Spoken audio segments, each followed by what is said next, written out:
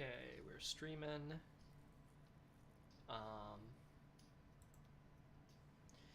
Here we are.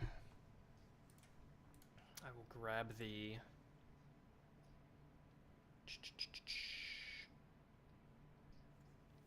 one second.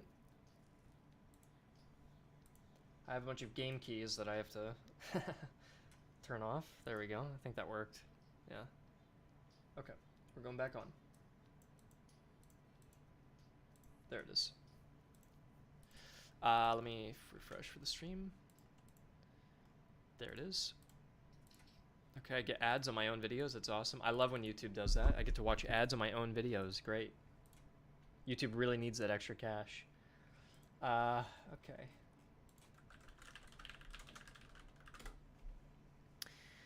I'll pop this out. Are we public? Yes, we are. Good. Cool. Hey, Marco. How are you? Hello. Sack little person. Hi, sack little person. I like the dog. What kind of dog is that? Looks like a Shiba Inu. A little Shiba. I've got a Jindo, so I've got the Korean little golden dog. Hello guys. Hi Alberto, Mr. Flame Man, Veal Guard. This stream will not be as long as my previous one. I'm not gonna just do like the last one. I was just working and just wanted to have you guys there. I'm gonna be working today, but I'll probably end the stream halfway through my work and I'll just continue on. So yeah. What we're doing though is essentially we're designing enemy army compositions to fight against.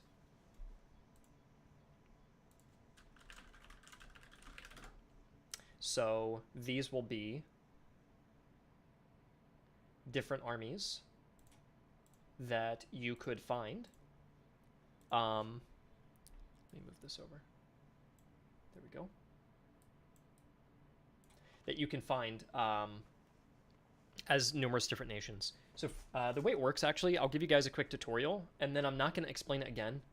This way people in the chat could explain it for me, or maybe that people can just rewind the stream. I also assume when the stream goes live, some people just check out like maybe the first half hour, so they can kind of understand a system, and then if they want to stop watching, you can. So anybody who's joining after this video has gone live, this should be useful as well. How we do army compositions is we have got 3 regions. We've got the easy region, which is first, the second region, and the third. Within each region, I define the type of armies that you could find.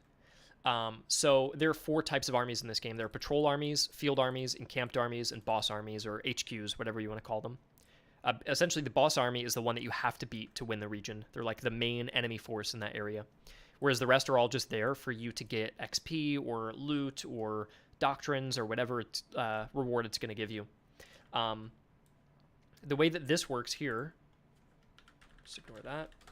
The way that this works is that... why is this not? Oh, there we go. So, this is like a patrol army that you could find. These guys are small little forces that go on the roads. The field armies will spawn in about halfway into the region. So after a couple weeks have passed, these guys will like pick up on your trail and they'll start stalking you. So I kind of call them stalker armies, like offhandedly, but we'll just call them field armies because it sounds more historical. And then encamped armies, these guys are like mini bosses or elites, to use roguelike terms, but again, it sounds cooler to just call them encamped armies. And then the boss army is at the bottom, or headquarters, because again, that sounds more historical. So they have gamey terms, but they also have historical terms if we want to give them better names. But the behavior is patrol settlements, engage player if you see them. So the player wants to go to the settlements, the patrols will interrupt you. These guys will spawn in halfway during a region and hunt player. And these guys will sit and be patient, just sit there. And then these guys will build up, then engage player.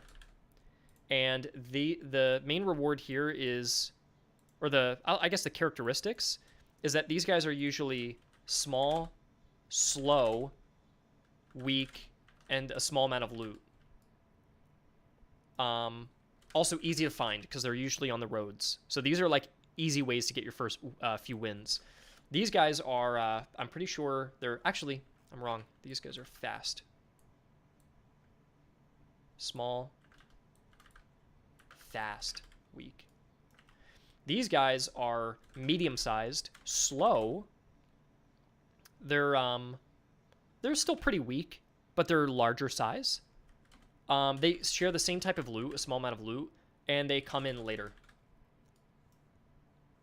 These guys are large, immobile, powerful, big loot, and you earn a doctrine if you beat them.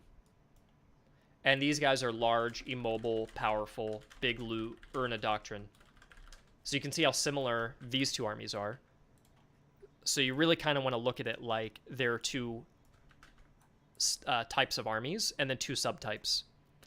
These dudes are optional to engage compared to the boss, though. The boss is not optional, but the encamped armies are. So that's just some context. Now, how this works technically. I enter in Easy Division as the tag of what it should spawn, and Easy Brigade. And I'll address the chat a little bit right now as well. Any idea regarding the new and current release date? I think we're going to do the very end of October. So it's going to be exactly 2 months away, which is unfortunate, but I think that's just the way it's going to have to be. Because the fact that I'm finishing like army balancing now, and if we were to release in September, it'd be in like 2.5 weeks. That's not really good. You'd kind of want the balancing of the armies to be done like a full month. So an ideal release date would probably be September 30th. That'd be great. But you can't release then because the whole end of September into the beginning of October is the fall sale. So you can't release a game during then. So now we can't release during that. And then okay, how about when the fall sale ends? We'll just release on the 14th. Oh, you can't release then? That's Next Fest. Next Fest lasts a whole week. So you can't release then. So now you have to release at the end of October. So my game's going to be done before then. It'll be done by the end of September, but now we can't release because of all these Steam events. The other crappy thing is that there are like 50 plus games a day coming out at the end of October because of how few days you can release. Because nobody can release during the Steam fall sale, and no one can release during Next Fest. All games are being concentrated into 2 weeks of October. If I don't want to compete with 50 plus releases per day, I'd have to release in November. So me just needing 1 or 2 extra weeks now has delayed the game massively because Steam makes it impossible to release. And then I have people saying to me, oh, well, you should have pushed it because of that new Silksong game coming out on the first week of September. That would somehow take away sales from the 17th? No, I don't think so. I think the bigger concern, the bigger issue is that you have all these big major sales and festivals going on that prohibit you from releasing. And because they prohibit you, it concentrates people into releasing when there's 100 games coming out and no one can get attention. That's the bigger problem. So I'm going to release in October despite the competition. What I'm thinking is, here's my strategy. There is a game called Outer Worlds 2 that is going to come out on the 29th? On the 29th. I looked at the calendar of games releasing, and there's a little dip in the amount of games that want to release on the 29th. Now, it could be coincidental, or it could be the case that they saw the Outer Worlds coming out, and they're a little scared. So I looked at the other days, 50 games, 60 games, 49 games, 15, 20 games, then 7. And then it goes back up for Halloween. So then I looked at the Outer Worlds date, and I'm thinking, if we just release on the same day that Outer Worlds 2 comes out, it'll scare off the indies even more because they'll see our game's kind of like a mid-size indie now with the wish list. We've got 60,000 wish lists. Most games on Steam are between 100 wish lists to 10,000. That's like small size. Medium size is like 50,000 wish lists, and large indie games are over 100,000 wish lists. We're at like 60K. We'll probably be up to 80K for launch, which is really good. So I'm thinking the 29th of October is really the only date if we don't want to come out alongside 50 other games. Yeah, dude, John, this is exactly right. Choosing release date. And then I have people from the outside telling me, oh, you need to pick your date based on when Silksong comes out. No. I need to pick my date based on when 50 other games are coming out the same day. That's my issue. So, it really sucks. At the very least, it gives us more time, and more time just means we get to polish it more. I won't add anything to the game. It just means we get to make it better, right? So I mean, I'm sure you guys saw in the last stream. There's still little bugs here and there that you find, or that I was finding while I was playing. So it just makes it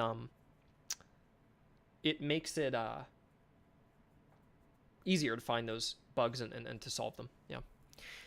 Are they going to bank so hard or have an early drought and massive sales later? Yeah, I don't know. Do you guys like the idea of slipping in with Outer Worlds 2? I don't think that's really a competitive game. I think maybe choosing the same release date won't hurt us too bad. I guess the only issue is it is guaranteed we will not be on the top of the Steam banner page that day.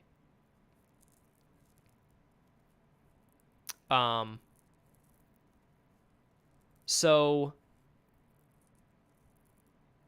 if we release the previous day of when Outer Worlds comes out, there is at least a chance we could actually be featured on the top page for one day before Outer Worlds takes it over. But I'm just really afraid of 50 other games. It's just October is a disaster. The closer you get to the end of the year, the harder it gets. October is really hard. November is even harder, and December is a nightmare to release. So we're pretty much at the point where any pushback, we're really choosing some bad dates. And that's a big problem. Chatty, I'm going to price it at $30, but I'm going to give it a big day one sale.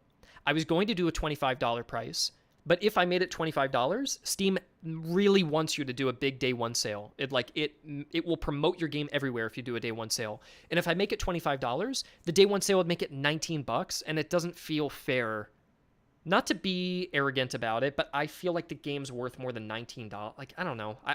We worked really hard on it, and I think the perfect price for it is $25. So I'm going to price it at $30 and do a big sale to bring it down to like $22, $23, $24, something like that. So if you buy it on day one, you get to basically buy it for right under the $25 mark, which is where I want people to purchase the game.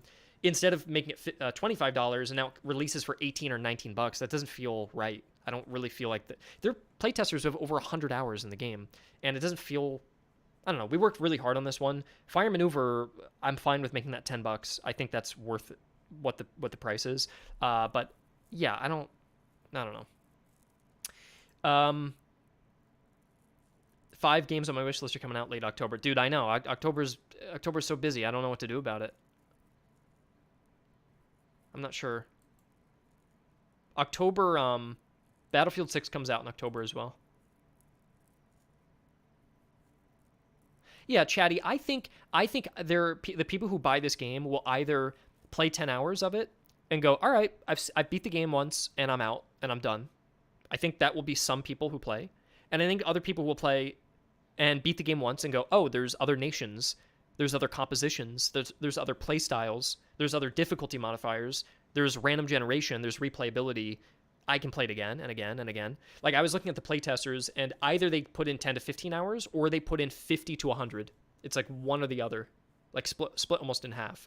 So everybody says that the replayability is the best part of the game. Their main complaints are with the other parts of the game, but everybody universally agreed pretty much that the replayability is the best. So I think that 30 is a fair base price, assuming that we give it generous sales. That's how I want to do it. And we will do regional pricing, guaranteed. If you're in like Argentina or whatever, it will adjust the pricing. It's not going to charge you $30 US or something. Who put 100 hours into playtesting? I think it was Kaiser Waffles who did that. I got an issue playing the same factions over and over.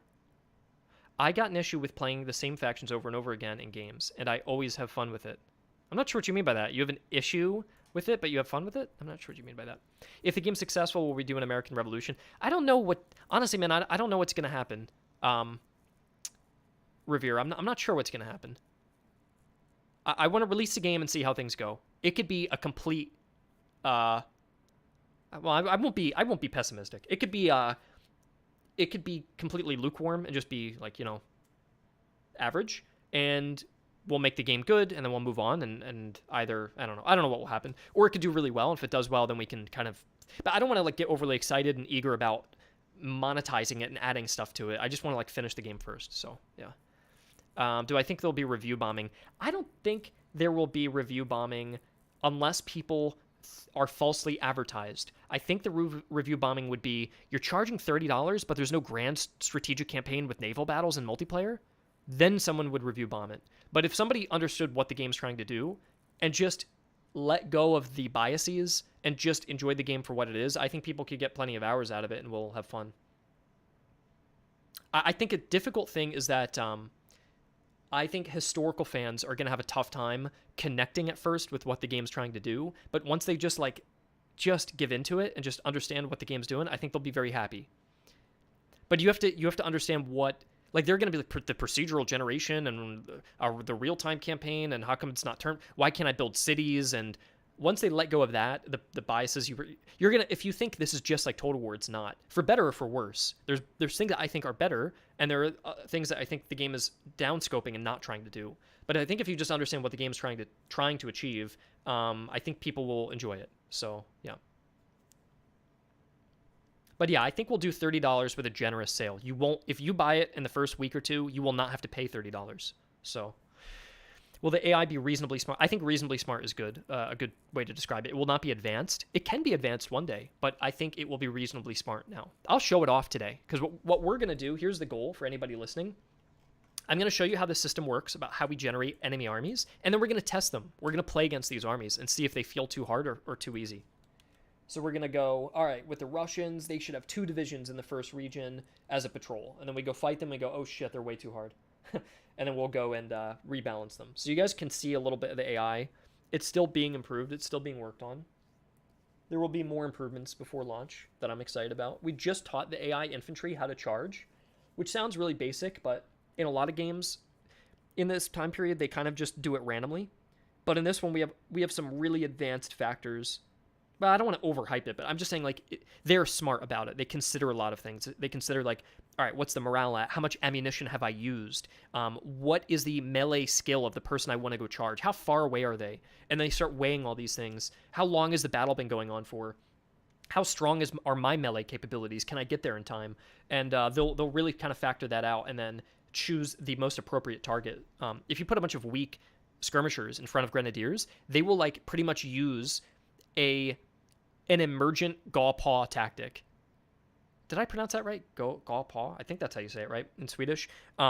Which is to say, I didn't tell them to do this, but because of the way that the AI works, they will basically walk up, fire one volley, and close in on the skirmishers. They will Gaupaw if they see, oh, light infantry with no melee skill, and my specialty is in melee, I'm going to deliver a volley and push them.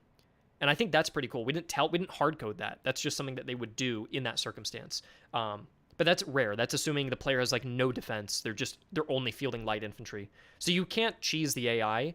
If you like formed an artillery only army, they would mass charge you and take you out. So I think that's pretty cool. Yeah. But I think the AI's, like, pretty fun to play against. They're not super advanced, but we can continue improving on them. One thing that is cool that I can guarantee everybody here, the AI does not cheat. There's not a single thing that the AI gets that the player doesn't. Not a single thing. Almost to its detriment. Like, I almost wish we could give it some kind of little boost. Because the player's better than the AI. So the way I have to compensate is by usually giving the AI more troops. Not by much. You're not outnumbered 2-1. But you're just outnumbered by, like, an extra regiment or 2. Just so you can't envelop them constantly, because if they're outgunned and outnumbered and they're going against a smart player with 1,000 hours in Empire Total War or something, you're going to know, like, the exact ways to angle and position your men. The AI is, like, just learning this. So, yeah. But the AI doesn't generally charge. Can infantry change cartridges? They can. Yes, they can. Did I show it off in Buck and Ball? I can show it off today if you remind me. We have Buck and Ball, we have buckshot, and we have quartered musket rounds. So you have all these different ammo types you can play with. And they're really fun to use, honestly. Okay. Yeah, I'm excited. Revere, this is one of those things where I tell people about, like, Buck and Ball, and they're like, okay, and they don't get excited. But I'm like, I nerd out with things like, oh, you can put the different emblems on the flags. You can change the patterns. You can change the facings on the collars. And they're like, oh, okay. You can assign what type of musician you want, and they'll play that music. You can put bagpipers on any regiment. Oh, okay. And then you could have them switch ammos out for buckshot and close in behind. You could give buckshot rounds to cavalry with carbines and swing them around and have them like shotgun blast the enemy. And people, okay. But I get excited for things like that. Like, I've always wanted to do that in Total War games. So we're building this in a way from that kind of like fan perspective. What's up, Cal? Did you see my message about Ben? I did not. What's going on with Ben? He's having a blast outside. Oh, he's hanging out outside. He's on his safety leash. I have to run to the store. Could you just make sure nothing? He's on the safety leash though. He's on his harness Okay. with his tracker and his collar. I'll show them the dog. Here he is. He's sitting in the yard. Look at the little face. Yeah. I was throwing peppers at him. Throwing peppers at him. Not Okay. at him, but for him. Yeah. Yeah. Okay. I'll be back in like 10. Okay. Should I flick open your curtain? Yeah, you could open the curtain and then close the door, and then you're good. Camera's not on. Nope, we're good. There I'm you not go. dressed up. Look, he's going for peppers. They said hi, Kelly. Oh, hello. Look, He's going for roaming. peppers. I see him. Yeah. On the harness, hanging out. He's in the shade too, so that's good. And he's got water. Yeah. Oh, he's- you're only like 10 he's doing good. minutes. I'm just chatting with people. Well, do you want anything? I'm good, thank you though. Something going on? Yeah, the deck's looking good. Okay.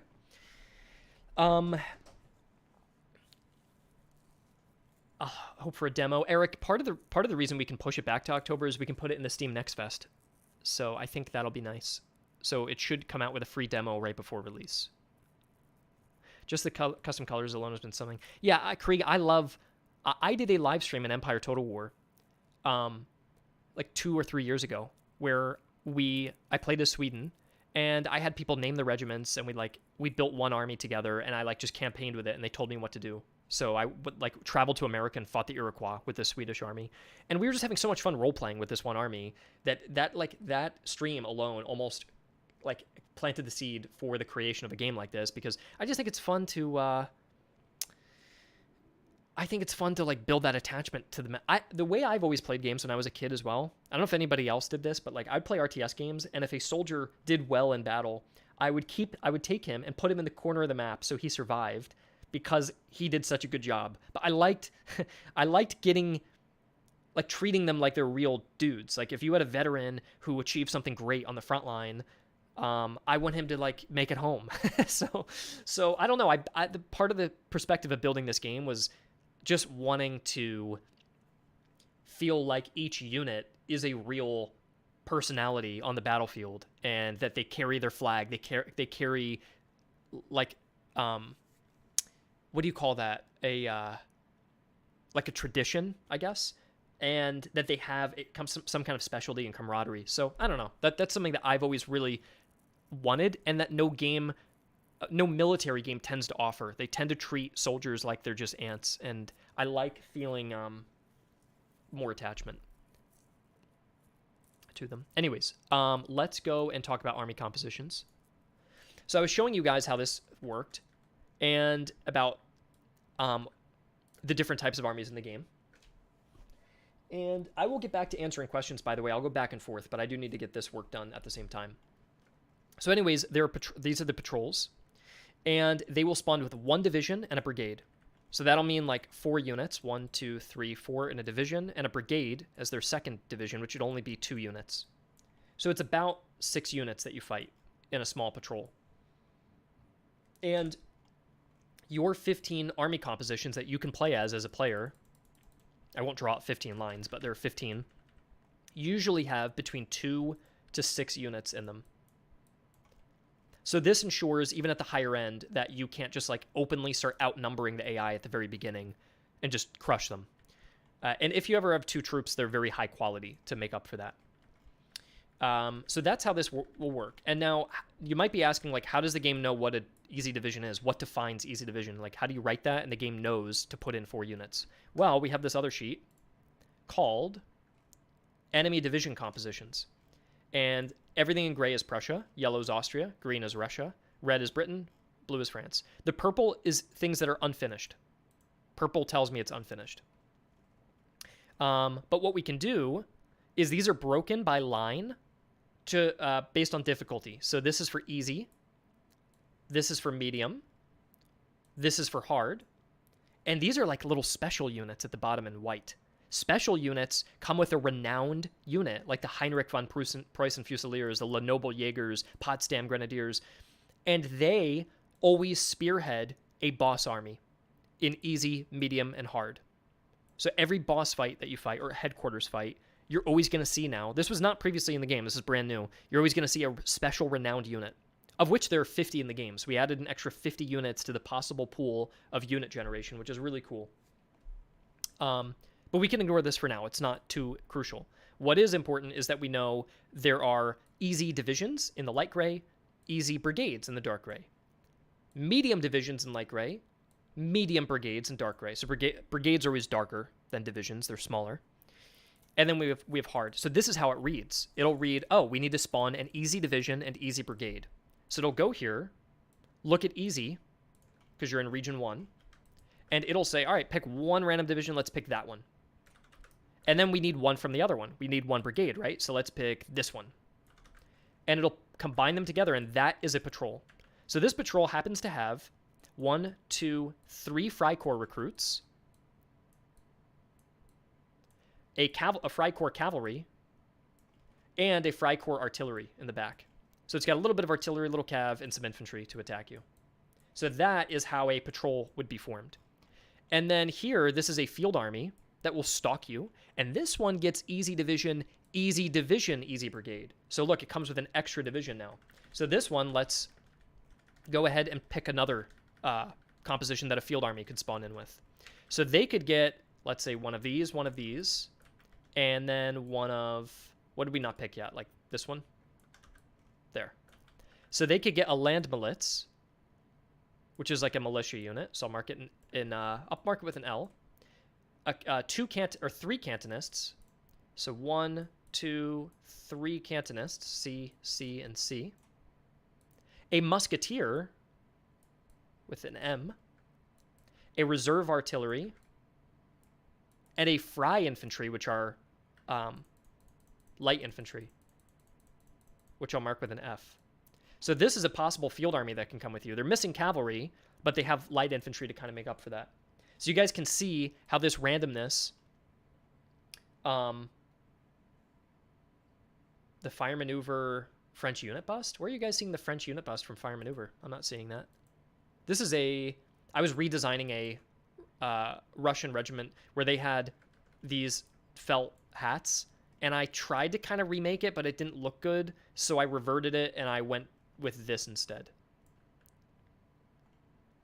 I was gonna do this to make them different, like first grenadiers would look like that. I mean, what do you guys prefer? Do you like the felt cap like this? Does it look close enough to what this is a forage cap, I think they would call it, or a fatigue cap. Do you prefer this, which would be rare, but you'd sometimes see it, to make the first Grenadier Regiment, the renowned unit, stand out? Or do you just like that they have like the little mohawk on the meter cap that would also be accurate? Because it could be either way. But this is a renowned unit, so it's one of a kind. It's special. Whereas this one on the left is a generic uniform, so every Russian Grenadier will look roughly like this. What do you guys prefer? You like the red? We could make it red to make it stand out. You want to go do that? I could throw it in. It's a very easy change. I'll put a poll. You guys can tell me what you prefer.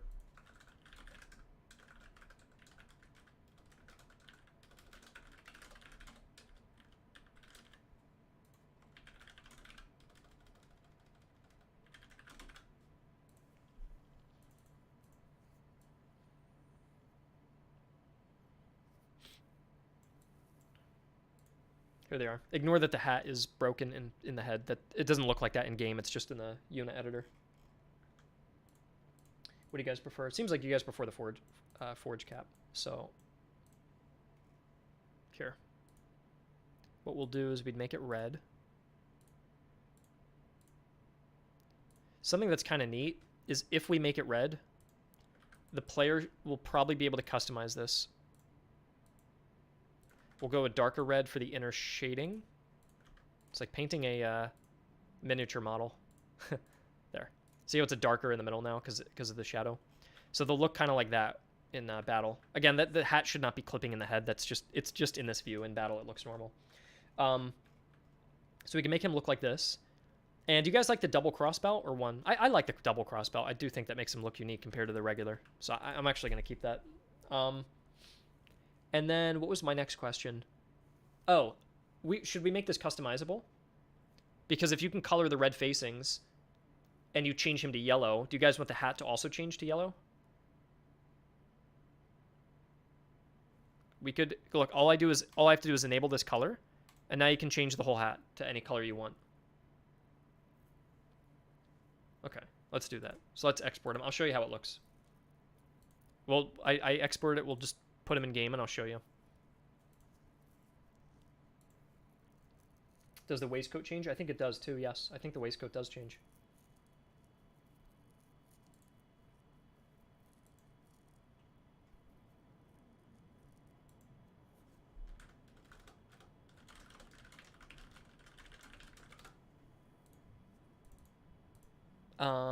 Let's go Russia.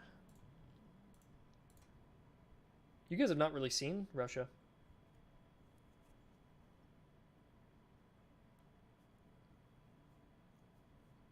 And I have to find their ID.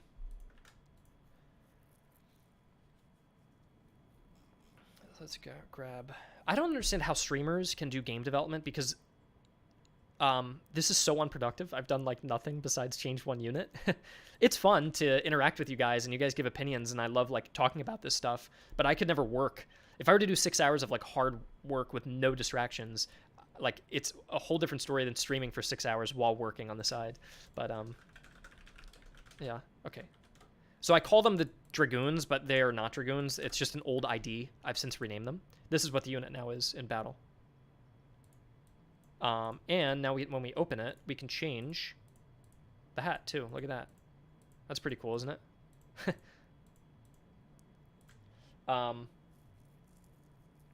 And then we have to fix the flag. I completely forgot to do the flags. So, actually, it's great you guys distracted me because here's what we have to do. We've got to go to Kronoskov, go to the armies. We've got to go to Austria, and we've got to go to Russia. We've got to fix the flags, which is going to be done in factions. We're going to go search the 1st Grenadiers. By the way, look how quick that was for me to make that unit change. Isn't that pretty cool? How quick that was? So we're going to go to the 1st Grenadier Regiment, which is what this is based off of, and then change it to this flag. We want to use the regimental color. We're going to grab this flag into here so we can grab the colors. Then we're going to go and check what flag they're currently using, which is this, which is wrong. The pattern has to be switched to wavy one, like that. Do they have any? It's going to be this. No, that's the wavy one that we want. So now we have to go to Russian flags. Such a great system. Did Tom do that? He did do that. That's right. He made it. Tom pretty much coded in everything in this game, so if you have a question if something was coded by someone, the answer's pretty much always Tom. So what we can do is we can search pattern. We can remove pattern there. Go out of generics. Go to Russian. No, not Prussian. Russian. And check for Russian 1.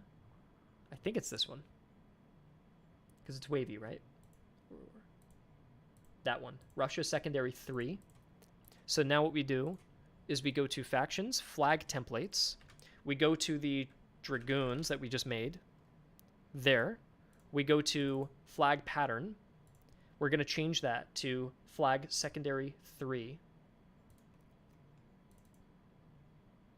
Russia pattern 3. That's what we want. So now they've got the correct pattern. Now we want the correct emblem.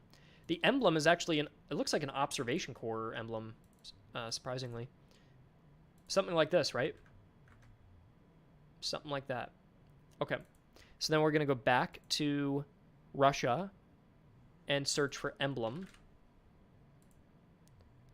We're going to pop here, which is Austria. Pop out of Austria, go into Russia. Grab this one. Emblem generic Grenadiers. Now we're going to grab the Grenadier emblem, which looks like this. There. And now we're going to go change the colors. The colors are currently set. Let me re-add this unit one more time. Here are the current colors. So it's got orange and blue. Huh, that's odd that this is both the same, though. How's that possible? Is this the same? Did I edit this? Huh, that's weird. Well, anyways, these are the Dragoons that we're editing, right? We're not editing the wrong unit, are we? No, I don't think we are. Well, let's see if this is either blue or orange. That's blue, right? Which is the... Gosh, it feels like we're editing the wrong unit here. Let me check something real quick. The... are using what flag template? Ah, they're using the lifeguard flag template. That's why. So we switch it over to this. The Siemianski will no longer be used because we removed them. And let's go put that in. And the first color, there, the orange is the background. So red now needs to be the new background. So we're going to grab this exact color. Let's make this color the new background. And are there, what's the, okay, yeah, it's silver on the sides. So we're going to grab this, probably going to brighten this up like that. And make this color there. And now check this out. If we go back out, see this flag?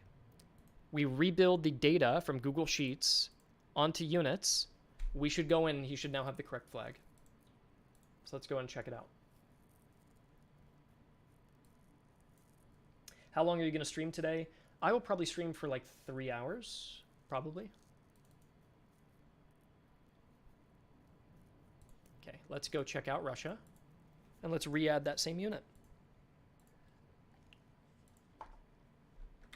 For anybody confused, this unit was originally called the Tversky Dragoons. Then it was changed to the Siemianski Lifeguards. Then it was changed to the 1st Grenadiers. So that's why it's using old ID names, but it's been renamed for the player, so they don't even know. Only I know, because it's the ID. Gosh,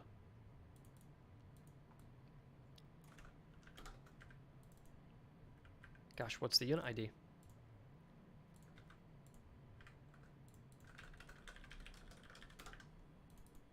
There we go, look at that. Look at the flag. Wait, why is the uniform? Did I mess something up? Oh, it was Dimitrovich. Aha. Hold on. That's what I did wrong. I understand it completely. Check this out. We got the flag working. We just put it on the wrong... We overwrote the wrong unit.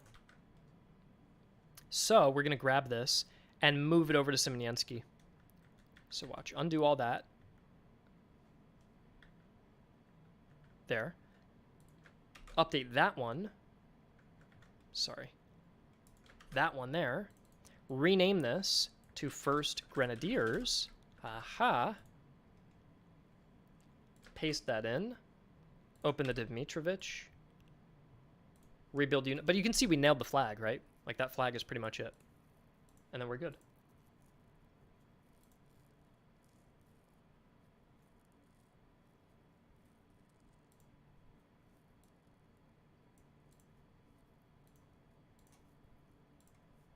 Cool. And then what do I want to do now? We need to go, let's go double check that it works. And then I'll answer a few questions while we're loading. Please make competent AI. Yeah, the AI is pretty good. I'm pretty happy with the AI. How many languages are we going to do? I think we're going to have Spanish, French, Russian, German, and Chinese on launch. And then we can add more later. With the next ones being likely to be probably like Portuguese, Italian, and Polish. Probably on the next batch or something like that. All right, so let's add the regiment and see if our changes worked. Add regiment. There we go. Look at that, guys. Look, red flag, red unit. There you go. So it's this hat of a Russian soldier with that flag, and that's exactly what we've created. Pretty much the same. It's slightly different, but it's close enough, right? And the cool part is, check this out. If we're like, no, yellow's my favorite color. There you go. You've now fully recustomized it. And you're like, I don't like the number 1. I want to go 42nd. You can do that too. So he's got a new name, new flag, new uniform. You could also change all the other elements. You can be like, no, I want the skull and crossbones. And, you know, red on green. You know, you can do whatever you want. So that's pretty cool. And then that's all done. I'm now going to save and push that change. Flag and unit customizations are some of my favorite. Will you add additional customization options? We will add more emblems, patterns, and colors. We will not add more types of customization, though. I know that's a popular request, but it's really hard to do. And we'd have to save that probably for the next game. But we can easily add more like flag patterns and emblems and colors that you could choose from. We could definitely add more of those. But we can't add it so you can like change their pants. It's just I mean, we technically could. It's just it's a lot of work right now, and I'm just not focused on doing that right now. That's all. The next unit we've got to fix, we just have to fix one other, is I changed an Austrian unit, which was previously the Saruman Grenadiers, who don't really exist, and I changed them to Divins Grenadiers. And they're based on... Gosh, who are they based on? Does anybody know? Divins... If I look up Divins, they're not going to come up. That's the issue. Oh dear, this is going to be tough. I changed them, but I forget the unit. Divins was a consolidation of 2 other Austrian regiments, and I don't know the name.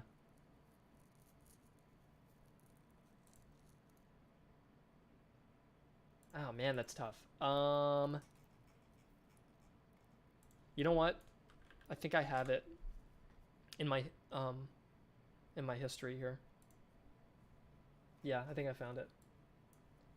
I believe it's the 3rd Regiment Erzherzog Karl Regiment.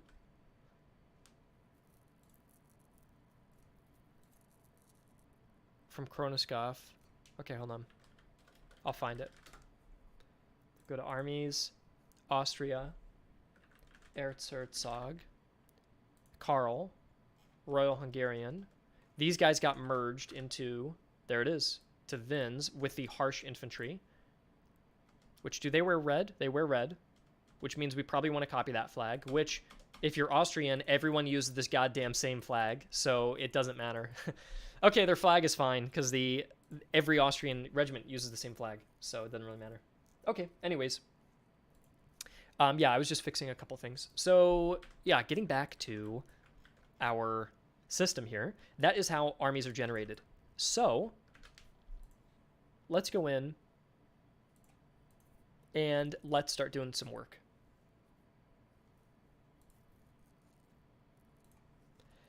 We have Austria done. We have Prussia done. We have Russia mostly done. I went on to do Britain. I'm doing that. I want to get all the easy region ones done first. So for Britain, they could get 2 recruits. Let's go fight a British army right now. Let's go grab France. Who should we fight against the British with? Probably France, right? Or do you want to see anybody else fight the British? I could probably do France and see how it goes. Let me make sure I rebuild core data, my morale data, and such.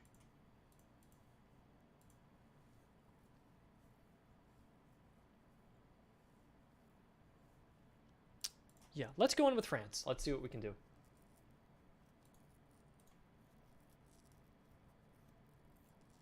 Russia as a teaser. I could go in with Russia as well. I can do Russia. You guys want to see that instead? Russia for Britain? Okay, let's do it. So I'll grab Russia. We will put ourselves just against the British. And let's see if this army is too easy or too hard. That's what we're going to try to do.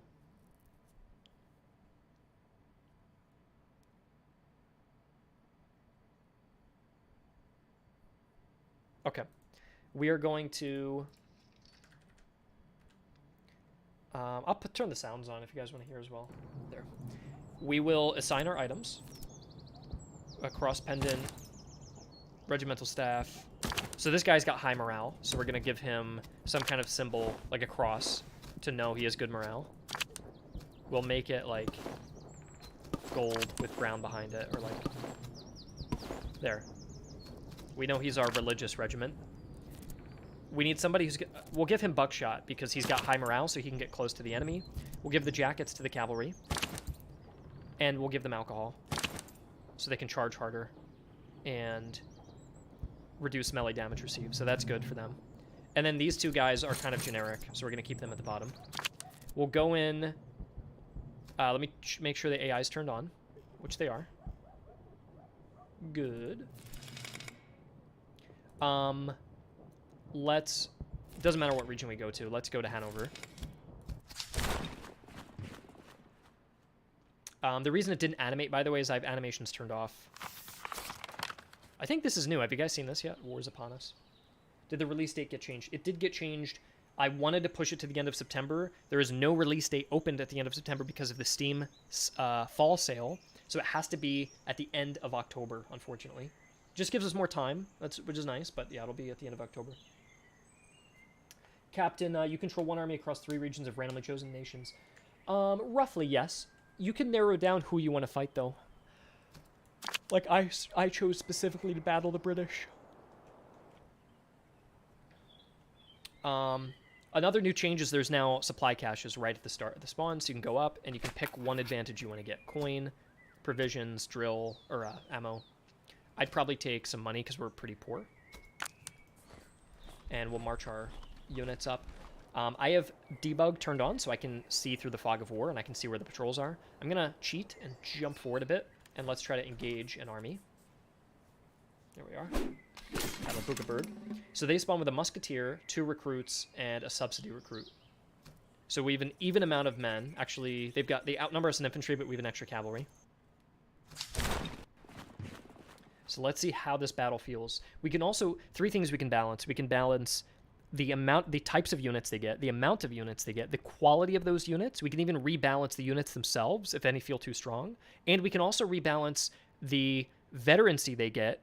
If we think that they should be a little bit harder or a little bit easier, we can just tinker with their veterancy. And we can also adjust how many items they get, which also, I mean, that's more than 2 things. That's a whole bunch of things. But yeah, you can see here if I click on them, they're between 1 and 2 veterancy, just so they're a little bit tougher, but not too tougher. This guy didn't come with any veterancy at all.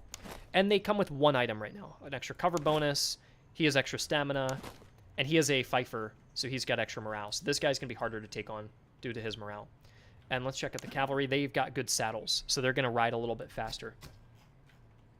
We've redone the spawn zones, which you can see. And by the way, how many of you guys did not like how small the maps have been in previous streams? Anybody watch the previous stream and not like map size? Because let me show you something. I've changed it so that the full map will now always be used no matter what. We are playing on a full battlefield. We will no longer ever be on those small battlefields. And to compensate for that, because the battlefield's much larger, I do keep the small spawn zones. So if it's a small battle, meaning few men deployed, I only have 4 regiments here, it will naturally pick a smaller spawn area by bringing us closer like this, instead of putting us further back and putting them a little bit further back. It's not by much. I mean, we are pretty much at the back sides of the map. But the spawns are still dynamic. You know, we could have ended up having spawned around the town over here, for example. But yeah, this is a big map. It's no longer claustrophobic. And we finished the map edge, so this doesn't look as weird anymore. I think this is pretty much done. The only thing that might look weird is this line from the fog. But you can turn the fog off if you don't like it by doing this. And now all of this is pretty clean. But I do enjoy the fog. God, the UI sounds are way too loud. There. So I'm going to put the fog back on. Because I like it. Okay.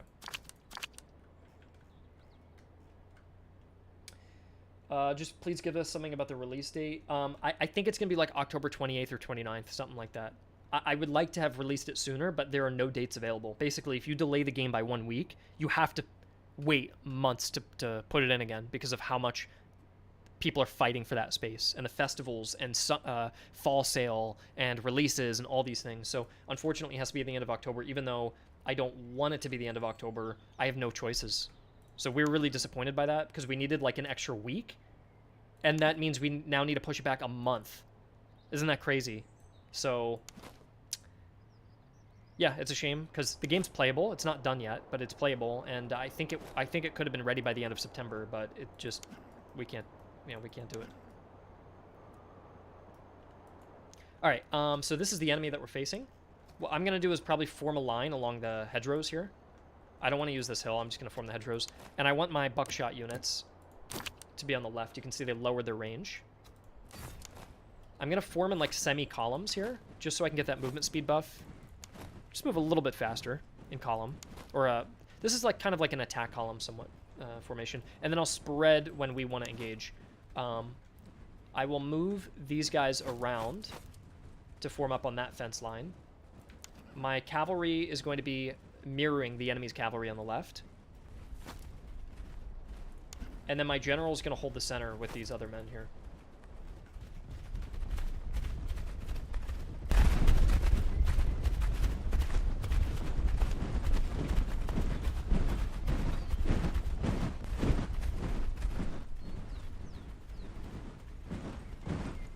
How come the musicians don't play anymore? That's weird. Ah, hold on. There's a sound bug. Perfect. I'm going to report this because some of the sounds aren't working.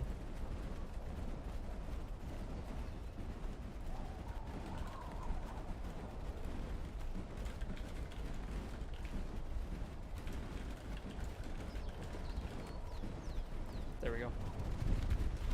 Okay, cavalry's moving forward. So I'm going to go try to match that, bring these guys up. And I need to go double time to get to the hedges so we can fire on that cavalry before it hits us. They probably see my general out in the open, so I'm going to put him behind. Is there a first volley bonus? There pretty much is. Like, it's not programmed in.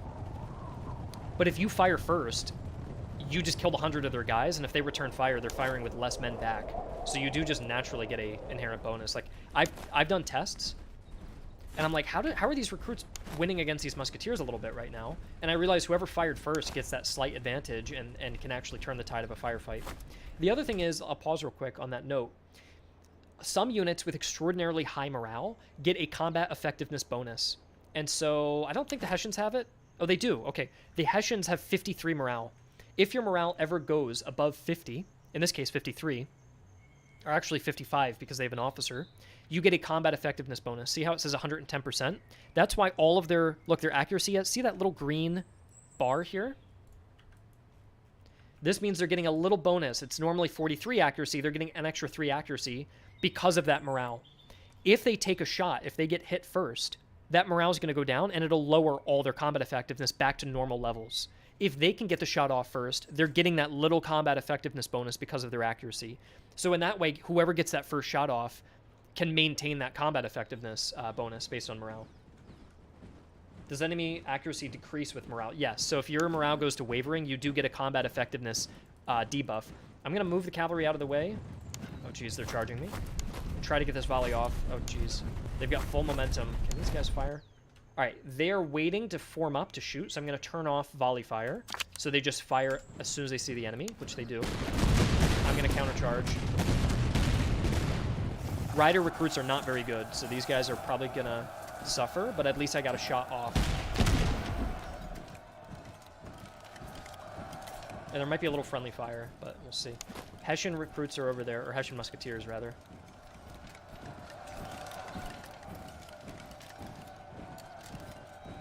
Will I win this? I probably narrowly win. My guys are getting tired. So you can see I'm taking losses faster. And see all the red? That's from fatigue, because my guys are really tired from this fighting. I routed the enemy. I could pursue. I will pursue. I'm going to try to chase them down and finish them off. I like the rumbling sound. Okay, stop firing. You're going to hit your own guys. Bring it back to volley fire. Friendly fire is very rare in this game. I didn't make it a major feature. Your guys just won't shoot if their friendlies are blocking. But if they're lowering their musket, if they're in the present and they're about to shoot, and then you just run in front of them, they will do friendly fire. So your guys will be smart and not openly shoot their own guys. But if you were not smart and you ran in front of a volley, like these guys are in the middle of the open fire area, they will...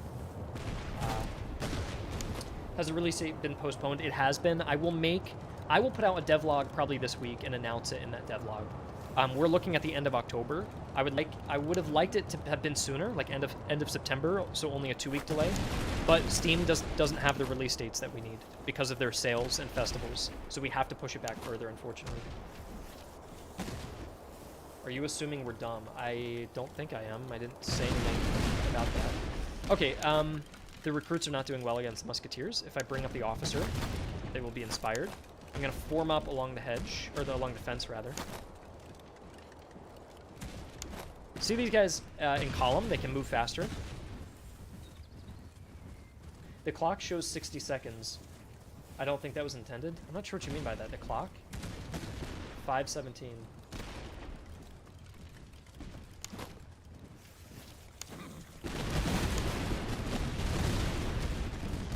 Does Russia have high morale, or has that been changed? Russia does have high morale. Like, you can see my recruits are going toe-to-toe with the musketeers, even though I'm taking higher losses. How does cover affect damage if you have 40 cover? Good question, Comp. It's not 40 cover giving 40% fire damage received. It's half. So 40 cover reduces it by 20%. So these guys have 60 cover. They're going to reduce fire damage by 30% if they have 60 cover. 60 seconds go to... Like the seconds go to 60. I'm not sure what you mean by that. Oh. Why did the Russians have such high morale? I honestly don't know. I think they were just prideful. But I don't know in their drill or anything. They were very religious and proud. I don't know in their drill why they felt that way. I'll look at the minute change if that's wrong. But yeah, you can see their musketeers are dealing good damage on the right, and my center is engaging here. I do have buckshot on these guys. Because they have buckshot, you want to move closer. Do you see that red gradient that's closer to the start of their range? That's your effective range. So if you fire far away, you get a huge drop-off in your accuracy. So even though it says 66 accuracy, I'm probably getting like 20 accuracy at this distance. If I close the gap and move closer with that buckshot, and get them in this red part of this range here that you see, that's where it gets very, very deadly. So we're going to rush across this field. They're firing at my surf recruits, so they're pretty safe to do that. I'm going to swing my other general. I'm going to swing the other general around the flank. Get him around, and maybe I can do a charge.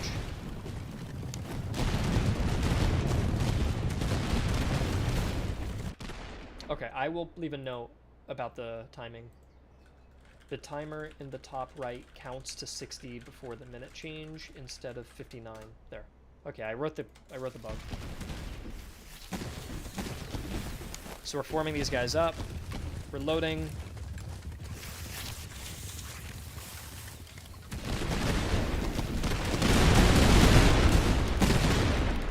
Uh-oh, they're moving.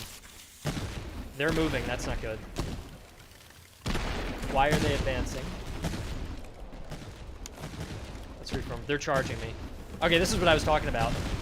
They sized up this unit who has lower morale. See this little morale loss? They picked between both targets and said, hey, he's going to be the weaker one. He's being fired out. Let's go push him. So they're going to try to break my center, which is really not good because Hessian musketeers are really good at melee. So I need to move the cavalry back and try to counter this. This is a brand new behavior. You didn't see this in the previous stream. This just got added last week. So it's pretty cool to see this because Hessian musketeers have a melee bonus. And I'm probably going to lose this because I have no bayonets. They have bayonets, I have none.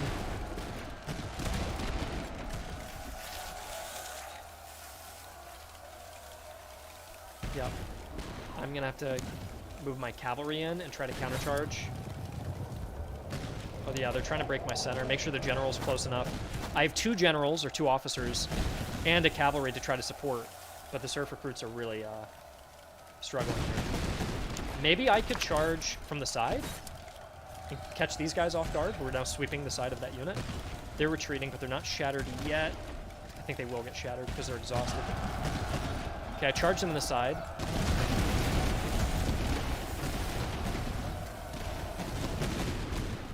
Damn, they broke the cavalry too. I need to go rally that cavalry. They're exhausted, so we need to let them sit for a little bit. Luckily, the enemy's getting tired as well. You can see the yellow legs. And right now we're just focusing on breaking this area here. This feels like a good difficulty for the early game patrol, right? Like, this is actually tough. You could lose this if you're not paying attention, but this is still winnable.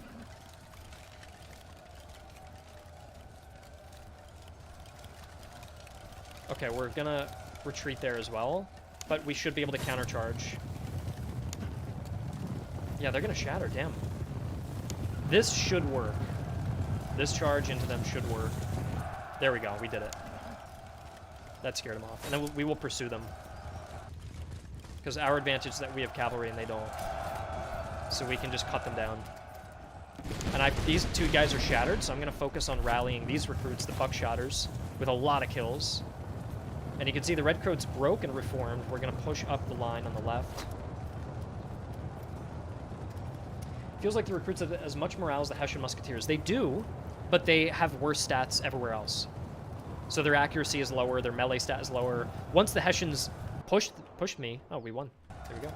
Once the Hessians pushed me, they were able to take out 2 whole regiments by themselves. That felt like good difficulty, right? I wouldn't make that any harder. And the rest of the enemy broke because we started massacring their musketeers. I like when it's just hard enough that like your guys are breaking, but you can just overcome it. So I think I'm happy with that.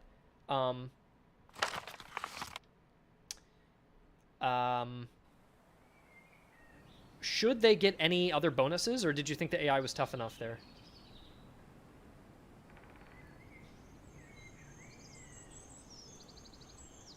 We got gun picks and cartridge boxes. Okay.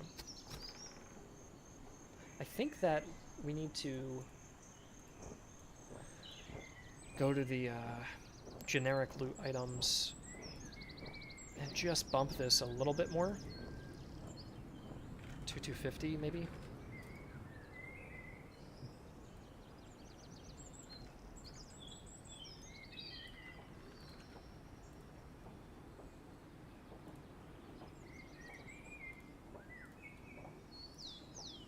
Tough enough, right? Say pretty decent for the first act.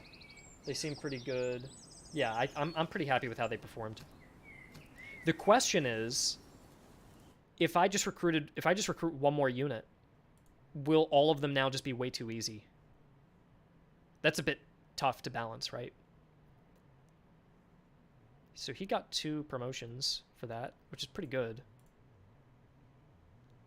I think that's fair. They all got 1 promotion. I think that's fair. We will refill. I can just use these buttons. There. And we've got new weapons that we can use and gun picks. So promoting units allows you to upgrade them. Kind of. The units will gain these little badges for experience, and then you can open up their tree, and then you can spend it. So he has 1 veteran, so you can spend that. But see how I don't have enough. Give Peter a beer already, yeah.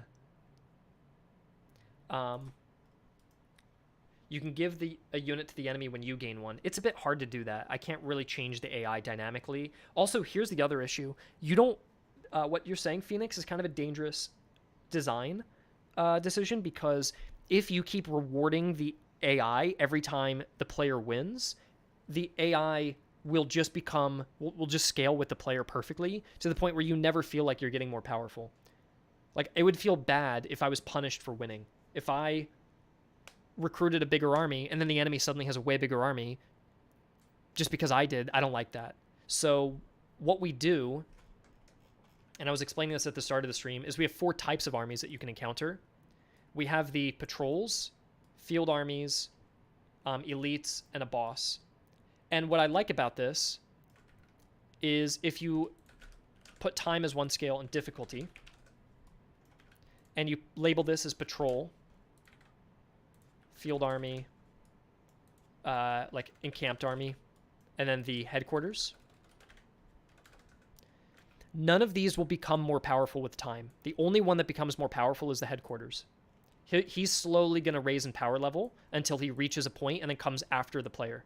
But let's ignore that for now, because he's not scaling up based on the player. The AI doesn't care what you have. If your army is down here and it's weak, but then you get really powerful, great, you get to go crush those encamped armies.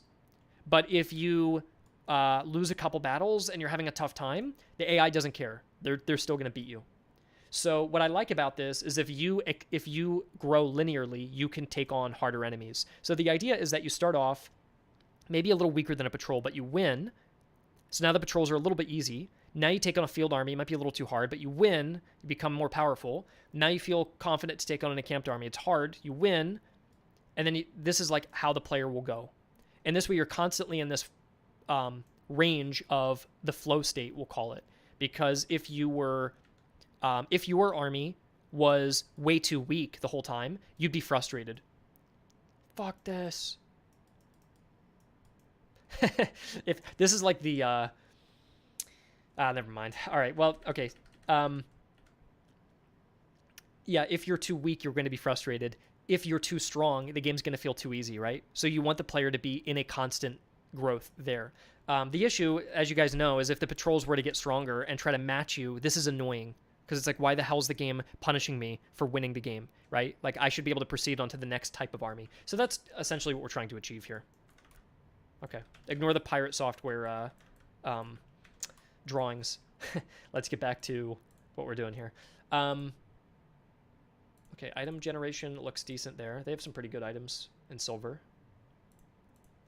And I think that enemy army was pretty fair to go against. If I had to go against another one, this is what another army could look like.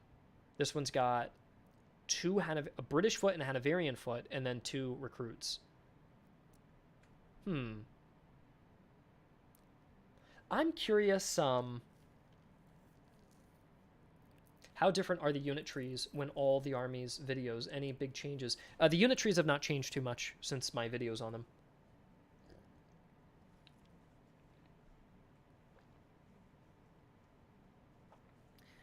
But I'm wondering, like, if I added an extra, like, artillery to this, I think what I'll do is I wouldn't have minded if in that battle the enemy had a little bit of artillery support, just to make it a little bit harder. Because it's going to feel like a struggle for your first battle. But if you overcome it, I don't want it to become too easy. I want it to become just right. I want that first battle to be a little too hard and the next battle to be just right, instead of having the first battle just right and the next one's too easy. I think that's where I lean, personally. Do you guys think that's... I think if I give him a light artillery piece, something that's not going to do much damage, I think that's good. By the way, you're asking why are they using a Highlander icon? Because we can adjust it here. If we go to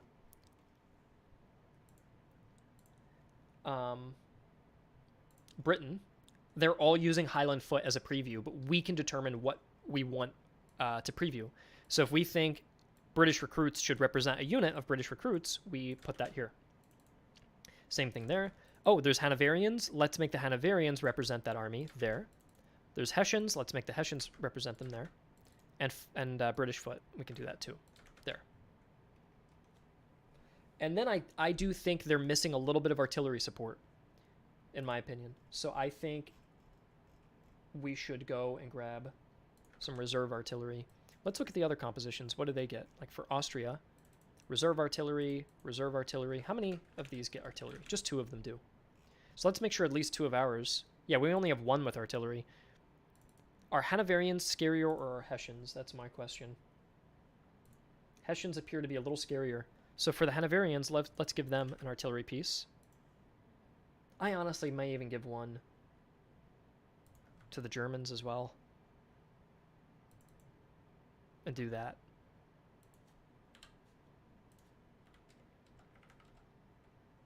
And now let's go to the other armies and make that consistent. So there should be about 3 artillery pieces per easy division. So here, for Russia, we're using 3. For Austria, is that true? Yeah, we're using 3. For Austria, we're only using 2. So let's grab some Austrian artillery. And give it to, not the veterans, because these guys look tough enough. Oh, that's medium, sorry. Germans are good. Hungarians get artillery. Maybe the Fusiliers will get artillery. Yeah. So this way there is at least 3 units. I think 3 units is a good rule for the first division, that it should never just have 2. So that's 3 units per division there. I like that. How about Russia? 3, 3, 3, 3. Good. How about Prussia? 3, 3, 3. There's 1 here. These guys should get a little bit of reserve artillery. And I'm giving them the reserve, not the field artillery, just to give them just something. I think that's much better now. And now that battle would have been a little bit tougher, but still winnable. I probably would have flanked with my cavalry to take out the artillery, and I probably would have been too far away to respond to the Hessians, and then just barely came back. Didn't you say Great Britain was underpowered? Over some, I spent like 4 hours yesterday just rebalancing the units and made the British a lot more powerful. So I have done that. What's the next army we should... what army would you like to see me play as against another army for testing? So who do I play as and who do I go... Let's figure out who you guys want me to see... Who you want to see me play as. I think the only one I've never shown off is Austria, so would you guys like to see that? And if so, who should I fight against? Oh, I have to rebuild campaign data.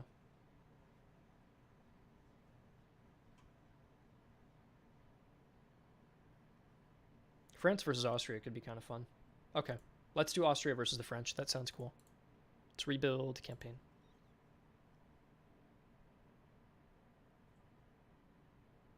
Do you have an artillery heavy army that you can encounter like 3? Yeah, we do, Zachary. There is a... I'll show you an instance here where, for example, you could fight, let's say, redcoats that are 2 British recruits and artillery piece, and then they get a support unit of more British recruits with another artillery piece. You've got 2 field artillery. I think Austria has a special one where there's even more than that. But it's more for the medium divisions. Oh, did I mess something up here? Are there like no artillery pieces there? Let's check. So with medium, you get 2. With medium, you only get 1. Wow, so they're actually missing artillery. We'll definitely have to clean these up a little bit. It looks like, if anyone can remind me, it looks like when I search for artillery, the Austrian medium compositions, there's only like 3 chances they even get 1 artillery piece, which is too little. So I think with what you were saying, you were right. We're not giving them enough. If I go to hard, you can see we have plenty of artillery here. There's 1, 2, 3, 4, 5, 6 chances to get artillery. So it's plenty. They're going to have multiple artillery batteries in a battle. But in medium, this is not good enough. There's only like 3. So we're going to go back and fix that later. But for now, let's take Austria and put them against the... Oh, we can't test the French yet. I'm sorry. We can't test the French. I didn't build the French yet. They're the only ones I didn't touch. So it's going to have to be against someone else. So let's fight against the Prussians, because you guys have never seen me fight Prussia before, I don't think, right? So we'll go Austria versus Prussia, which is a good rivalry. Austria has the best artillery. They should also have a lot, too. I agree, Oversama. We should add more. I built this entire spreadsheet in like 1 day. And my goal is to finish this by today, and then over the next 2 weeks balance it and fine-tune it. But what I'm doing right now to run these battles is just to make sure we're on the right track, because I don't want to do all this work and then realize, oh, fundamentally all the armies are just completely wrong. It seems as though, based on that last battle, that one felt pretty good to fight. So I think we're on the right track. I just need to check a little bit more. Can you fight the same nation as you? Yes, you can. You could like play as France, make your units wear blue jackets and and have revolutionary French flags, and then fight against the royalist French, and basically do a French Revolution roleplay if you wanted to. Okay, we have an army right ahead of us. Let's equip some items first. We want the artillery range. We want the commissar. We want the limber chest. I want the buck and ball rounds with medicine, and our buck and ball unit will be red on red.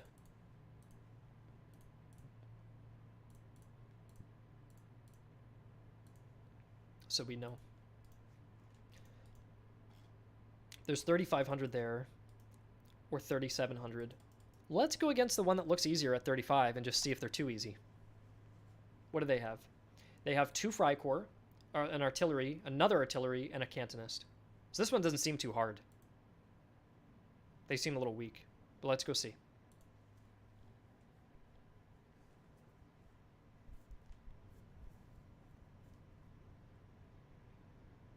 And I don't think every nation needs musketeers in their patrols, but if they're going to have recruits, maybe they should have a little bit more. I do know I made Prussian recruits pretty strong, so let's just see how they fare. We want this hill. This is perfect for our artillery. Let's grab these Austrians here.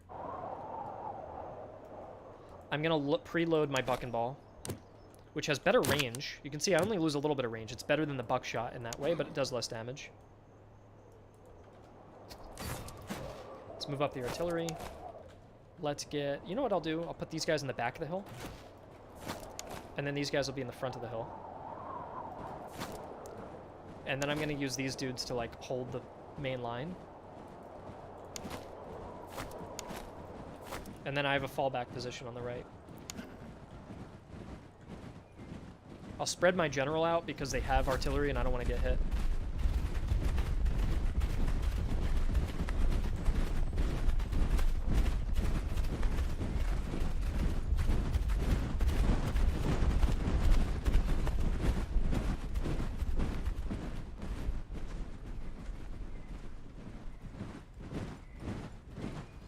And the enemy Freikorps are pretty fast. You can see how much faster they advance than the Cantonists. Because the Freikorps focus on speed. And they have 2 artillery pieces, both of which are battalion guns, 3-pound guns.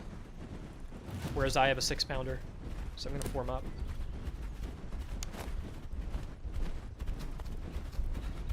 I'm going to run these guys to position. And form up on the hedges. Okay, they're firing at us.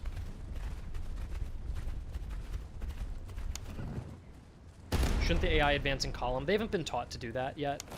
And it's a little bit hard to make them advance in column because they have to get out of column in time for the player not to ambush them. And it's easy to exploit. So for now, they're not going to use column. They're just going to advance in lines. But that's more of an advanced thing. Because it'll be nice. You'll go, oh, they're moving column. That looks great. And then the moment the player exploits that, it's going to make the battles too easy. So you're going to have to make the column, the formation system more advanced or else be exploited. So I would like to do it eventually, but I think just for now, I just want to be careful and not break the AI somehow. So yeah, their right flank is advancing for far quicker than their left. We're going to form up. My artillery is firing. Yeah, the Freikorps have really horrible morale, so they're just getting dunked on at the moment. I don't know why that sound is not playing right. These guys just feel too easy, don't they? I almost think the Freikorps just maybe need a morale buff, because they're so weak, there's so few of them, only 1,000. The thing I have to remember, I'll pause this, when I go to balance, something that I have a really hard time with is that, and you guys were even saying this too, someone said, I think someone said, what did they mention? I don't remember what it was, but basically, I want the Freikorps to have less morale than the standard troops, right? Like a standard drilled musketeer from Prussia should have more morale at 50 than a Freikorps infantry who's at 50. But then you think, well, the numbers are the same, so how does that make sense? But if the Freikorps are only fielding 1,000 men, that means each unit of morale per person is lower compared to 50 morale across 1,200 men. To exaggerate it, let's say you had 6,000 guys at 50 morale versus 1,000 guys at 50 morale. Well, who has truly higher morale when they fight each other? The 6,000, because there are just more men with that greater amount of morale compared to these 50. Whereas when they shoot back and forth at each other, this Freikorps infantry is going to get destroyed. So you kind of have to make any unit that has a lower manpower amount have better stats than their counterparts just to even make them equal, which might be confusing to a player a little bit, but for balancing, that's kind of how you have to do it. So I may need to boost the Freikorps a little bit because of that lack of number, but we'll see. But overall, look, they're just not, they're losing a lot of morale. At least they put this guy kind of in reserve and they're covering for him with the guy in front so he can regain that morale. But I'm hitting with my artillery, and the Austrian artillery is very good. I already have over 100 kills. I'm going to aim for this guy in the front. I don't know why he's advancing. He advanced a little too far. And then this guy's coming in the back. Okay, yeah, they delivered a volley right at point blank. My cover is like really working well for me. I feel like that shot should have probably done more damage, but my cover is doing super well. So this composition is just not performing as well as the previous one. I'm going to move up these guys who have fucking ball rounds.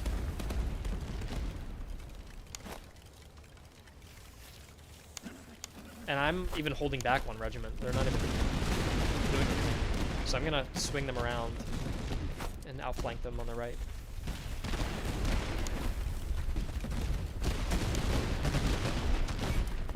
The only danger is the Fry Corps reload really quickly. So they reload in 28 seconds compared to my 38 seconds. They have a 10-second reload on me. And that'll be the only thing I've got to watch out for. So either we make the Fry Corps stronger, or we make the Fry Corps more numerous. What would you guys prefer? Perhaps a third option would be... Okay, so 3 options, because I can already tell they're weak.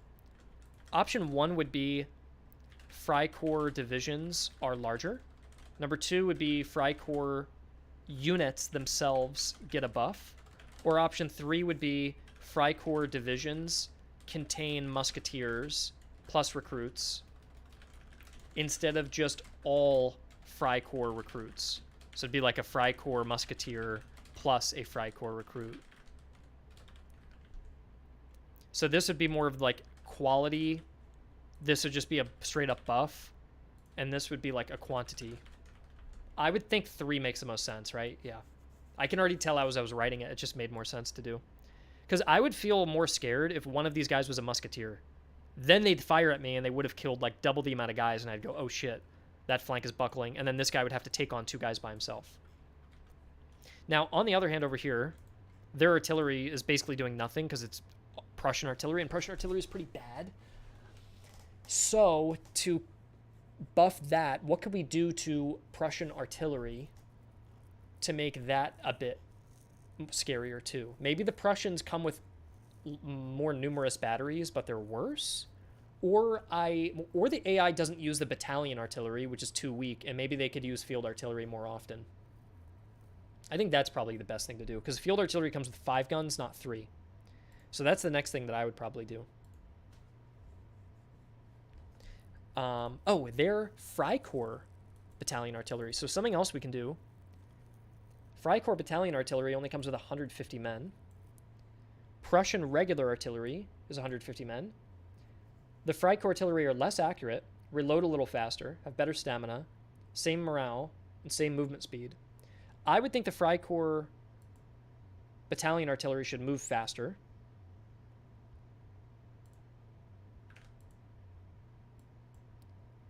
So they can move almost as quickly as horse artillery, but not as fast.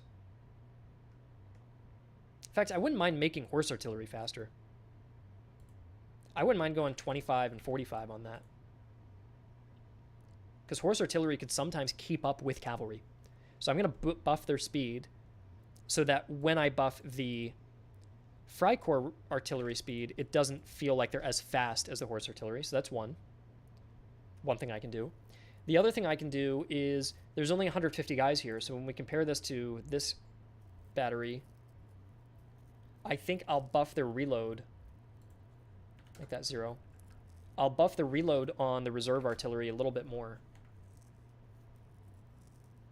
Maybe the Fry Corps should be slightly cheaper and have less morale. They do. That's pretty much their... Like the Fry Corps are... It's 175 for a Fry Corps recruit compared to 200 for a Cantonist recruit. So they're cheaper. 325 for the Fry Corps infantry compared to 350 for the Prussian musketeer. Now the morale looks the same. It's 30 and... is that right? Sorry. 35 and 35 and 50 and 50. But it's technically less because there's less men. So I buffed that artillery just a little bit. The next thing we can do is, why don't I make this artillery arm have 200? Let's go 200 on this. Well, yeah, because I feel like it's going to be more valuable then. And then its value should match this, if anything, be at 300, slightly more expensive, and go 575. And then what we'll do is look at any other reserve artillery and bump their manpower up if they're not part of the main artillery wing. So for example, if your observation you go 250, which is in between a regular. Basically, for the other nations, you have reserve artillery and field artillery. Reserve is battalion artillery, essentially. And if you're a detached, separate unit tree like the observation corps, you only have one artillery unit, so it's a reserve one or a battalion one. So I want to make it a little stronger because it can't upgrade into anything. So I'm going to bump that. That's the idea. Yeah. And then regular field artillery is 250. Is that true? 250. That's 200. Ah, it already was bumped up. It was already bumped up. Okay. And this reserve artillery is fine. The German reserve artillery... Oh, that can upgrade as well to 150 to 250, so that's fine. Okay, so it was really just the Freikorps who had an issue there. So I fixed that. Now let's go back to our unit compositions. Go back up to Prussia. Check out anything with using the Freikorps in the early region and give them a musketeer to help counterbalance that deficiency there.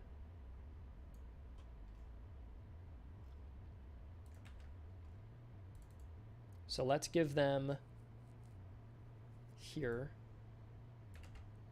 that.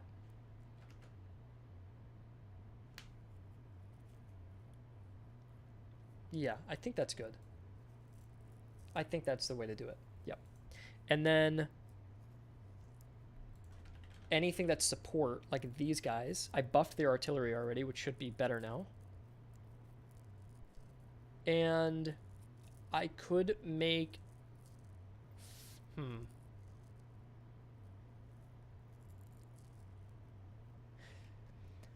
This is a tough one here because I buffed this part of the Freikorps, which is nice, but these guys aren't going to get a buff. Maybe that's okay. I did buff their artillery. I don't know what to do with the recruits to make them a little bit better. What we could do is make the units themselves reload a little bit faster, because I was a bit underwhelmed that they only had 10 seconds over the Austrians, and the Austrians themselves have a deficiency in reload, and the Freikorps have the best reload in the game, but it's only a 10-second difference. You probably expect like a 15-second difference. So I might take that reload to really compensate for the small numbers and bump it up, maybe. Then again, though, if it goes up to 45, they'd have as much reload speed as a guard. That's too much. I think what I'm more likely to do is maybe go into campaign data and give the enemy patrols just an extra item that they maybe get a ramrod or something nice, you know, just like something small. So let's see here. The amount of items they can get if they are a patrol is 1 or 2 items. I feel like that's low. Bump up their endurance. Let me check the endurance. It's currently 40. Yeah, that could probably get bumped up if they're supposed to be fast. Their cavalry is already pretty fast. Look, it goes up to 50 compared to the regular hussar.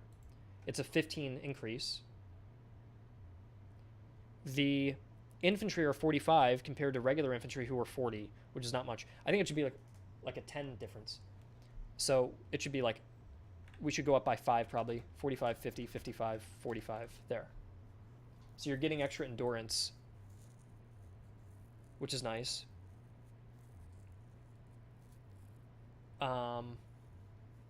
I wonder if their melee should be slightly better at all. Like a recruit to have the same as a land milits might be better. So I might go like 20, 35. This way a Freikorps infantry is like a Fusilier. I think that's perfect. And a Fusilier is like a militia heavy infantry. I think that's much more appropriate. A Jaeger can have 20, which is impressive for a Jaeger to have that melee skill. And that's double a regular Jaeger. So now there's a reason to get the Freikorps one instead, that they can defend themselves better. And the Freikorps Grenadier can go up to 50, which is better than a main Prussian Grenadier, but your morale is lower by 10. So now it's like, which one do I want to get? I think it's weird that Freikorps infantry is faster than regular light cavalry. Let's check that out. Freikorps infantry is 30-40 compared to 30-65? What are you talking about? Do you mean 40, the Jaegers are faster when they walk? The first number is walking, the second number is running. There is no Freikorps unit that can outrun cavalry. There's some Freikorps that can outwalk it, some speed walkers. Like Freikorps units could outwalk a cuirassier, a heavy cavalry, But once the cavalry starts running, they're going to catch them. So I think this should buff that a bit. And then I want to give them just a little bit more items, I think. So maybe we go 2 or 3 items. 2 to 3 items? Or do you guys like 1? Currently, the AI can only get 1 to 2 items with a patrol. Should it be 2 to 3 items? Or 1 to 3 items? What do you think? It's currently 1 to 2. So the other options are 2, 3 or 1, 3. So 1, 3 would be it'd be more RNG. 2, 3 would just be bringing it up to make them just stronger. What are you guys leaning on? It's weird to ask you guys for balance because you don't know. I promise I'm not like democratizing the balance of the game, but I'm just curious what you guys think. Because this is so insignificant. If it was a major decision, I have to make those myself. I would personally go 1 to 3 because we don't want to outright buff them, but we want a chance that you have a strong unit now and then. More items, but decrease rarity. I don't want the AI to cheat. They use the same rarity system as the player does. So any items you have available, they get the same available, which I like. I don't like that they get to pull out something that you've never even seen before. And, you know, let's go 1, 3. So we're just increasing the ceiling of randomness on all of them. There. And now let's go to these guys and let's increase. 8 is actually the highest they can go. So we'll do that. And because 8 is the ceiling on items, we've got to increase the minimum items for the hardest boss in the game. Should be 5 to 8.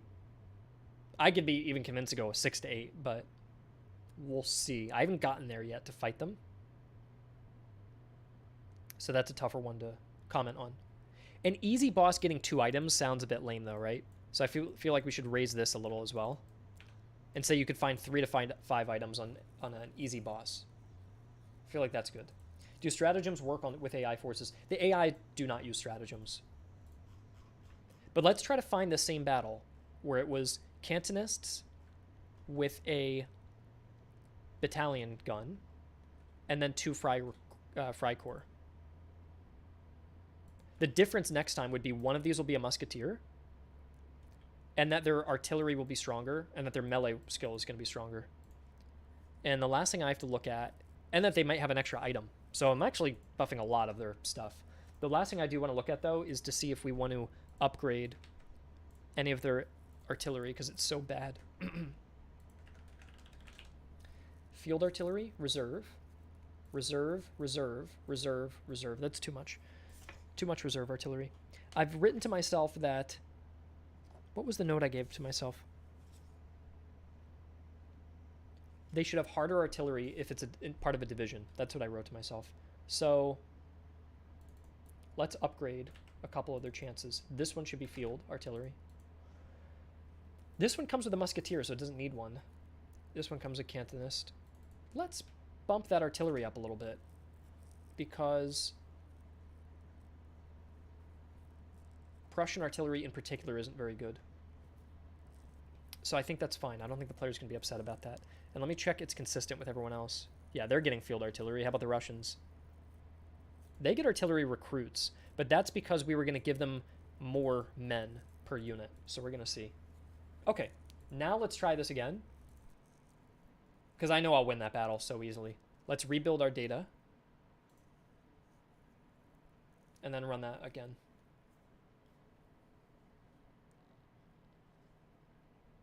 But you guys can see with all the randomness and the amount of armies and the amount of units how difficult this can be to balance. It's a pretty massive undertaking to effectively balance this.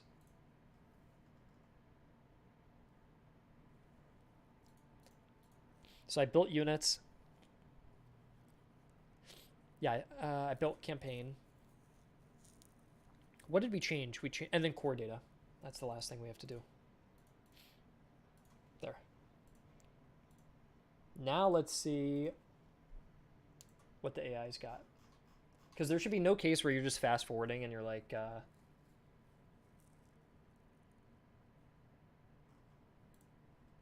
you shouldn't just be fast forwarding through a battle if you're bored. You should be challenged, always. I'd rather the game lean on too hard. I don't know how you guys think, but I'd rather it lean too hard than too easy. I think it's more fun to like really push yourself and try to find new tactics and really understand the game. And I don't know, I prefer that. Especially in a time when you guys have probably spent a lot of time on Total War and probably win a lot of battles on Total War. So it'd be cool if you guys lost for once. I'd like you to lose, not unfairly, not from cheats, because we're not giving them cheats. We're giving them the same things the player can get, but just making them an equal challenge to what the player's army has.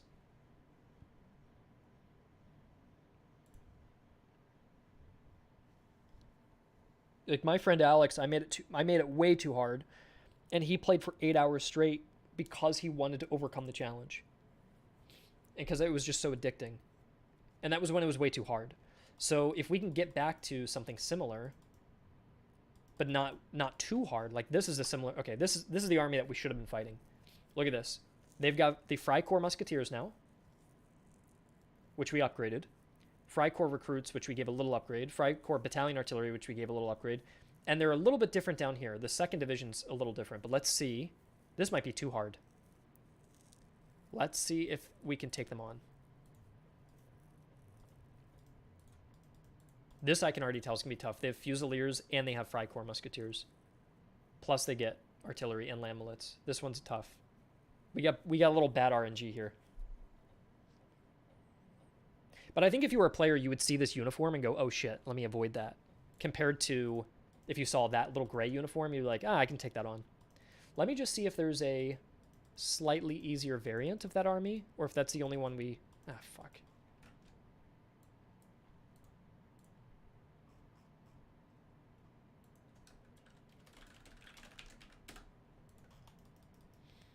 I've got debug turned on, so I'm just checking where the enemy spawns are. Just making sure everything's correct. How many patrols do we see here? 1, 2, 3, 4. There should be 5. There's 5. Good. Do you guys like 5 patrols, or do you think there should be more? We've got 1 down in the south, 2 in the middle, 1 on the far right, and 1 on the top.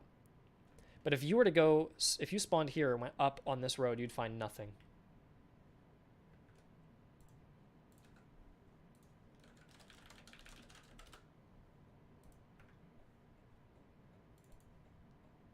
Let me grab the seed of the...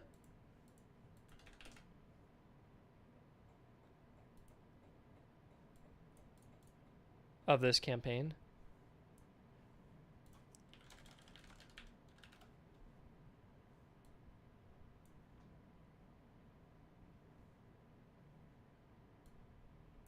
Campaign data, because I need to send this, because the enemy spawned off the map, and we gotta fix that.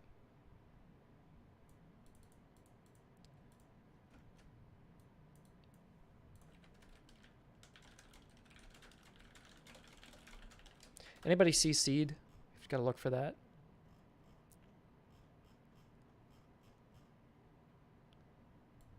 Oh. New game data. I did see seed there. No, I think it's the other one.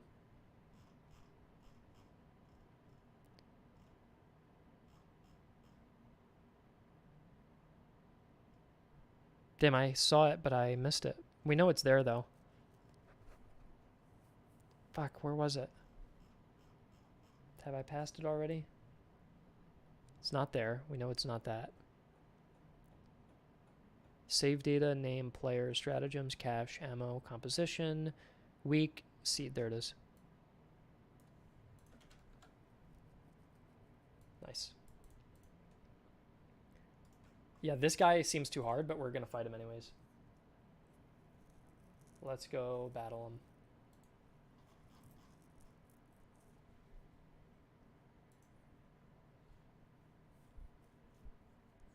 Do you guys remember what region I selected in this?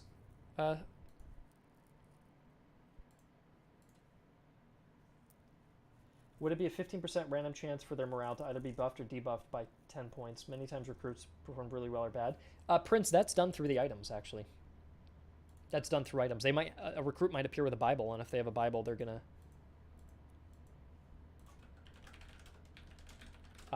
get a 10 morale buff. So yeah, that's already in the game, actually.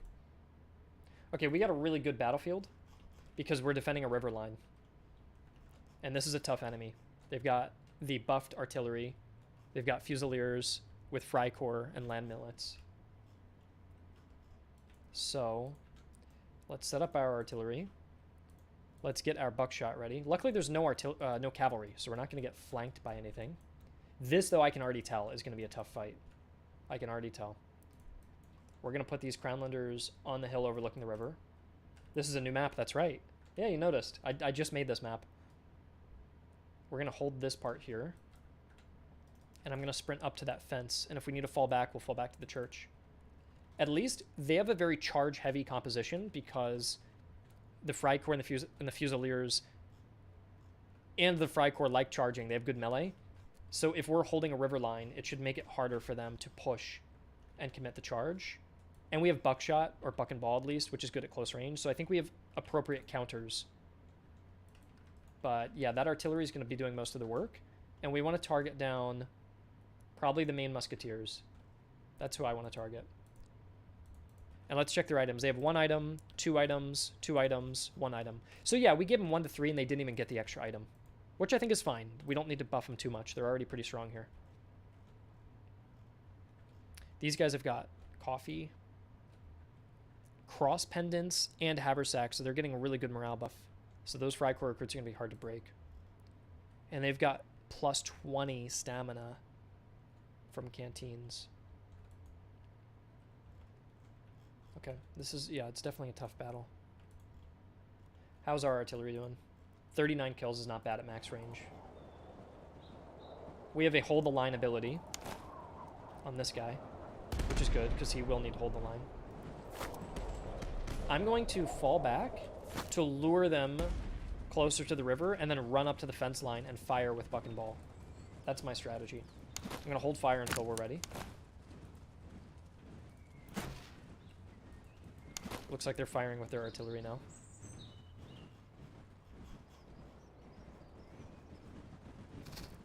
Let's fast forward a bit.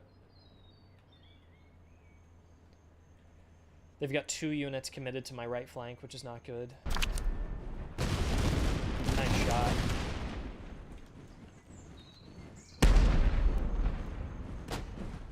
Good shots. Yeah, my artillery is devastating. But this recruit line is not going to hold too well against 2 battalions here. I'm going to fire on the oblique to try to break this attack. And you can see they're going to try to ford the river. That's really going to slow them down. They're probably this comfortable getting this close because they want to charge me. That's my fear. And these troops were holding back in column to lure the enemy in, and then we'll rush up to the fence line with our short range. We may not even need to do that, because look, we're in range now. So I think we're actually ready to spring the trap and form line on the fence. How's the morale doing? Yeah, the recruits are getting devastated. They're using them like a human shield to cross the river. The musketeers are safe. These guys are finally realizing they got to spread out. Okay, we got to form up. Those Fusiliers are going to be tough. Now what's cool is, historically, Prussian Fusiliers looked difficult, or intimidating. They wear Grenadier meter caps. But they're just lying. It's like a propaganda tool. Prussian Fusiliers are like militia. So they look intimidating with the bright colors and the tall hats. But they're not actually that strong. Yeah, there we go. 60 kills on that shot.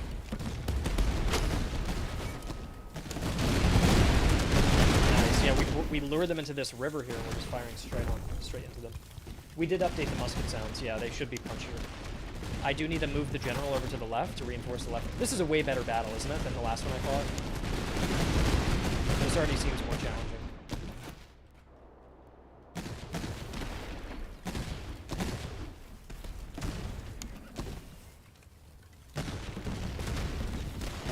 But the enemy does not seem overpowered. I thought we were gonna ended up buffing them too much, but this isn't that strong. I'm not that worried about it. There we go. Bump down is reinforcing the line. We're gonna activate our ability, morale damage received, minus 15%. Oh, our artillery got taken out by what? Did they bomb our artillery? It must have been a stray shot that hit around their artillery and freaked them out. I need to go rally them, and I can bring them back. Oh, do not try. I'm gonna focus on these guys. Yeah, I gotta go bring that artillery back. Hills give morale and accuracy. They do. That's the two things they give. It reduces incoming fire slightly. It gives you a slight accuracy buff. And it allows you to restore morale quicker. Has Fog of War been added? There's no Fog of War, but that would be a great post-release update. That's the one thing this game is missing. Is because there's no Fog of War, it is easy to just kind of see what the enemy's doing. If the enemy was kind of hidden, it'd be cool. Do you always start on the same side of the map? You do not. So I'm going to pause it. Check this out. If I zoom out, look how much bigger this map is. We could have spawned on any part of this map. Like, I could have spawned in the town. I could have spawned right on this top of the river line. Now, it's not the case that you can spawn on the top and the enemies on the bottom, because you can't twist the camera around. It's not a 3D game. See, this is as much as I can twist it. And I don't think players would enjoy moving backward down. I could add an option for players who want to have the variety to enable reverse spawning if you want to spawn on the top part of the map. But for now, you always spawn at the bottom going up for consistency. Because if you were at the top, you'd have to draw your formations backwards like that instead of drawing them left to right. So it's a little confusing, you know? But you can spawn on way different parts of the map. You could spawn down here, and the enemy could be already over the river, for example. But we just spawned in the top left corner this time around. Now we need to go rally the troops on the left. See what I was saying about the militia fusiliers? They're not too scary. They have fancy uniforms, but that's about it.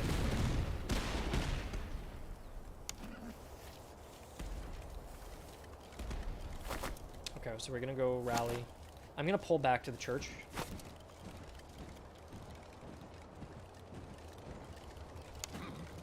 You're skeptical about the map? Do you mean about the sizing thing where we changed it so you now use the full map on small battles?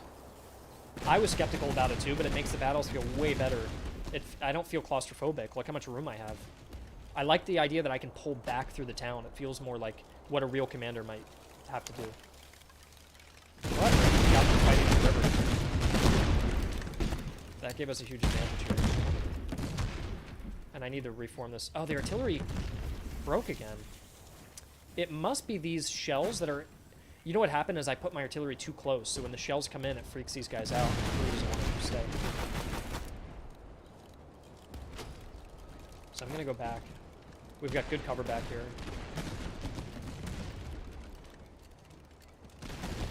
Jose, the release will be likely in late October.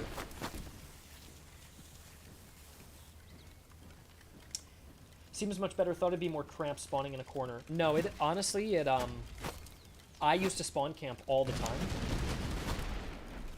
But because the map is larger, you don't need to. The reason I would spawn camp is because the map would normally crop down to like this. So this would be the full size of the map. So if you're looking for good cover, I would just stick everybody right there. But because everything's been opened up, you just find what part of the map you want to hold, and you no longer corner camp. So I think it's been much improved in that way. Damn, that artillery is very good at 300 kills there. But yeah, we're holding the line. This is not a tough...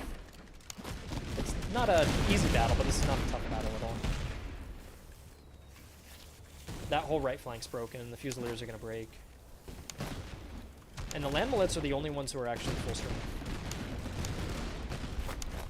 I'm going to push down and fire at the Fusiliers.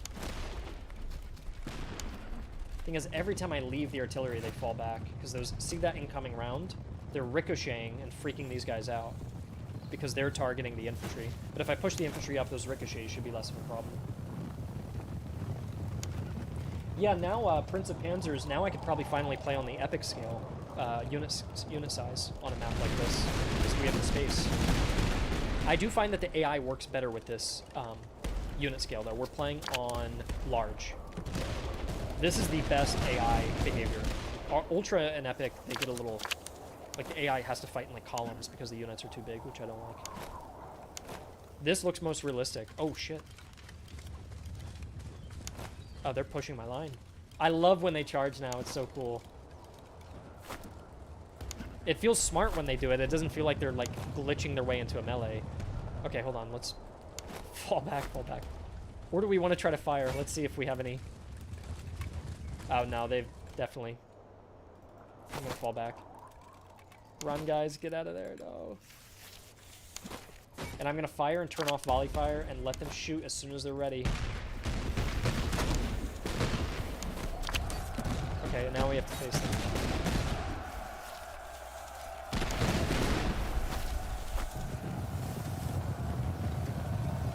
I'm going to activate the ability melee damage received minus 50%. There we go. Is that working? Oh, oh, they can't activate abilities if they're in melee. That's a bug. But yeah, we're destroying them anyways. There we go. There should be music, by the way. I just have it muted. I think it should. There you go.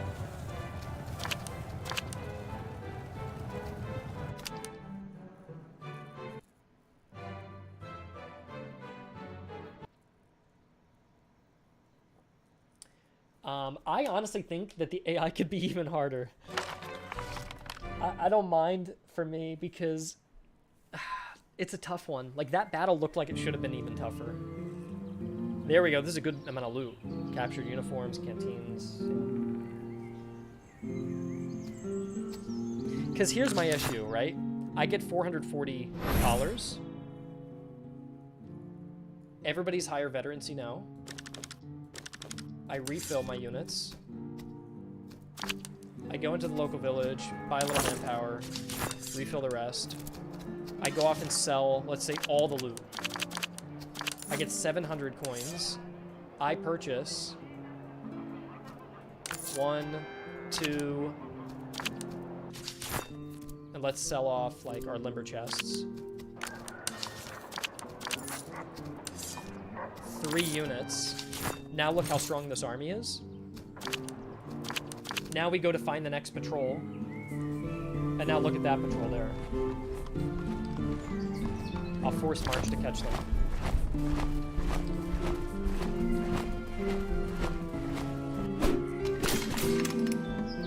This is my issue now, is like, this looks like a cakewalk. So, I wouldn't mind if they were just a little bit tougher. Because what we're essentially trying to do is, if we look at like...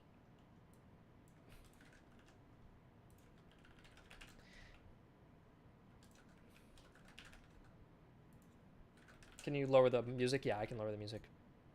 I didn't even want it on. What we want to do is we want the player to be at like this level at the start of the game. I hate this color. There. And we want the AI to be at the player's skill level, but just high enough to scare you a little bit. That's what I want.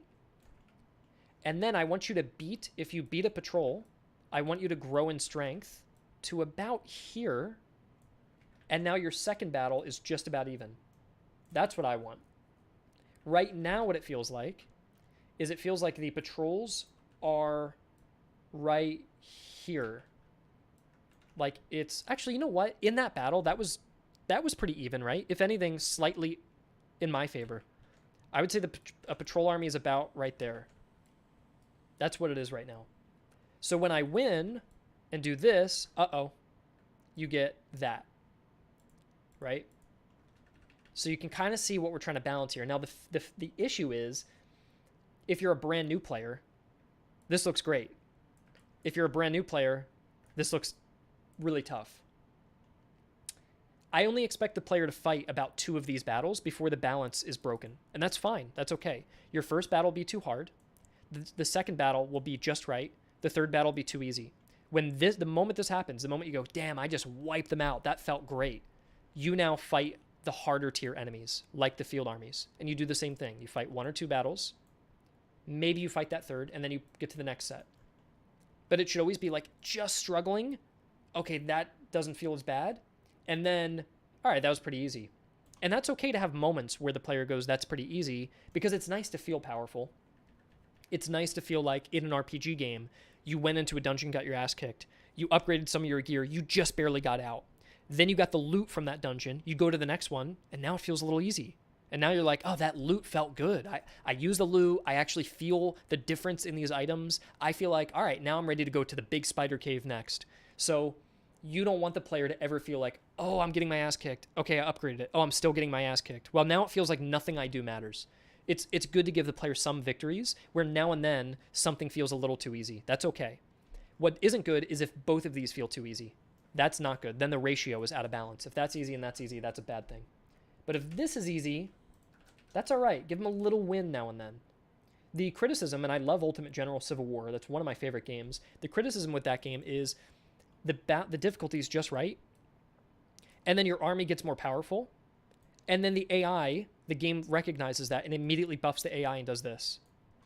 And then you just barely overcome it, and then the AI does this. And you just barely overcome that, and the AI does that, and it goes there. And it's like, right, well, what does a great victory even matter if at the end of the day the enemy is always just, no matter what, being so much stronger than me, I never get a break? That's a problem. You don't want the player to feel like the AI is scaling so much that there is never a moment of relief. So this is our goal. This one's hard.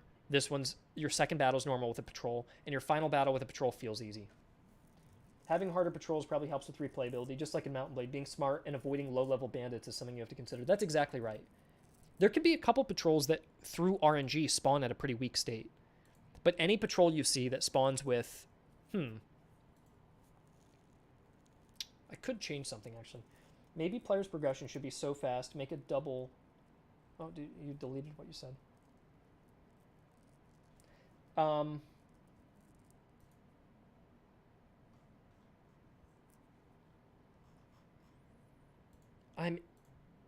I have one other consideration to make.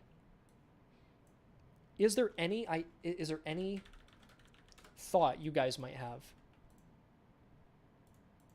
in which maybe the player's progression should be slower as to not double in a course of a single region? I don't think it doubles comp, because in the grand scheme of things, I have all recruits and a division and a half out of 5 full divisions that could be max strength with max items. This is a good amount of growth. And you want the player to start to feel powerful, like I can recruit some units. Those units were a little cheap. I feel like I shouldn't have been able to pick up like 3 of them. I think I bought 3. That's a little bit cheap. How much are they? Were they 250? Because that's, for Austria, I think that's actually too little. Yeah, 250 is actually not enough. A Cantoness is 300.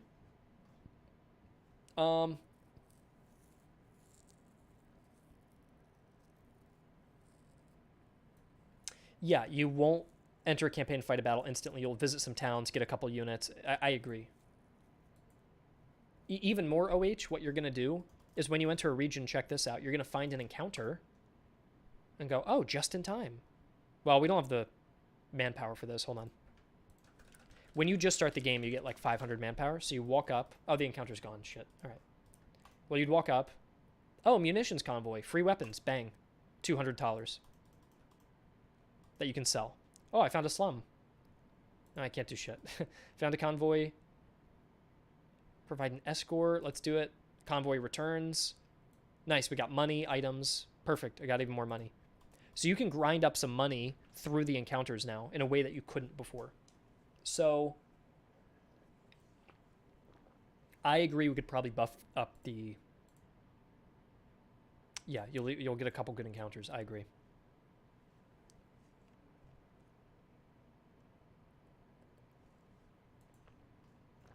So what do we want to see there? Maybe the enemy should have fielded in that battle. Here's what I would say. Here's what my gut says. The item generation that we said 1 to 3, all of them spawned with 1 or 2 items. It wasn't good enough. So I think the AI needs to spawn with more items, because it's going to compensate. If the player gets, look what I get. If the player gets 2 or 3 items, why is the AI getting worse stuff than the player? That's not. If anything, AI should always get a little advantage to a player. Because a player, I'm 26 years old. I've played strategy games for like 15 years. This AI was created 3 months ago. It's played this game for 3 months. So like, why did they get less stuff than me? That's like putting a 3-year-old on this game. Not that our AI is that dumb, but you know what I mean. If you have two or 3,000 hours in strategy games or more, then yeah, like not every player does, of course, but this is the type of game that is for Total War players, and I'd like it to reflect that better. So we're gonna go do items.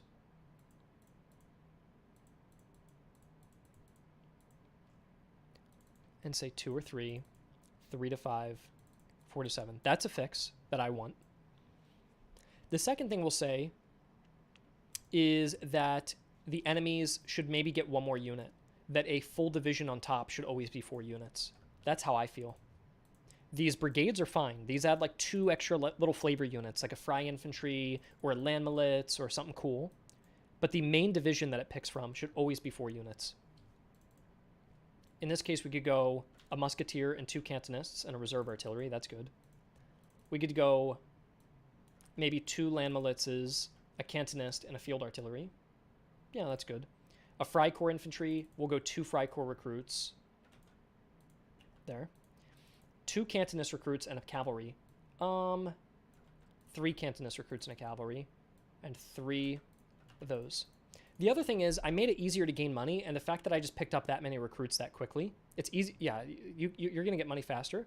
I may be tempted to bump up the price of recruits. For all nations. Everything else is pretty expensive. Like 1,500 for a guard unit is pretty damn expensive. That's good. But a recruit being 300, maybe it could be like 325 or 350. So what I'll do is I'm going to go take this and maybe increase it by 1.5, 1.1, 1.2, how about 1.15, 1.16, 1.17, 65. Gosh, you can't, it's a little hard to get it to be 150, but that's close enough. And then we're going to look at anything that's labeled recruit and just bump these recruits up just a little bit more. And then I'll round it. I'll round the number. Just to make the early game not be quite as easy when you get the ball rolling. But buying something for $575, that's pretty expensive. Even mid-game, that's pretty expensive investment. So I'm okay with the rest of the prices, but recruits feel a little bit cheap. Especially 200 for a recruit. That's too cheap. You could sell 1 musket and buy them. So this will be, let's now remove the formula. How do I do that?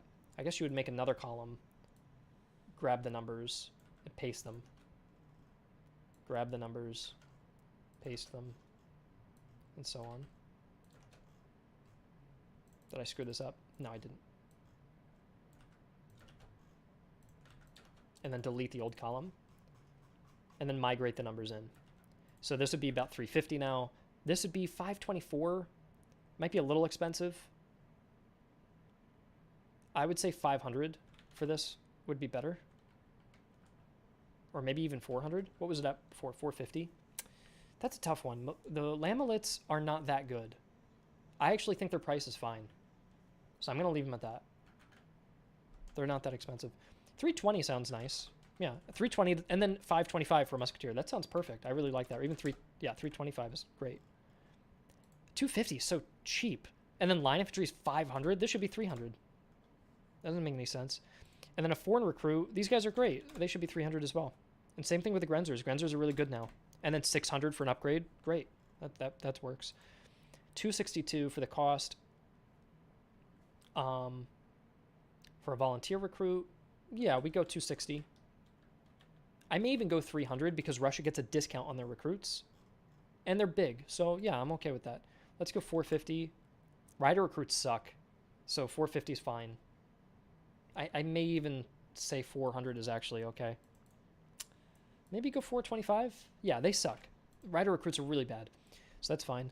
Artillery recruits, we'll go 400. It's an artillery unit, so being a little more expensive is fine. Frontier recruits are really bad. They're really, really bad. So we'll go 225. But then up to 850. Let's go 250. I'm okay with that. Surf recruits, also 250. That's fine. They actually should be the same price of volunteer recruits. They're just as good. Frontier recruits, though, these guys suck. They're like the worst in the game. A British recruit. The British are pretty damn good. Line infantry only being 575. Russia's cheaper, of course. What's a Prussian 550 to 575? I'd make this like 600. Make this 750. Make this 875. What is a British or a Prussian Grenadier is 900. British is 875. Right below it. I think that's good. Their value is 700. And a Prussian Grenadier's value is 700 as well. That's good. Yeah, it's right below it. That means this one we can cleanly make maybe 400. I'd go 350 maybe. What's everyone else's at? A Prussian recruits 350, so it's just about the same price. I think that's fair. British recruits aren't that good yet. I think them being the same price as a Prussian one probably makes sense. I could be convinced, though, to go 375, only because the British get a free allowance. They get money every day given to them. They get $5 every day. So maybe we try that because I buffed them, okay? These guys are worse.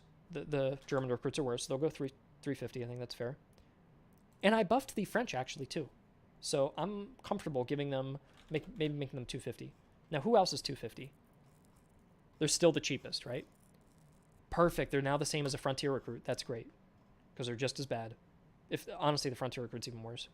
So this is feeling better to me. Okay. So it's a little bit harder for me to, like, easily start expanding my army. The enemies are now going to be tougher. I'd even say in region, there's no reason why in regions 2 and 3 there shouldn't be full divisions you're fighting. So that's 4, that's 4, that's 4. That's only 3. I have a feeling we're going to go back and have to make these harder too. I may have actually gone too easy on the player. 2 Grenadiers. Huh, that's tough. How about we let's not touch the medium region yet. Why don't we save medium later? Why don't we balance everybody's easy compositions? And you know what we'll even do? Watch this. Let's hide these rows. We'll bring them back later. Let's only focus on easy. Let's really get easy feeling good. Then we'll do medium, and then we can do hard. But trying to balance everything at once makes no sense. It's too much data. There's just too many damn units. And France I haven't gotten to yet. Okay. There. This is way easier to look at now. The light color is like the big division, the foundation of an army. And the dark colors are like specialist brigades that get tacked on. Just to add a little spice or difficulty onto an army. The next thing we'll want to do is just make these guys use 4 as well. I think they can get an extra German recruit. They can get an extra one as well. It's fine. 2 foreign recruits, sure. 2 Grenzer recruits. A German Fusilier. And 2 recruits, sure. One question I have is like, do you guys, let me ask you this. Do you guys like, and I haven't checked the chat in a while. I think everything here seems fine, right? You can get 5 Grenzers for the price of 1 guard. Depends. Let me see what the Grenzer is.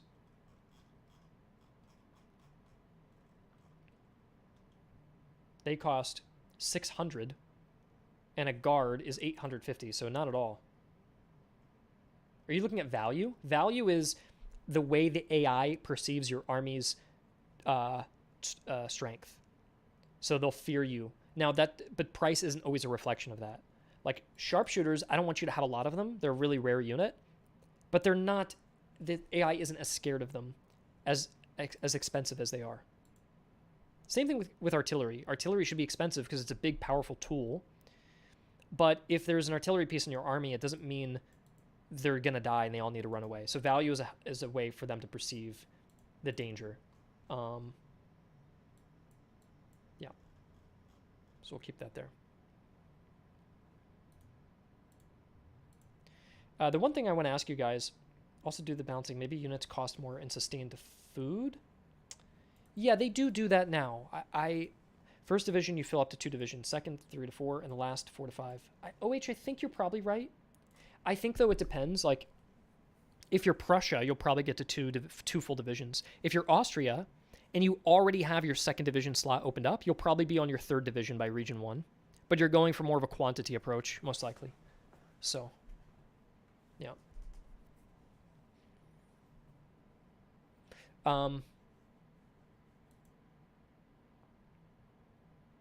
My question is, do you guys like... You meant for patrols as well. Right. Yeah, okay. Do you guys think all patrols that you encounter should be balanced roughly easily, or should there be easier patrols and harder patrols? And if so, do we distinguish them? We can distinguish them right now, because what you can do... Now, I don't know if I like the idea of having easier ones and harder ones, because it's all RNG. So if you're a player, you could technically spawn with all hard patrols, and that kind of ruins your run. So I don't love that, but it's an option if we wanted to do that. So that you would spot a patrol and you'd think, can I take this one on, or should I look for the next one? Like, that patrol seems too tough. Let me search for a different one.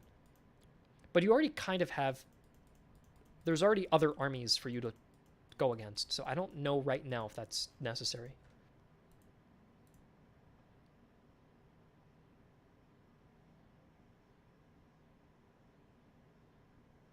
Patrol should have lower quality troops with encampments having better quality. That's what I'm doing, Jack. And I think that's what I want to go for now. I don't want to make some patrols so unreasonably hard. We can make some a little bit harder. Like this one, I would imagine if you encountered a Prussian musketeer, 2 cantonists, and a reserve artillery, that's a bit harder than if you encountered 3 cantonists and slightly better artillery. And we represent that by showing the musketeer leading that patrol versus showing a recruit leading the patrol as the main bust display when you see it on the map. So like this one you'd probably think would be easier than if you saw the musketeer in that position. So we do have some patrols that there's a chance. It's actually a lower weight of spawning. But if they do, you know they're a little bit tougher. I think that's a good way to do it. Yeah, these are all 4 now. This should be 4.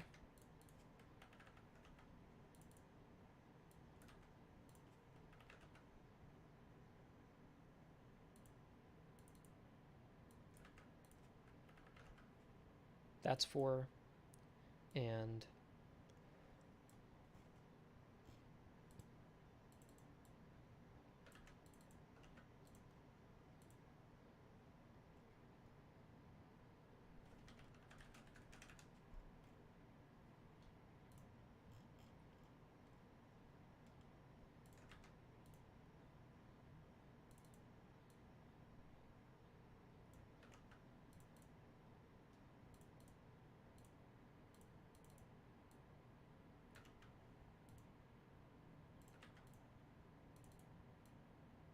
good.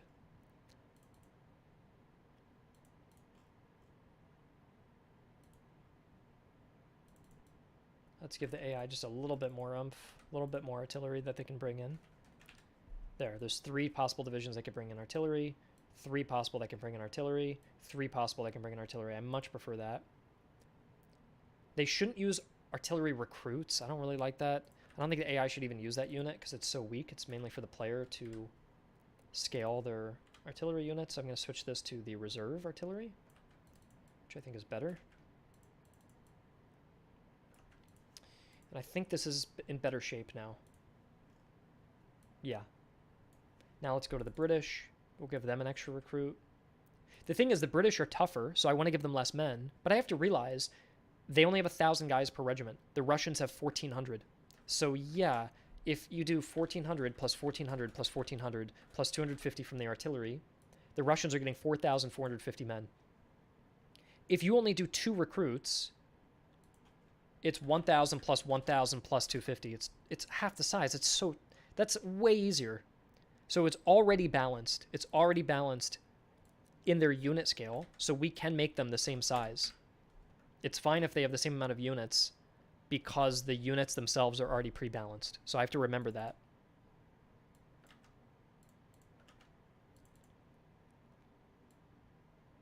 And now we're probably going to be looking at some much harder patrols. We're going to be looking at some pretty tough patrols here. Yeah, let's give them a reserve artillery. This one, honestly, they're using 2 artillery units there. They shouldn't. One of them should be a cavalry, German reserve artillery. The British one should be a cavalry unit. Yes, I like that. Let's make a German provincial cavalry because we have that unit and we didn't use it. German. There it is. Yeah, I completely forgot to use this unit. So we fixed a mistake there. Now I think we're looking pretty good. This is really going to make the game tough. I think we really bumped up the difficulty. Because we did everybody else, you guys just want to do France with me as well? Let's do France. Are there cav only patrols? Here's the thing. That's one of those ideas that sounds great on paper. And then you play against a battle that has 5 cavalry units. And they all just charge. And it's not fun. Like, it sounds great if the cavalry was doing something strategic, like harassing you or causing attrition or ruining supply lines. But that's not a mechanic in the game right now. So I think there should be patrols with a lot of cavalry, but never cavalry-only patrols. I think it's just not as fun. Again, this is a great idea to simulate scouting, but you go to fight the battle, and it's simply not fun. Like, it's equivalent to saying, let's do a patrol that's only artillery. Well, that's kind of... Like, you spawn in, you're like, all right, I'm just going to get bombed. So, I don't know, we could try it. I don't mind going, like, there's a possible patrol with, like, half cavalry. Let me take a look here. Let's see if we could do that. I don't think it makes sense where you'd see the Prussians doing that. I could see the Austrians, like some Hungarian troops where it's half cav.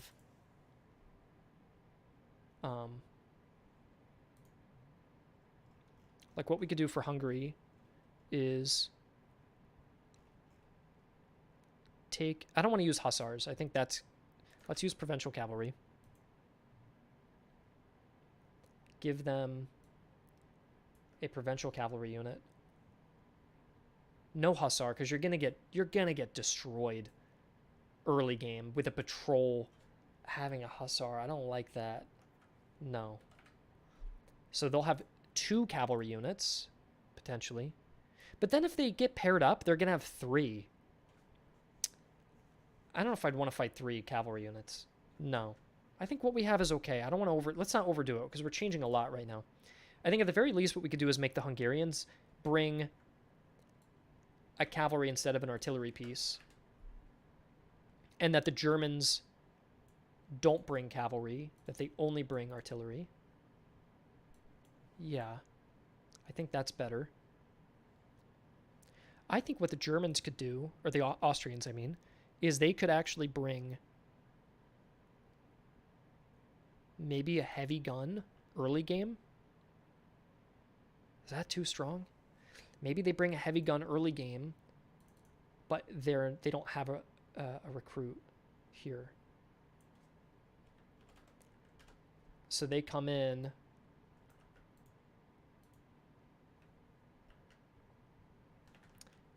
With like 2 recruits, but a Dutch artillery piece. Which one's more expensive? Oh, they're the same. I don't want to see guard artillery. That'd freak me out early game. If I saw Dutch artillery, I'd go, oh, that's a special unit. I think that's kind of how I would balance that. Hey, Kelly, what's up? Finished. You want me to check the deck? Yeah. Let's. Oh, nice. That looks awesome. You got the chairs back on there too. Mhm. Nice. Okay, tonight it'll look great, won't it? Are you happy? Yeah, are you happy Yeah, it with looks awesome. It looks brand new. Yeah, it does. Do you like the lights? Yeah, I'm excited to see those on. That's great. Does Benji like it? He does. Okay. I'm gonna take these out. Okay, sounds good.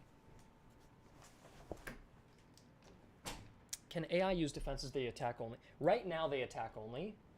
But the thing is, right now with this game, I'm trying to make the AI simple and reliable. If we teach them too many behaviors, how many games have you guys played? I played Grand Tactician, Ultimate General. To be fair, Ultimate General AI is actually quite good. I don't really have complaints about it. I think there's other issues in that game that aren't AI related. I think that's the one thing they did quite well. Compared to like Grand Tactician or Total War, though, I feel like sometimes the AI in those games can be tough to play against because they're just not making great decisions. And the rest of the game is very good, but because of the complexity of the AI, they're not quite understanding what to do. There's too many things, too many factors. So you have to keep the AI very simple but reliable. If you make it advanced, it becomes unreliable. And if it's advanced and unreliable, the issue is they're going to try defending, but then what it looks like to the player is that they're just sitting there, unless they dynamically conform around each terrain. And then you spawn in, and you realize the AI is corner camping. You're like, all right, well, now we got to go fix that. And so now you spend a week getting them not to do that. And then all 4 units are bunching up in one forest. And you can just encircle them. Okay, well, now you got to go back to the drawing board again. Now you've spent 3 or 4 weeks just trying to get them to teach them to do one defensive behavior. And the rest of the game suffers as a result. So I think the approach is keep it simple, keep it reliable, and slowly scale the AI out over time. Like we just taught them the charging behavior. We're just taking things nice and slow. Now they can push your lines. So over the next months, we can, even after the game is out, we can continue improving their behaviors and making things more complex. But you don't want to rush in. It's very appealing to say, let's make the AI advanced, give them 100 behaviors, and then you load into a battle and 4 AI units are corner camping, overlapping on top of each other inside of a forest. And you went, oh, and we just spent 4 weeks on that, and now the melee system is broken, and now we have to launch the game next week, and the AI is corner camping with a broken melee system. Oh, we're screwed. And then you're like, I regret that. So that's the decision. You've got to just like increment the AI, slowly give it reliable behaviors, and then when it's good and challenging, you just keep pushing that forward over time. But you just have to be so careful. It's the reason why so many strategy games, I'm sure you guys have criticized AI in so many strategy games, because there's too many factors to consider. So you really got to build a solid foundation to build off of first. Okay. Yeah, I'm considering giving the Austrians like a chance. I don't know if I even like that though. You know what we'll do is let's go back so it follows the same format. It's always 4 units. But because they're pretty cavalry heavy, maybe we put more artillery here. That's what I'm thinking. So with most countries, there's 3 possible artillery. Here we've got 3. Let's add 1 more chance that you could see an artillery instead. And what we'll do is make it so that...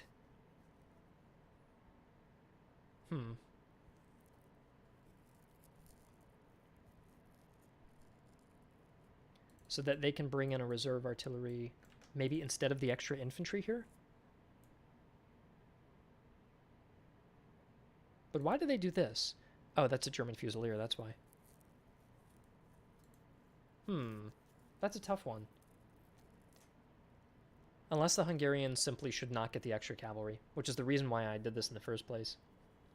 I think that has to be the case. I think that's how we have to do it. Okay. All right, I made some pretty sizable changes to make them harder. It's going to be really tough now. So let's go back. Let's finish France, and then let's try to beat a patrol and get our ass kicked and figure out what we can do about that.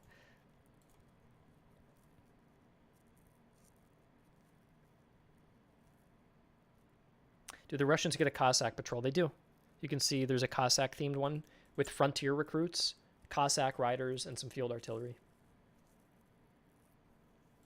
In fact, there's 4 opportunities for them to get artillery, which I feel like it could just be 3.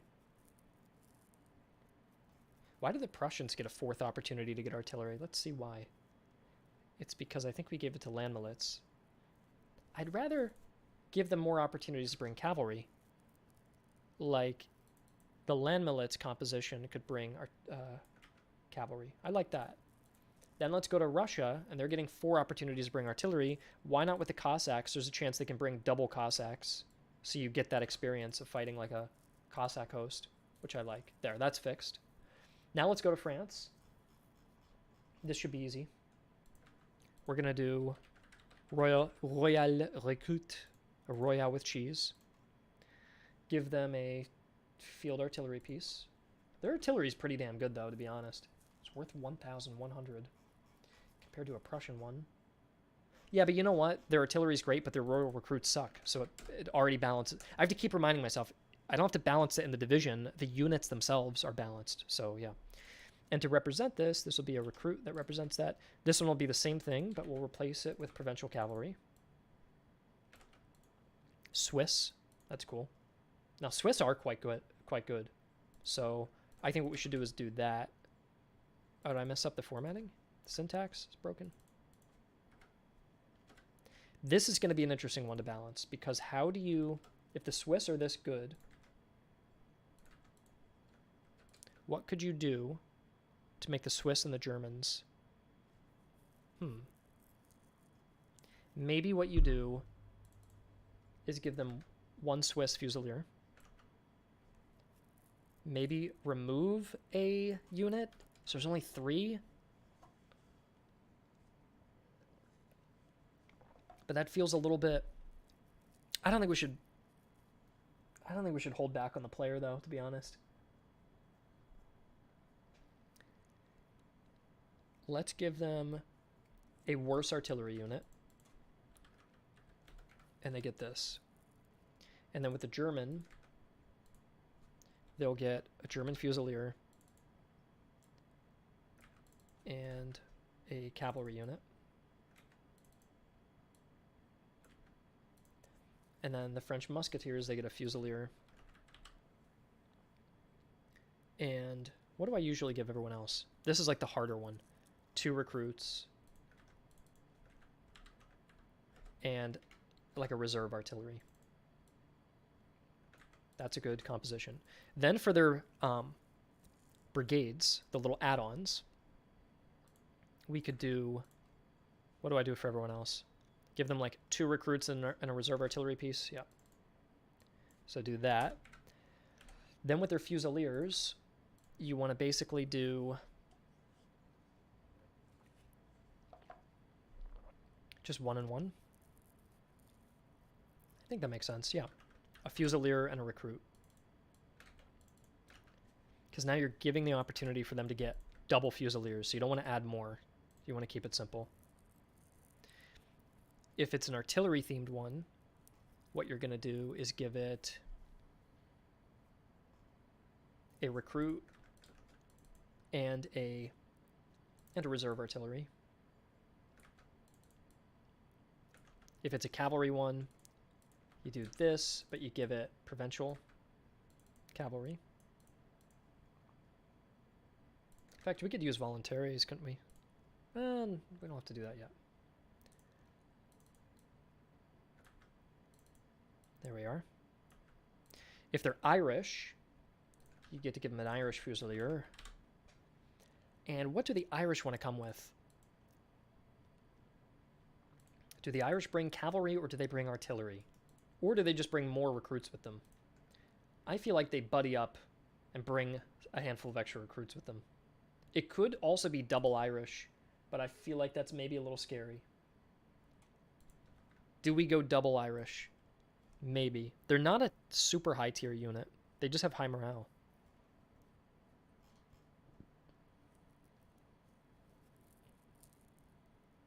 I'm tempted.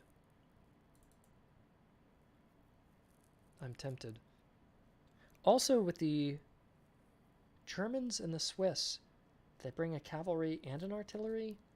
I think we just want to go that the Swiss bring artillery, yep, and that the Germans bring cavalry. I prefer that.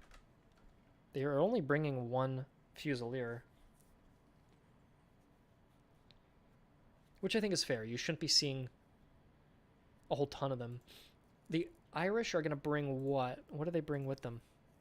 They bring whiskey. Why does France have so many foreign units? Well, France is just so big. Maybe they could bring a voluntaries unit.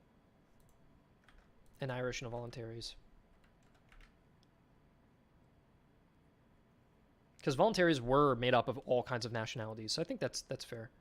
And if they're German, they bring an extra German and a voluntaries. I think that's also good. And if they're just dedicated voluntaries, they bring a voluntaries and maybe a chasseur.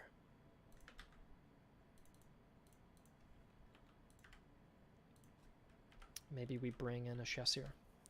Who do we? What? Yeah, we do like Pandors or Fry infantry exactly, and then a voluntary unit. I think that's good. I hope that's not too strong.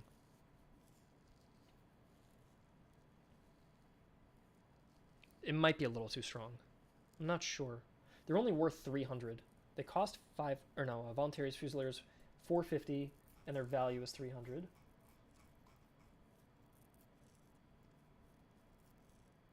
So it'd be like doing a land militia with a Fry infantry, but that's not what I did. I did a cantonist.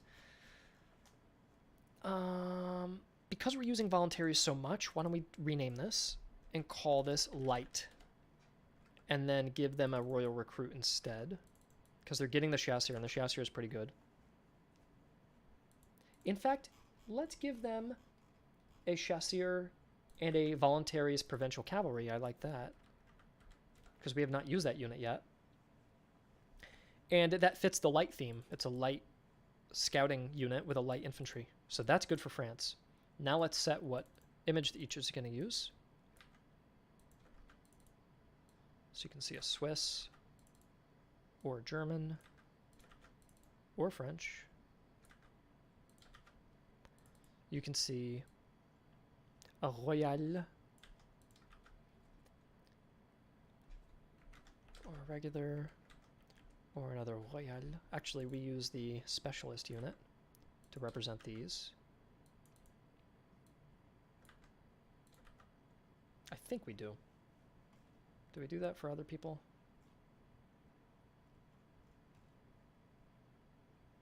The artillery is not that special. That's the thing. Volunteer, reserve artillery. Yeah, I mean it's not that special. So I'd probably represent it with a recruit. But I would represent these small ones with their specialist unit, like the Irish, or voluntaries, or a chasseur. And then let's set what you see here. In this case, it's a British foot.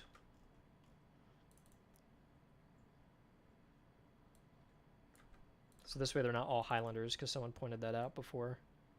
They all looked Highlander. So fixing that. Let's get a Hessian, a Hanoverian, and there's our Highlander. There. I'm pretty happy with that. There. That should be the whole easy thing balanced, and they should be much harder now.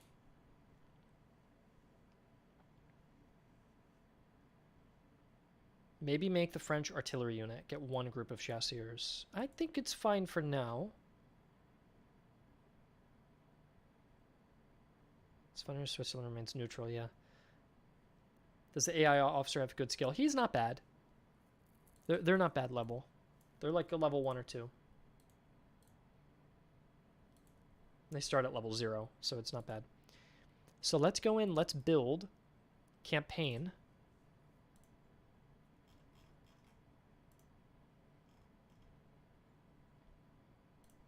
I'll take the poll, which is a fix to audio, so you guys can hear the audio fixes I reported. I said there was no drums.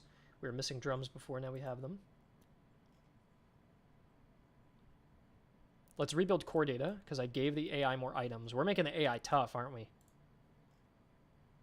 And now as a player, are you guys cool with this? With this being a little on the harder side? Do you like this being a game that is less forgiving? Or are we going a little bit of a wrong direction? Because it's, some of it is just balancing. Some of it, though, is like, what kind of game is this?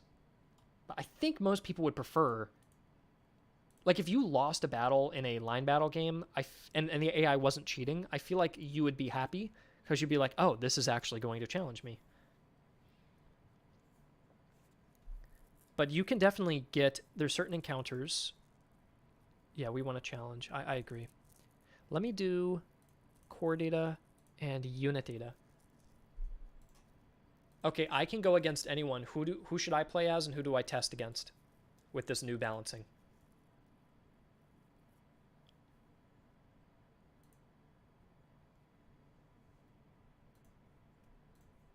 We can add an easy mode, by the way. We have modifiers. that make it easier, so we can definitely do that. You guys have really been wanting to see French versus the Austrians, right? Okay, I'll play Austria. Do you want to see me as France or as Austria?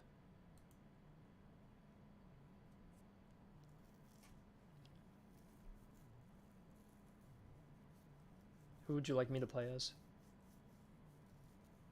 As Austria. Okay. You guys are very monolithic in your opinions here. All right. And then we're going to turn off everybody but France. And yeah, you could go. So check this out. If you thought the game was too hard, give yourself plus 15 morale, give yourself extra army experience gain, give yourself extra speed, and start with double the resources and get extra loot. Look at all the ways you can make it easier. Maybe what we should have, good frustration is part of the fun. That's a very good way to put it. What the hell is this name? Geschichtssiger. History something? I don't know what that is. We watched the 4-hour live stream in France. Yeah, true. But I think, what do you guys think about this? Maybe there should be preset difficulty options, and it automatically turns on certain configurations. Like if you turned on, here, I'll give you an example. Like if it said very easy, normal, hard, very hard. If you select normal, nothing is on, right? But if you select easy, it automatically turns on like this one, that one, and this one. And if I turn on very easy, it turns on all 5. And if I turn on hard, it puts on like 2 or 3 of the best recommended hard ones. But you guys get to pick this as well. You can override it. It's both. So like if you pick very hard or hard and it puts on like 3 of them, you can then just click on 2 more or take off 2. But they're just presets to tell you what the game is balanced around. I feel like the modifier should have tiers. I think that's a bit hard, OH. That's a great idea of you saying it should be 5, 10, or 15. That's a great idea, but I don't think we have time. Because you need like a drop-down system with like all this customization, and I think that could be a cool post-release feature. It's just, it doesn't sound right for something else for us to focus on right now. But I'll put this down under battle remaining to do difficulty presets.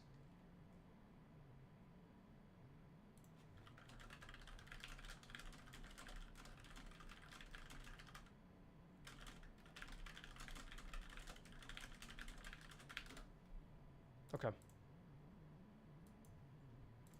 So let's play against the French with the Austrians. We're going to do, what, a Napoleonic kind of role play, I guess, in that way. Or this could be War of Austrian Succession, so I don't know why I jumped the gun on Napoleonic, but let's use every advantage we can. Perhaps a randomizer for random configuration of modifiers. That's cool, Krieg. I like that. You know what I want to do? A secret thing I want to do for post-release? I would love if there was a button that said, like, weekly challenge, which I was going to funnily name, like, the 7 Days War. And I kind of wanted it so you click on 7 Days War, and it picks a random nation, so it's going to say Russia. It picks random set of starter units, so it picks 2 Cossacks, 2 artillery. It picks 2 random starting doctrines. So this one is like gunsmiths produce ammo, and we'll say scouts reveals all villages. It like pre-reveals all the locations for you. Those are your starting doctrines. And then it says starting modifiers, and it picks, you know, like these 3. And maybe it always picks one easy one on top of that to counterbalance it, like that. And then it says start campaign, right? Oh, and then it also says at war with. And then it says like France, Britain, Austria. Those are the 3 you're at war with. And then like this is the 7 Days War. New random generation every week. And then it could also do, this is my other idea, leaderboard.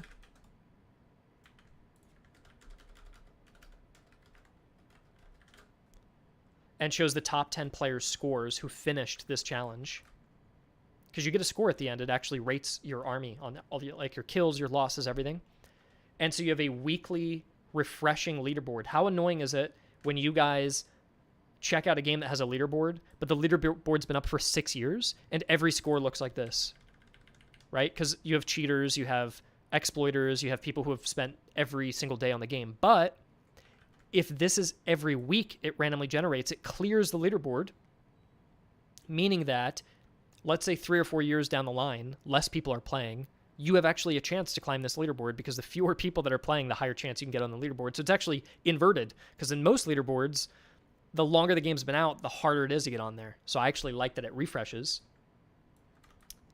But now look at this. You're playing as Russia. High-tier units are less common. You have less visibility, extra loot. You get Cossacks and artillery. You can produce ammo. You can see all the villages. And you're at war with these 3 nations. And it always has the same seed. So all players always start with the same map. Like it generates the same 3 regions for anybody who plays the challenge. This is something that I would love.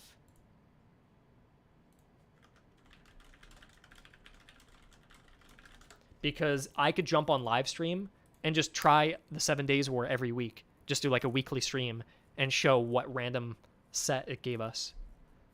So I really want to do that eventually. I just don't have the time. But anyways, let's get back here because we just made the game hard as hell. So let's min-max. I don't care about the limber chest. Minus 10% ammo consumption is fine because we're not going to be firing that much. We're going to grab this guy. We're going to give him a full red flag so we know he is our... with a black eagle. I like that. He is our buck and ball. And then these are our 2 standard recruits. And we're going to give medicine because he's probably going to get injured. And we're going to restore those casualties. And then now we're going to go and pick a mission. Regiment veterancy +1. That's perfect because Austria has a debuff toward experience gain. So that is already what I want to do. Campaign movement speed I don't care about. Melee damage, I don't want to get into melee right now. And we get dragoons. Sure. I'm happy to go Bohemia. We're fighting the French. We secure encampments and convoys. Let's go in. Congratulations, your army is 1 cuirassier and 1 Freikorps recruit. That would be cool though, Marco, because it'd be cool if some challenges were near impossible, just depending on the random generation. So you're playing over and over again all week, really, and not only if you beat it is that a big thing, but then you get to look forward to potentially being on the leaderboard if it's so tough. Isn't that chevron rank symbol a little too modern? I don't think it is over Sama because chevrons were used. Where'd you see it? Right here, right? You know what the only thing that would make it more accurate is if it was like that. Because this is the British chevron system. They were using chevrons on their shoulders in the Napoleonic Wars. The French had it on their cuffs, and the British had it on their shoulders, just like that. So it might be a couple decades too early to show it, but it's good for a player. You know, if you see what this means, it means experience gain. So it's more for a player's knowledge as to what that means. For example, as well, peasants with pitchforks pitchforks weren't used in combat. But you know if you see a pitchfork that this means you've got worse guys integrating into your army. It's just a icon that is supposed to communicate a detail to the player like that. Buy an extra unit at the beginning. It's what players will do.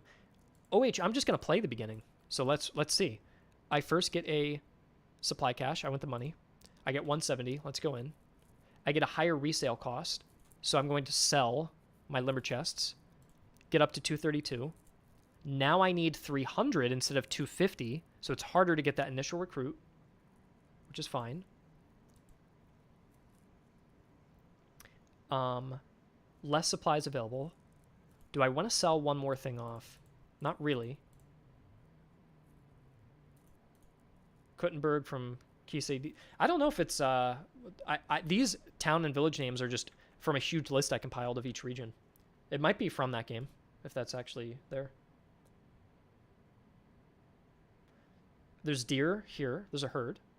I don't want to go to the fort, and this stuff is in the mountains. I think because we're in Bohemia, it's super mountainous, which is a problem. I have debug turned on, so I can see enemy armies. So because I'm cheating, let's turn that off.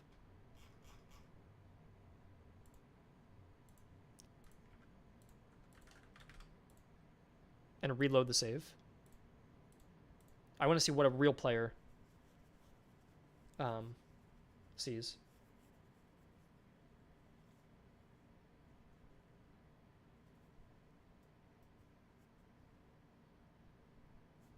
So now I don't know where they are. We have Carlsbad, where there's ammo, but that's fine. There's a lot of cities in that cluster there. Is this... Oh, Egger. There are a lot of convoys down south that we have spotted because it pre-reveals a bunch of them to us. This convoy looks like it could be nice if I force march over to it, but I don't want to go in the mountains. We can probe encampments and get a reward. There's 4 encampments there. That one's too far away. I'm going to hit this one. I'm going to go... I don't know why it says minus minus. Hold on. I can fix that. The localization for... What is this? Oh, for force march, right?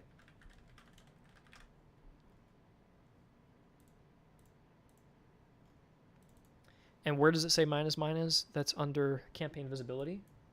So all we have to do is get rid of that, and it won't say minus minus anymore. So it's fixed. Okay. I don't need a force march yet. I do have a lot of food. But I want to be very careful about picking my battles. I'm going to jump and force march over to that encampment and see. I'm going to avoid that patrol. That thing's huge. Okay, here's my one issue with this, guys. If you're a new player and the first army you see has 7,000 guys, are you going to be... Well, they are French. The French have a lot of... Okay, that's not bad. I was thinking these were Prussian. 7,000 French is okay. I can deal with 7,000 French. Unguarded campsite. That's perfect. I don't want to do that. Take equipment. 2 guns I could sell. I don't want the $20. I want the guns. Sell it. There we go. Equip 1. There. Let's jump over to Pilsen, because the resale cost at Carlsbad is not good. So we're going to force march over to Pilsen.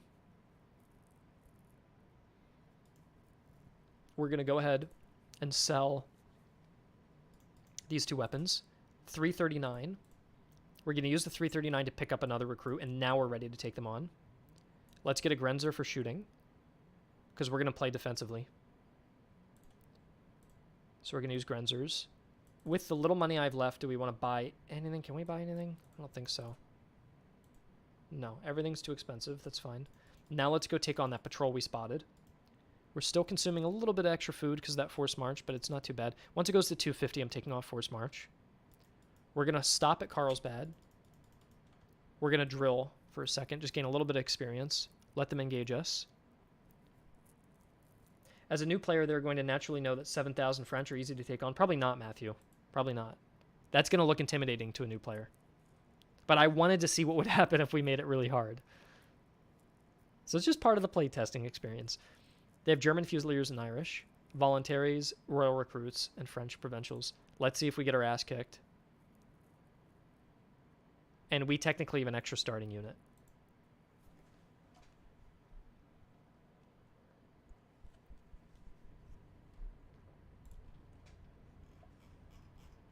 Maybe it's too hard. We'll see.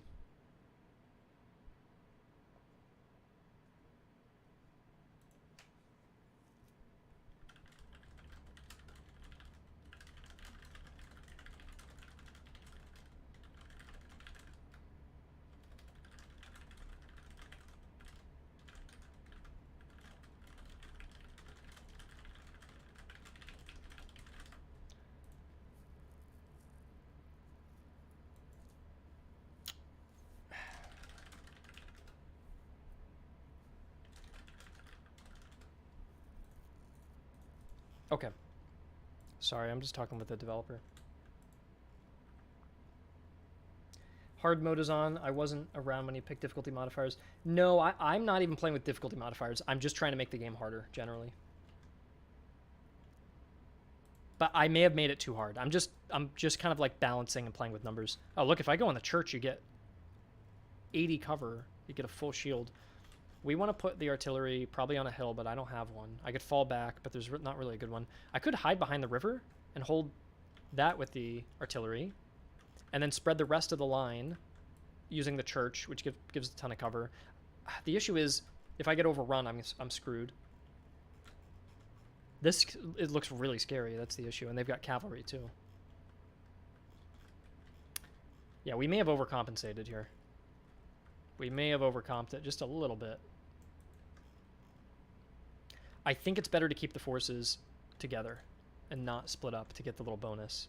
I could also rush for this hill and just hold the fence line there. That's also possible. But I really like the church. I think it's best to hold the town. So we're going to put the artillery in the back, set it up so it fires immediately. This way we don't have to reposition. Our left flank is secure in case of a cavalry charge, because there's a river there. We have our buck and ball unit, which I'm going to keep in reserve, and rush them forward when they're ready to deliver their volley. The Grenzers can hold the front line. These guys can hold there. I'll put the Crownland recruits in the forest, and they can swing up if they need to. There. Now move up our... I guess I could hold it like this. I could always turn. And then hold this area like that. And it does seem like every battle I'm just defending right now, but it is early game, and I don't think early game the player should feel confident enough to just start mass assaulting. I like early game as a little bit of a struggle. You're just trying to hold on. Also remember that new players won't have your knowledge of the skills. I know comp. What I'm doing now is I'm just trying to see at what point is it too hard. Like, at what point do I lose? If I lose, I know it's too hard for a regular player because I know the ins and outs of the game. And then I can pull back from there. But if I'm winning every single battle, it's hard for me to know how on earth are those guns firing for there. From there, do you mean? They're just firing over there. It's not, the range isn't too bad. But they should be fine. What is good is that the royal recruits are really slow, and the more professional troops are pushing the flanks up quicker.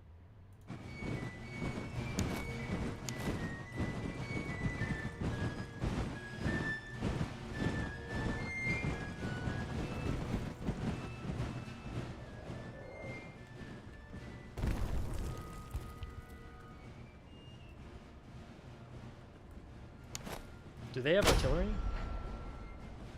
No, they do not. I'm going to push up soon. I just want them... I want to draw them in a little bit. So yeah, they're really pressuring that left flank there, and these guys are coming up. If I can win this, I think this is fine. If I do not win this, then this is too hard. But if I can win it, I think it's okay. Alright, the buck and ball is ready to advance. Let's rush forward. And the Grenzer recruits are firing now as well. Am I targeting the Irish? Yeah, I'm going to switch to voluntaries. There we go.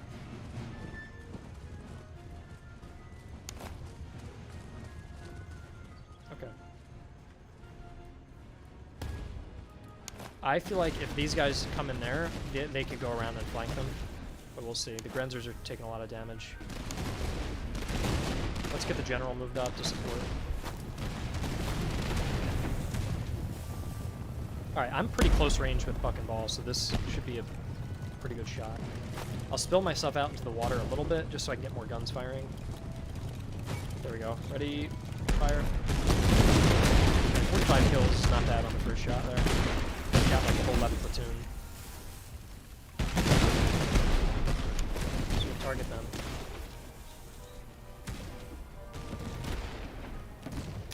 Grim, we made it so field artillery can just fire over your troops' heads, and I prefer it like that. Because they didn't fire with like direct fire most of the time. You could fire it over their heads. If you use something like canister shot, you can't do that though.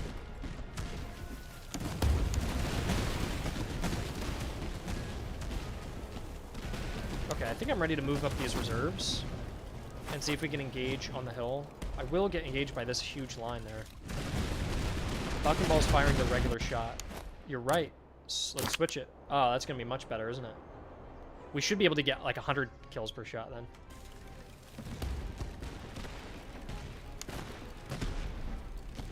Let's move these guys up and hold parts of the hill. You know what? I'm just going to engage.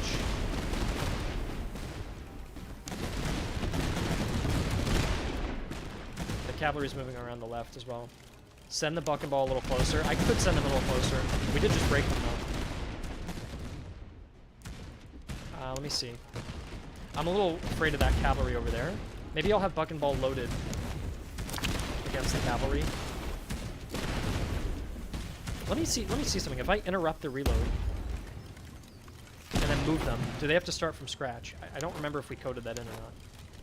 So let's see. If I stop them, are they all reloading? Or are they good? They seem like they're good. Okay, yeah, so if you interrupt them, it's not that bad. I think I will push up against the Irish and deliver a shot with the fucking ball.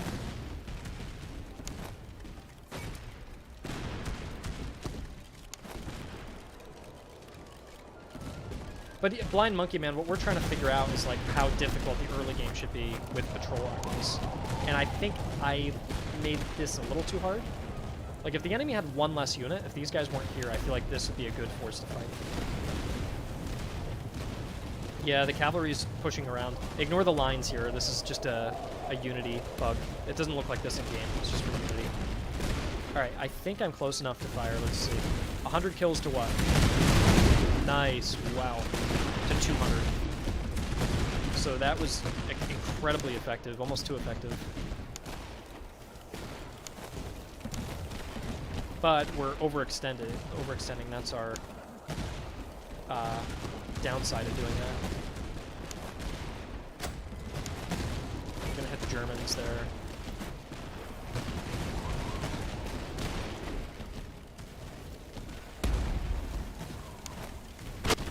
Took out a whole segment of that line there. It looks like we're doing okay right now. These guys are definitely overextended. I'm gonna pull them back now.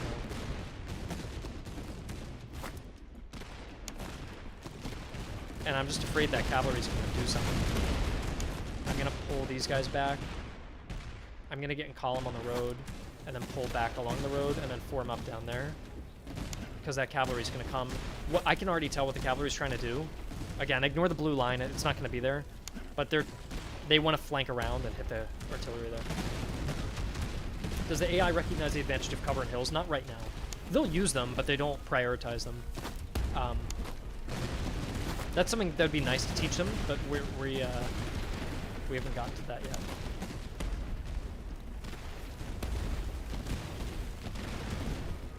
Okay, we're actually doing really well right now. We just have to fall back. I'm gonna retarget the Irish instead. Are the big maps full size enough to do army on? Sorry, are the maps big enough for full-sized armies to do battle on? Is there enough space left for flanking? I believe there is, because look at all this other space. Imagine if we had 20 units, we could use all of that. We've got, like, 2 divisions fighting over this section. But if you had, like, a 3rd division, 4th division, 5th division, you'd probably have enough for this whole map here, I think.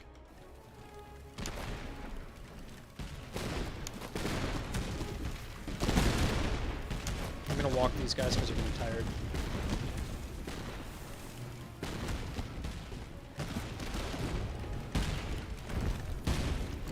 The Irish are holding off pretty well. Do they have any items? They do have an extra morale buff. 2 morale buffs, that's why they're holding so long.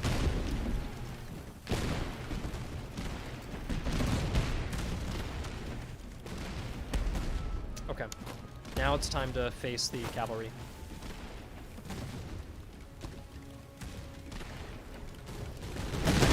Make casualties affect morale a little bit more. Maybe just a little bit more, because the Irish are... I mean, I give the Irish pretty absurdly high morale to compensate for their lack of numbers. Yeah, I think they are holding a little too long, but look, they're about to fall back now. The next artillery shot that comes in is going to break them once if it lands. We just need one accurate artillery shot. I'm just missing. I'm going to keep holding fire until the cavalry is like at point blank, and I'm going to fire buckshot in their face, or fucking ball. It looks like they do have to reload, but because the cavalry is moving through the water, they're going slower. Yeah, the reloading sound is definitely too loud. I'm going to fix that.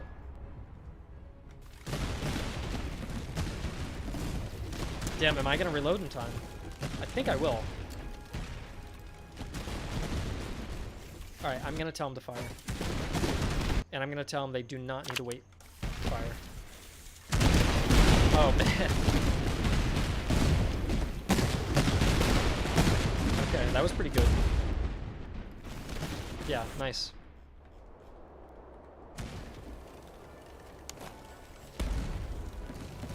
Okay, look at the AI battle lines, too. I think this is pretty good. What the AI is doing.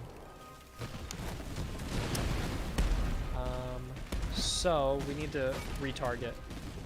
Are the Irish? Yeah, the Irish are pretty much gone. Oh, they're rallying. Okay, so what I need to look at, I'm going to pause, is first of all, what did we set the Irish morale to? 300 kills. So they are not performing that well, but they're fighting really long. Irish have 50 morale, which is pretty good. It's in the green, or yellow, as a starting unit. Whereas most, like, Prussian musketeers are also 50. And they're 50. I think because of the items, it's making them fight even harder. I think what we have to do is we need to go to morale. And I hope this doesn't hurt the game too much, but I think we have to bump up. So the right number is the morale loss taken based on casualties. I think we have to bump this up to 1, from 0.9 to 1. So that means that should push down further.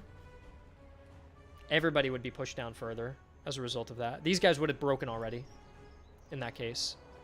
But you could also say the same thing about these guys. They would have broken too. And I think that should put us in a better spot. I don't want to overbalance it. They're surrounded by friendly units who aren't routing. Yeah. Yeah, they're a little bit overtuned. The thing is, they have an officer. They're Irish, meaning they get a morale buff. They have higher veterancy, and they have 2 items that give them morale. So it's morale, morale, morale, morale. So, yeah. But even then, I'm going to bump up the effect. Oh, there it is, yeah. So we need to reinforce that line. I'm going to move the general back up and rally these troops, get back up to cover. I might pull back to the second line of defense. Yeah, pull back. We're going to hold the church. I think what I would do in this case is... Oh, man, they got back. Okay.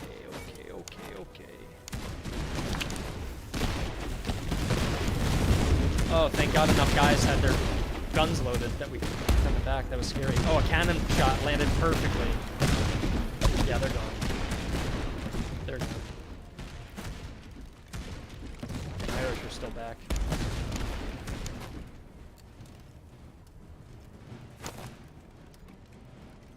I might put the Grenzers inside the church, but I think for now this little courtyard is a nice little like defensive ring I can form.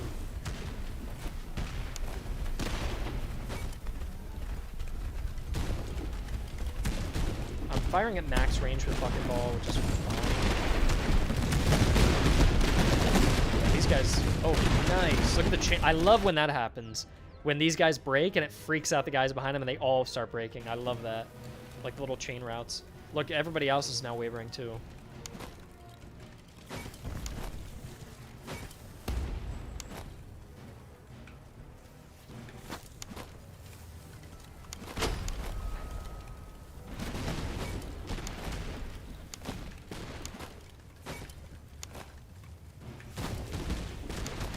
Are they wavering? Are they retreating? Nice. They had lost all this morale because they got so scared of everyone else leaving, which is great. I like that. Because it wouldn't make sense that they would fight if everyone else is leaving. So I like that morale can get like a big penalty if all your allies are fleeing.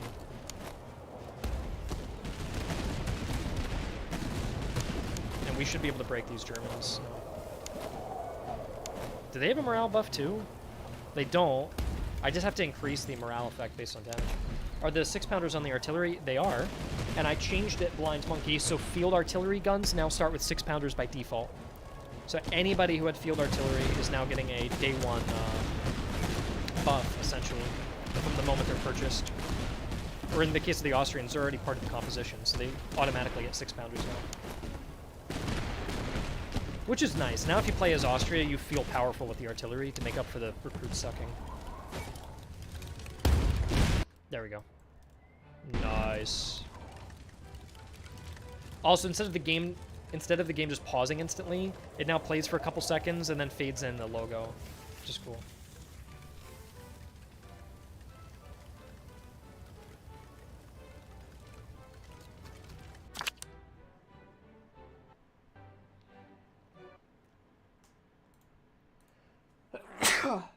Sorry.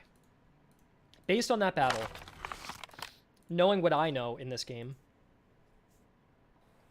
do you think that there should be like one less unit that I was facing off against in that? Do you think that was just a little too hard? Because if I made the game, I know all the tricks. And if you're a new player, you wouldn't. And I feel like that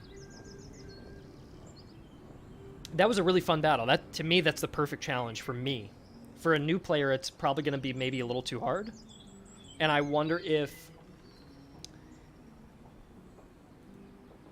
you hadn't had the cover advantage, I wonder what... Yeah, no, I would have lost there. How far are you into Region 1? Blind Monkey, that was the first battle. I'm rebalancing the game right now. That was the first battle. I'm trying to make it harder. But I gave the player many more opportunities to earn money. It's way easier to earn money now. Like, the encounters give money out like candy. And items, too. So I was able, before I fought my first battle, to recruit 1 unit, which I think is reasonable, right? Would you say it's reasonable that before fighting even your first battle, you can usually pick up 1 unit, a cheap one, if you are using encounters, especially if the encounters are getting buffed? I think that's okay. I'm just a bit worried that this is a little too strong for a first ever battle that the player's ever being exposed to. So, like, I think if you guys wanted that challenge, like I liked this challenge, you would probably play with difficulty modifiers. You'd probably play on hard. So you and I probably would have had like the recruitment cost debuff, and maybe we wouldn't have had that extra unit. Find an easier patrol. You would skip them and find an easier patrol. Maybe you're right. So let's see what an easier patrol would have looked like, because this one was tough. This one had double musketeer units. So maybe you're right. Before I go and make this battle easier, let's go see if there was a patrol I should have gone for instead. And we could actually increase the amount of patrols to give the player more choices of who to engage. Because right now I spawned 5 across the entire map. So maybe it could be up to 6. It could be random. It could be like 5 to 6. So let's go check. First, I'll refill. Gorget, I'll sell. Flag, I'll sell. Pendant is cool. I'll take that. And then the horse. I don't have any cavalry, so I'll probably sell it for 150. That's got bad resale cost. I think everyone here are very engaged strategy veterans. So we don't represent the average new player. Yeah, you're right. 8,000. Holy shit. That's even bigger than the last one. That's the thing, dude. I think this is a bit overtuned. Like, if we look at this guy, a new player could come across German Fusiliers, double Royal Recruits, a cavalry unit, a regular French Fusilier with 1,600 men. I think if they had one less Royal Recruit, this probably would be more balanced for a patrol. This is the normal difficulty. I think we should remove one recruit. And then if you want to be like me and you want to have that extra challenge, turn on the extra recruitment cost so it's harder to pick up that free instant recruit. Tune down your combat effectiveness, I would say. and probably get rid of maybe replenishment takes a little bit longer so that your next battle you go into, you're not at full strength. And like that would be a good set of 3. Difficult. That would be good for hard. And I think we shouldn't be tuning the game to be hard as default, right? That's definitely too much for a patrol without difficulty modifiers. I wish there was a modifier. We can't do this. We can't do it. But I wish there was a modifier we could turn on that gave them that extra unit, that made the patrols harder.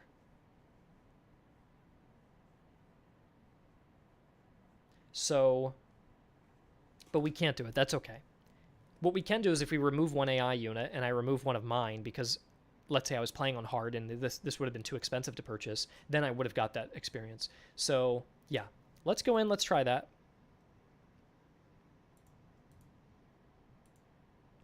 And we have to remember we can't balance the game based on me who knows everything about it. I think we have to be more conservative, I think. And if I were to live stream, I'll just play with the difficulty modifiers because I think it's fun if I'm struggling. I don't think it's fun if I'm just winning all the time. So yeah, let's get rid of a Cantonist. Let's get rid of another Cantonist. Let's get rid of a Freikorps. The Freikorps kind of suck. Do we keep one of the Freikorps if they're not very good? Well, no, we gave him a Musketeer. Yeah, okay, that's why. We did give him a Musketeer. Let's get rid of one of those. And rid of one of those. And we're going to keep the brigade. The brigades are fine. I think it's just the main division is a little too strong. Just a little too strong. Because to be fair, all the playtesters, none of them play with the difficulty modifiers. They all play with the easy difficulty modifiers, and I have to stop making the game too challenging.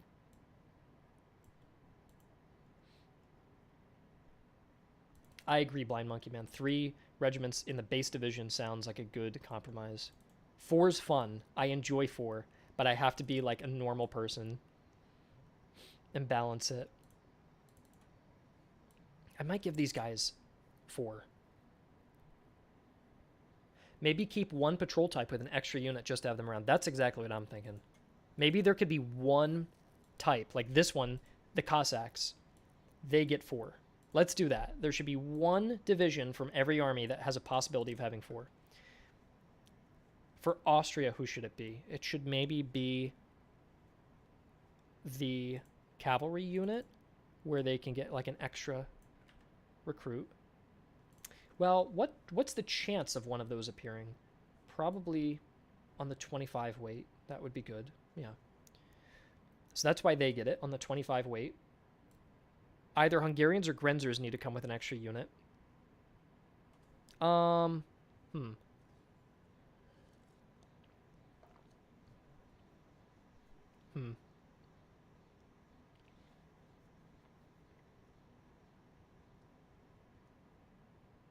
Yeah, I don't think the harder army that comes with 4 should have the higher weight. You see this 50 over here? This is a high weight of them spawning.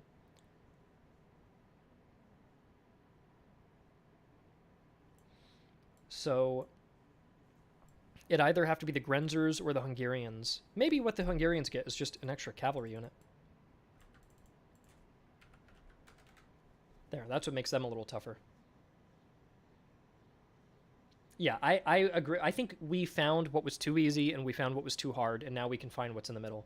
But you can't balance the game if you don't find what that is.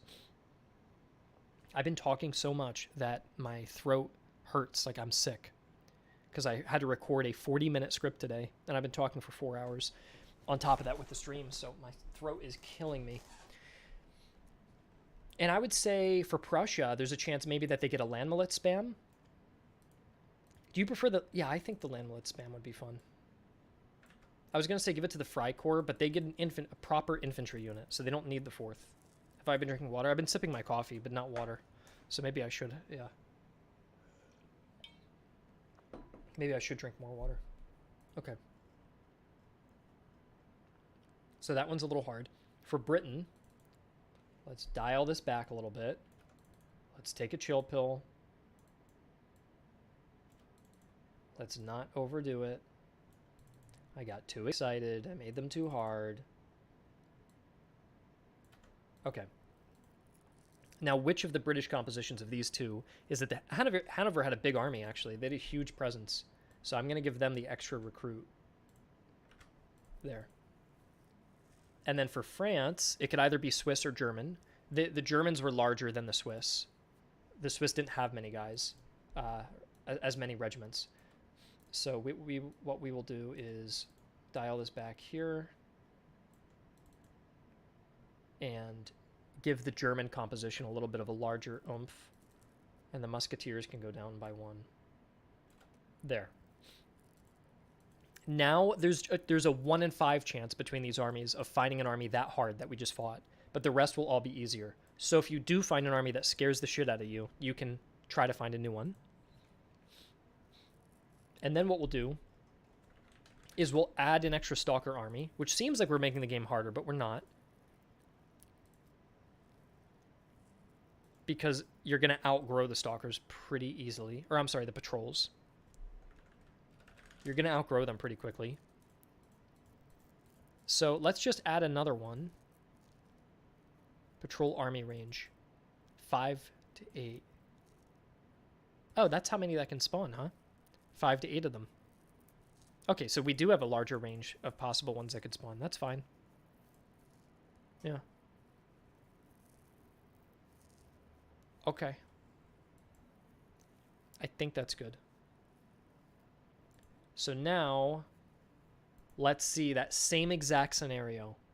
I go in, let's rebuild campaign. Let's say I'm not a smart player. Let's say I'm brand new and I don't buy a unit from the start because I don't know how. So now I go in. I'll probably fight the same battle just on the highest speed, and we'll try to just get through it quickly. But let's fight a similar battle. Let's say we go in and we don't buy a unit because we're still new. So we go in as Austria.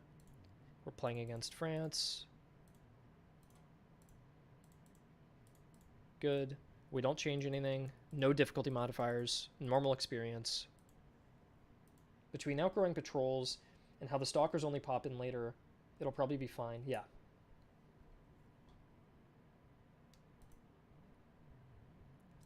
Let's give ourselves the normal set of things. Let's pretend. I usually sell off the limber chest because you technically don't need it from the start.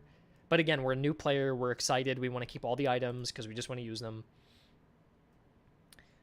We go to Bavaria, let's say. Sure.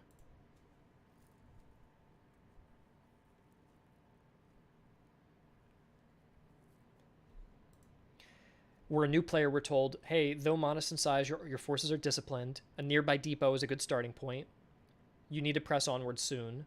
There's no unusual conditions, but don't mistake quiet for safety. Stray patrols and pickets roam, and their arms and equipment will serve us better than theirs. Okay, so warning that there's patrols, and check out the starting depot. It's actually covered up by the label a little bit, but you can see it the moment you move your mouse over. So we go to the supply depot, grab coin. I feel like I always just take coin. So maybe we'll need to rebalance it and just make this like 100 and 100. Because then 100 ammo is actually pretty good versus $20. But right now that $20 is good. Again, let's say we stop by a village. What a lot of new players do, if I were to put myself in new player shoes, what a lot of them do is they go to a village first thing. They love going to a town. Then they realize they click on barracks, and they realize they can't buy anybody yet. That's the first thing they do. They close it out. Then they shop for items, and usually they might buy one thing. Because they have they know they start with some money and they want to buy one thing. Is that a reasonable assumption? Because that's what I've seen. Do you guys think that you would probably do the same thing? They stop by a settlement and just try to buy one thing that they like. What I would do is I'd shop around. I know I have no cavalry. I click staff house. I'd probably be confused if I saw musicians. I'd think, why would I want to play music? I need a better army. And the musicians, by the way, are really overpowered. You get 8 morale. But I don't think players are going to know that. I think they're going to go, fifers? Why would I want fifers? And so they click town square and they go, oh, a Bible? Oh, that's cheap. Only 50. That one's 75. Maybe they buy the Bible to get a little extra morale. It's not that expensive. So they buy one item. They put it on a random guy. They're not being a min-maxer like I am, because I'd probably put the morale on the unit with the buck and ball to synergize it. Let's say they don't do that. They just put it on somebody else. And then they just keep walking. I would love to get the musician, because musicians are fun, but we have to pretend we're just a regular player. You start walking. You could mark the bonuses with colors. I will do that, Marco. That's on my list. You see some deer. You're like, huh, what's that? You definitely walk up. You get a bear. Okay, my developer got really mad at me for suggesting to have this, but the default choice when you see an animal mascot, because there are little mascots you can find, is can we keep him? It's always the same. If you find the goat, can we keep him? If you find the dog, can we keep him? For the bear, I added one special option that says, can we skin him? And you get pelts. Is that too far? Because he was saying we shouldn't have that people wouldn't like it. But I thought it was funny. I thought can we keep him, can we skin him was a funny extra choice to add in. But yeah. We're definitely going to keep the bear. Plus 10 morale. So we're actually having an easy start here. But that should help compensate for me being... I'm not min-maxing, but I'm getting lucky. So that kind of balances things out a little bit. Another deer. If it's another animal, I won't take it. Yeah. I have to change the weight on the animals because they spawn too frequently. So I'm going to pretend that wasn't there. I find my first patrol at 5,900. If you saw this, would you be too scared to engage it? You probably would. But if you're a new player, I think you have to just dive into the deep end a little bit. Maybe what would happen is, in the tutorial, the first army, or the first time you see an army, a tutorial message pops up, and it says, you found your first patrol. Don't be intimidated by their size. Patrols typically have weaker units, and so you may not... This way you kind of reassure the player. Because they're French. The French get big numbers, but they suck. Remember the last battle we fought, one of the French regiments of 1,400 men fled before they even fought. Because they were too scared. So, like 1 to 2,000 of this number are kind of like overinflated. I'll put a note for our tutorial.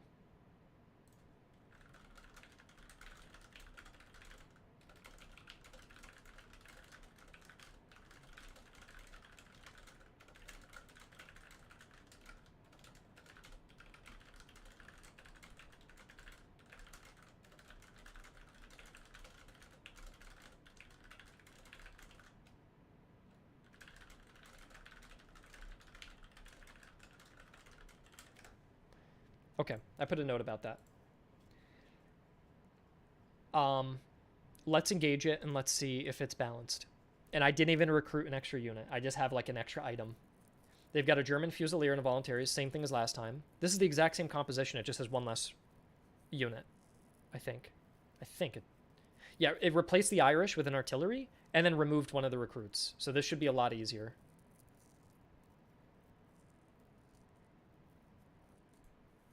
Yep, comp, maybe we should say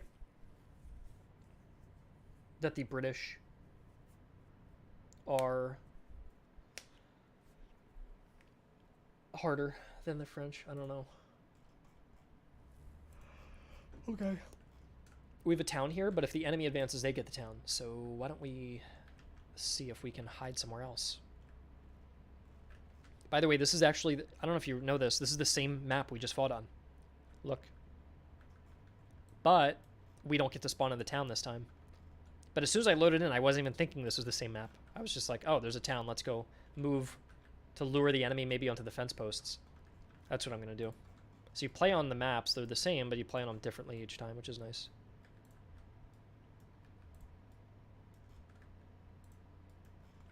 Am I... You know what? If I was a new player, I wouldn't know to do this. This is me knowing the game. That I would advance on the road, use the speed buff, line up on the fence, use the hill, and fire down onto them.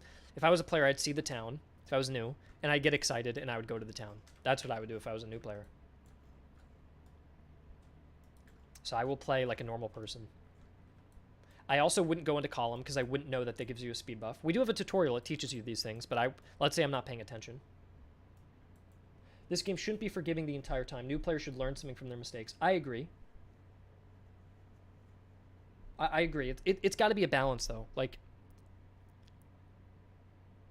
I don't want somebody to come in, fight their first battle, feel like they got unfairly beaten, and quit. That's not a good experience. But if you go in and that battle was so close and you just barely lost it, that's fun enough to go, oh, let me try that one more time. But generally in these games, I don't like to lose the very first battle I fight. I think it's good if the very first battle you can win, and the next one after might be a little bit tougher. Unfortunately, in our game, you fight the first battle, you get more powerful. The next one's actually going to be easier. So we have to kind of find a good way to balance this. Yeah. Let's push up and pretend we're a normal player, and we go, and we just want to hold the town. And then I'll put the artillery in an open field, and I'll have the general follow behind. This is definitely fine for what a new player could do. Holy crap, they're advancing quick. Yeah, Austrians are quite slow, so we're gonna form up in the buildings. I'm gonna forget to use buck and ball because the player's not gonna know they have that. Or they're just gonna not remember, probably. I mean, ignore that. I'll turn that off. So 5 o'clock already. Goddamn.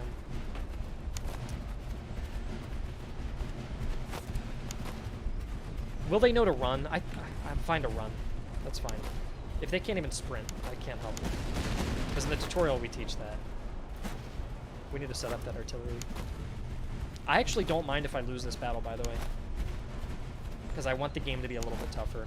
As OH said, I'm fine for the player to have to learn. And as long as it's not frustrating. A normal player would forget to unlimber the artillery, I know. That's why it's just slowly moving up anyways. I'm not even using it right now. If I was playing the game seriously, this thing would already have been firing. Players also don't know to double up their targets to really try to exploit the morale loss. So I'm going to split my damage between 2 units, which is not efficient.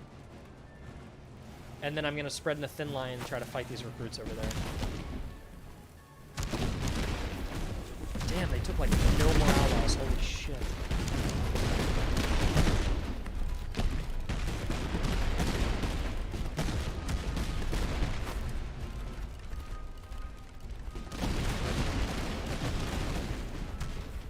I can already tell it's a big difference between when I play, for me, and when I play thinking I'm a new player. Because from my perspective, I can already see the writings on the wall here. Like, this is not a good situation. My right flank's going to crumble, and these guys are not going to win.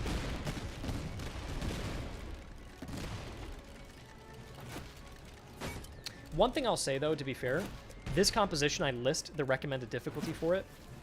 And I do not recommend this for starting players, because you have to use this artillery. And if you don't know how to use your own artillery, like...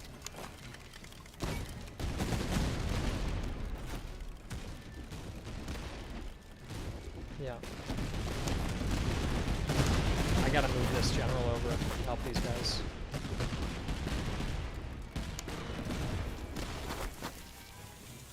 I think my general can get everybody. Yeah, there we go. I'm boosting everyone though.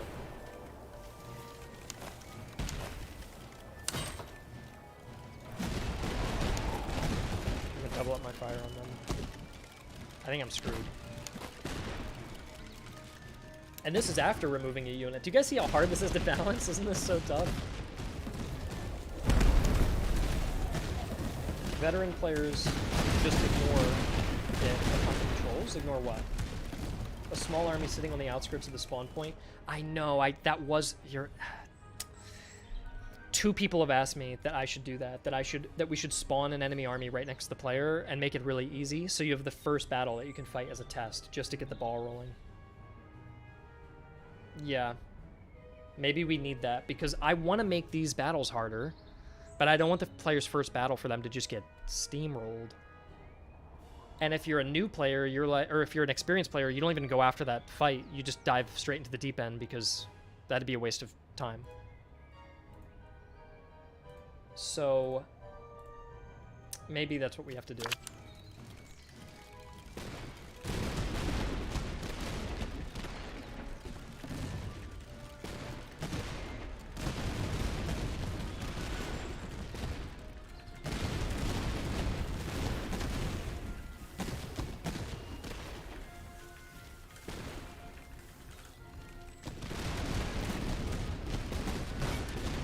German Fusiliers are a little tough.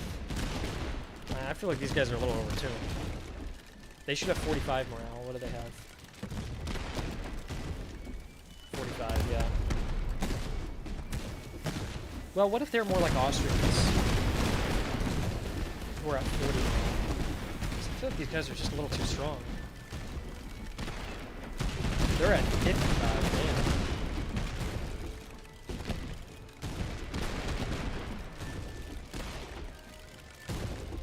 I might bring these guys down because a regular Fusilier is stronger than a professional French Grenadier. I don't like that. So I'm going to go 40 and 50 and 50 and 60. That's how I want to do it. This way a Swiss Fusiliers has the same morale as an Irish, but the Irish is way worse. Actually, yeah, the Irish can reload's way worse, but has equal accuracy and better melee, but is missing 200 guys. So there's your drawback. I'm actually about to break this guy. Okay, I've got a little hope that we can turn things around. It's just this dude that's having a problem. I think we need to go... There we go. I fixed it. The general wasn't close enough. We're gonna break the Germans in the middle though, which is good. This difficulty seems fair to me. I know this looks like it's not going well, but... I don't know, I don't want to make it easier than this. I don't like that, because...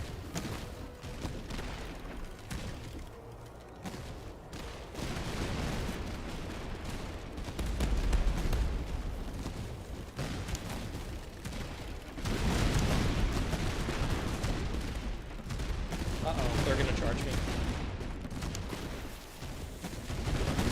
There, I broke them.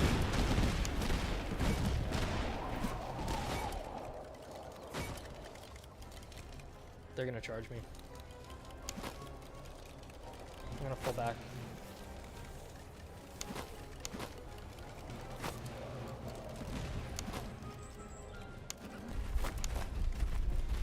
I wonder why they're still walking. I think it's because they're trying to charge one of these things, but that means their melee range is too wide.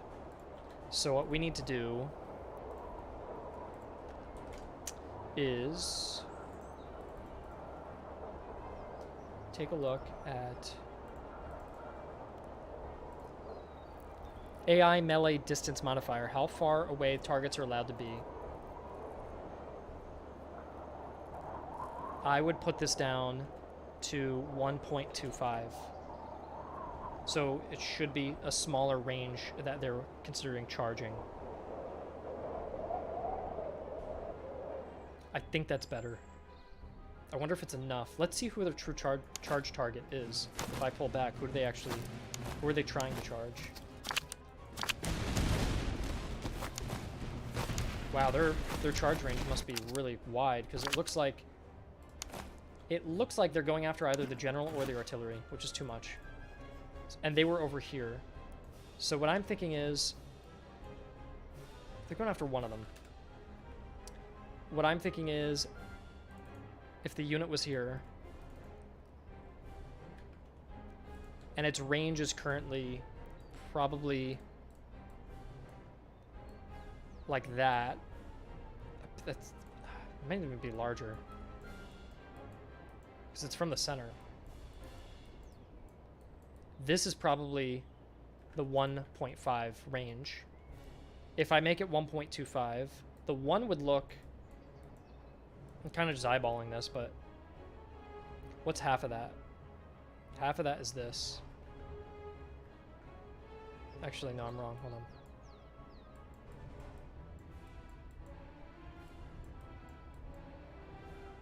Okay. This is 0.75.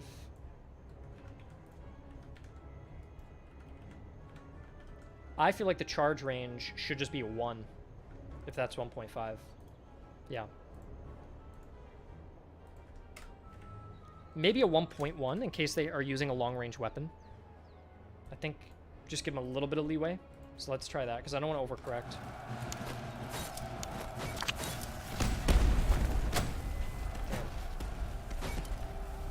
I know I seem crazy, but I don't mind the difficulty of this battle here.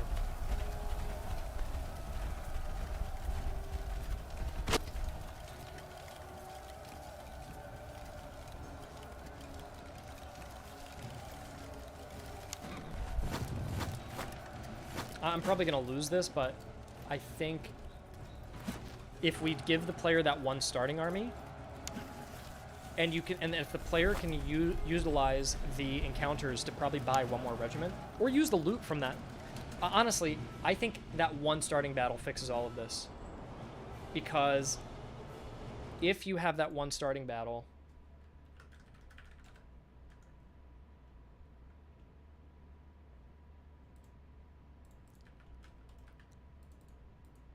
let's say I spawn in. This is my guy. Looks like a handbag. There. And these are the roads.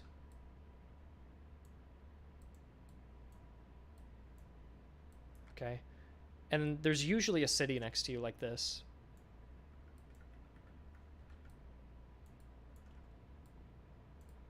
And you always get a supply cache. That's the first thing you always get. And then there's a couple points of interest on the map. And the first patrol you see is usually hanging out between, like, around this distance. And they might be patrolling between there and somewhere away.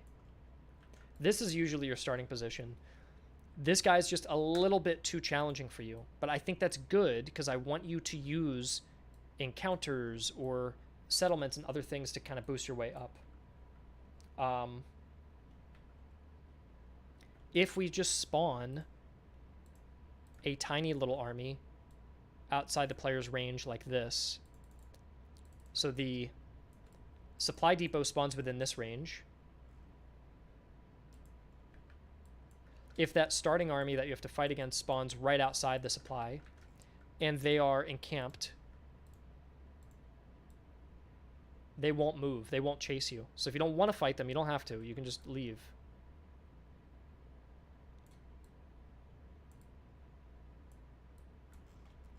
And so then you get a text pop up and it tells you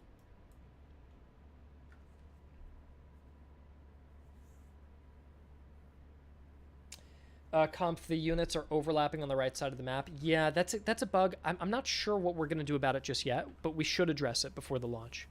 I think it's just that the AI is having trouble finding space, but that can be fixed. I don't think we need to do a Band-Aid would be saying what you said. If you're blocked by 25% move, that's a Band-Aid. It should be in the first case, you just shouldn't even be overlapping. That just shouldn't even be they should just be, this unit should go around my flank and just start pressuring my side. I'd rather fix it like that than doing Band-Aids.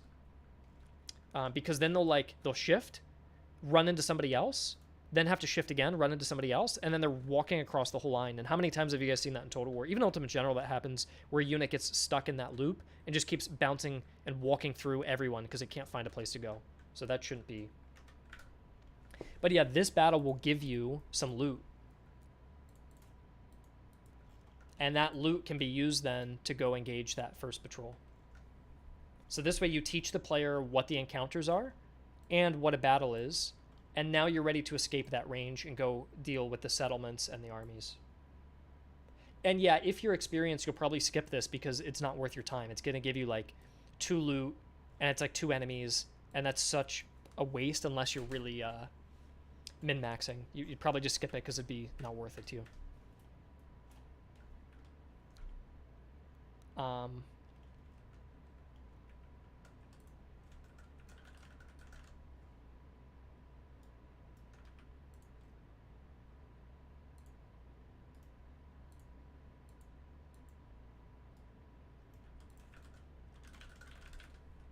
If you lose the first battle, can you bounce back? Yes, you can bounce back.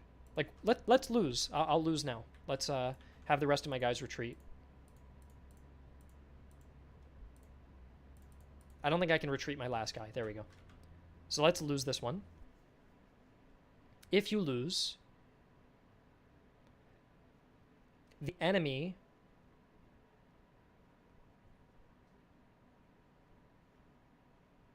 will lose men too from the battle. See how they lost some troops too? Like this unit's only at half strength. I don't get a reward, but I do get my army experience. And what we're going to do before launch is actually give you a secret boost where you actually gain more experience from losing than you do winning. Just for players, most good players are never going to lose. And if they lose, it's going to be the whole game over because they're taking big risks. If you're a new player, we're going to give you a little bit of an XP boost just so you, as though your men learn from their mistakes. EU4 actually does that. If there's any European Universalis players, your army tradition actually goes up higher when you lose battles than you win, just to give players a bounce back opportunity. But in this case, look, I have enough manpower. I refill my units. Look, I just refill. That battle's lost. Oh, you know what else we should do?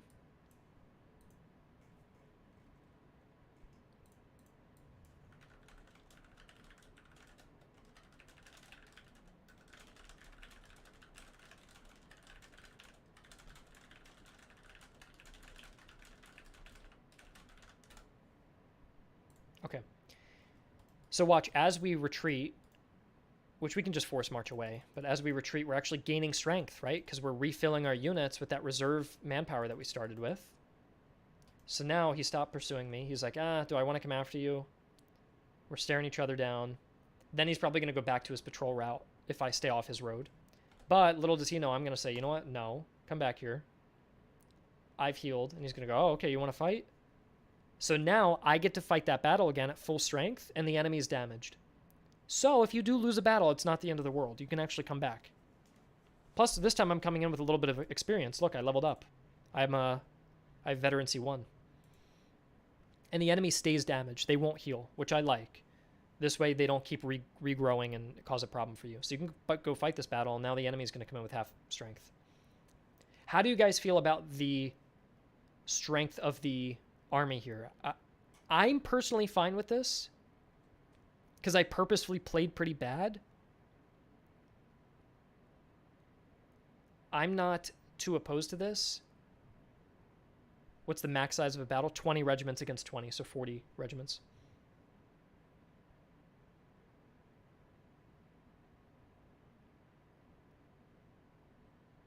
I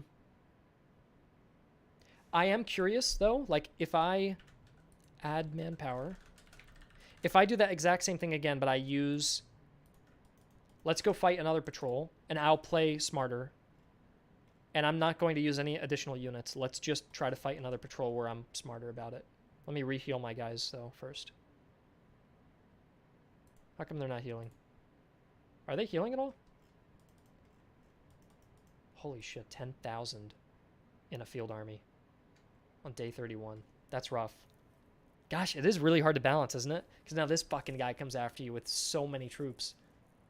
Holy crap. Let's see. How come I'm not replenishing? That's my... Let me go check this. Is this a bug? Oh, I am replenishing. It's just really slow. Why is it so slow?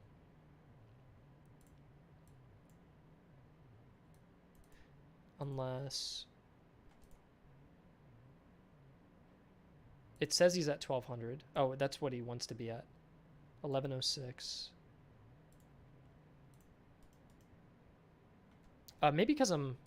If I encamp like that, do I replenish faster? 2, 3, 6, 7, 6. I don't know why I'm not replenishing. There's no...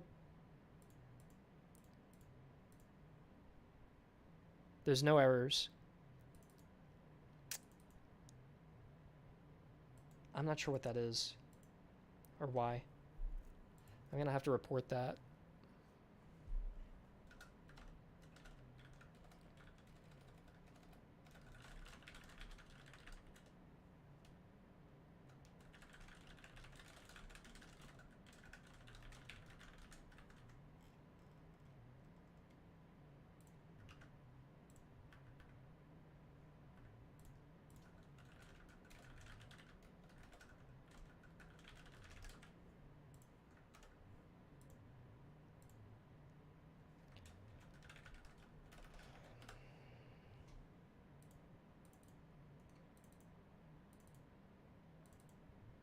Gotta go. All right, see you, Steven.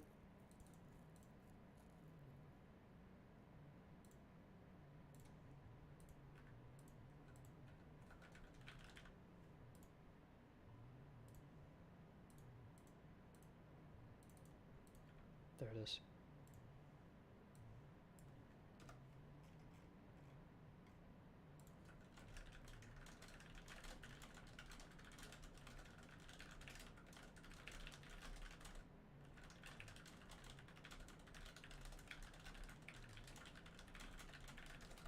Good. Okay, I reported what I needed to report. Damn, the field army, though. Look how insane this army looks. This is what now spawns in after you've taken out maybe 1 or 2 patrol armies. This is what you're dealing with. A Swiss Fusilier, Royal Recruit, Artillery. A French Fusilier, Royal Recruit, more artillery. Another recruit, artillery. Yeah, 10,000. The player's not going to be at 10,000. It's because the French unit sizes are so big, they really inflate. Like, if you think about it, 2 French regiments looks like 3 regular regiments because they have 1,400 men. No, they have 1,600 men. They have 1,600, so watch. 1,600, 3 French regiments is 4,800 men. If you were playing against the British, 1,000 regiments, or 1,000 men per regiment, 3,000 versus a 5,000, that's the same amount of guys, same amount of units. So the French always look inflated. Maybe swap a division for a brigade. Yeah, I think so too. I think the early stalkers should not be that intense. And then what we've got to do, guys, is we have to make a game build for the alpha playtesters, like you, Blind Monkey. So I need to kind of rush through and bullshit regions 2 and 3. And hopefully region 1 is better. And that region 2 or 3 won't be impossible. And that we can improve that alpha over time with more updates. Which I know part of the goal to this alpha, or to this next update, was to fix regions 2 or 3, but it looks like I just can't achieve that. At the start, did you start with slow replenishment? I did not. I didn't start with any modifiers. But yeah, I agree that the stalkers should not be this goddamn hard. Instead of 2 divisions, it should just be 2 brigades like that.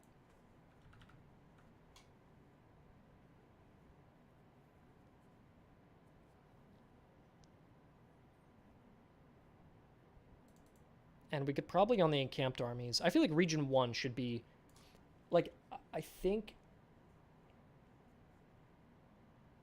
I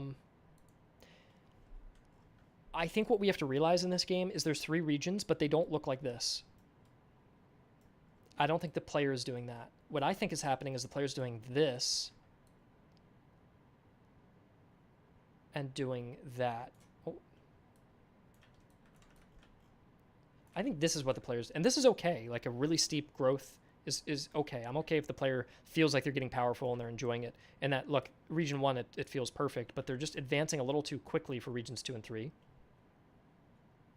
But if we balance the enemy armies to be like this, the AI is way too fucking hard in the beginning and way too easy on region 2. That's the issue. So we can't balance linearly. We have to balance exponentially. So when I was looking at this, I was thinking, well, why is it that a field army in easy region is a division, an easy division of easy units, and then 2 little easy brigades? But you get to the medium region, and now it's 2 full medium scale divisions, actually 3 scale medium divisions and 2 medium brigades. That's insane. But the player's armies, you're going to have like 3 divisions by then. So this is actually a little too hard. I think we will debuff this a little bit. So let's see.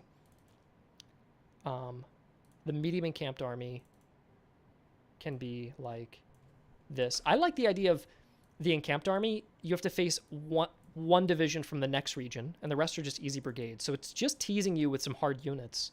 I don't mind that. And that the boss gets a special division, which I designed, plus 1 of the next division armies, and then a couple brigades. I think that's good. I think fighting 5 divisions is a little bit much. I think you should fight 4 divisions because you're probably going to bring 3. I think this is fairer. Like, let's go look at what the current boss looks like. 18,000 men. Holy shit. Yeah, that's crazy. That's crazy.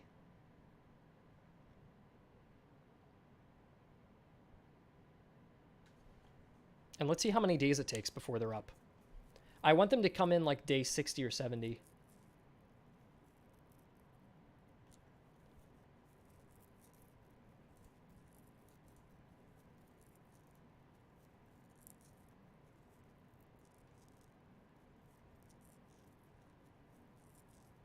I think winter could get pushed back too. I don't even think the player needs to necessarily deal with winter in region 1.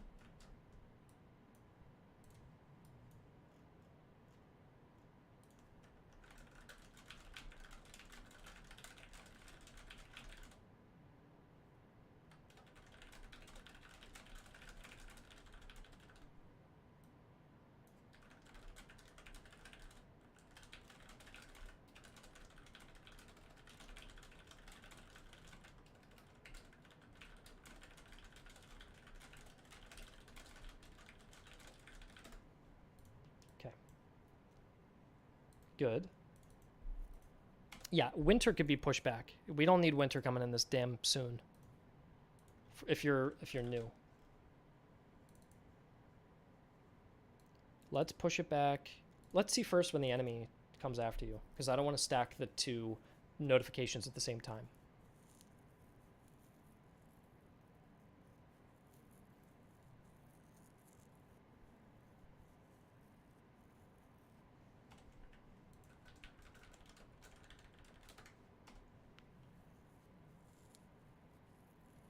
So watch what's going to happen. They're going to grow.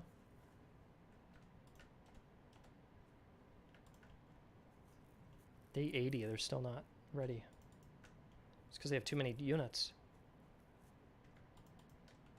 Yeah, they have too many units, that's the issue.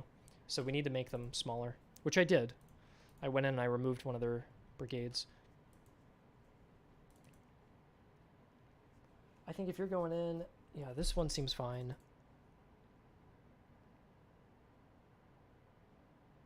This looks a little hard.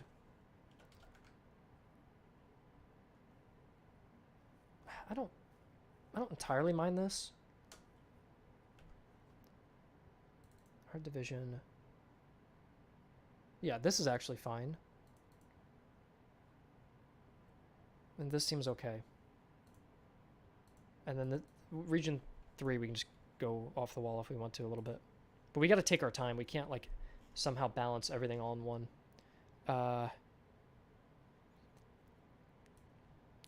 This looks a little better to me. I think the AI armies aren't too bad. I think they're a little tough, but it's going to be possible. I think players can lose the first battle, and that's okay. And they can bounce back, which we showed we can do. I think as well, we'll try to do the thing where it spawns in an army right next to you. That's really easy for new players, so they don't lose their first battle. If you're an experienced player and you lose your first battle, that's okay. And you probably won't, because you'll probably know how to like get some recruitment and hunt the correct encounters. So I think this is fine. And then winter, what we can do is probably bounce this up to 70 to 75. Keep this on day 40. Maybe 40 to 45. And then in region 3, I don't really actually want it to hit you. I think that should be 80 to 85. So we'll push winter back just a little bit. The other thing we're going to do is there's a delay on the headquarters. This adds 25 extra days after they're formed up, which is too much. The reason I bumped it up was because the enemy HQ was rallying too quickly, but this number wasn't plugged in, so I kept bumping the number up over and over again and it wasn't actually plugged in. Now it's plugged in, I can lower it again. So we can do like, I would say like a 10-day delay is good here. Maybe 15 for a new player. And then 10 for here. And then in the final region, it only needs to be 5 days delay. I think that's good. Yeah. And that to me puts us in a better spot. Maybe a softer winter for region 1. I was thinking that, but we don't have time to make different types of winter. What you can do though is by winter coming in 2 times quicker, it is inherently a harsher winter because it's lasting longer. So you're getting those debuffs longer. So I think that's actually okay. Right now it feels like you're more worried about the winter and the supplies. And yeah, I think the headquarters should come after you. The headquarters should come after you, and then like a week after it starts coming after you, then winter hits. So this way, some players may not even encounter winter if you end up going after the boss army before it's ready. But if you not only wait until it's ready, but it's been chasing you for a little bit, then Winter can come in and go, hey, you've got to wrap it up. And you said I missed a bracket. Where did I miss a bracket? You missed a bracket in the first region delay. Oh, you're right. I always do that.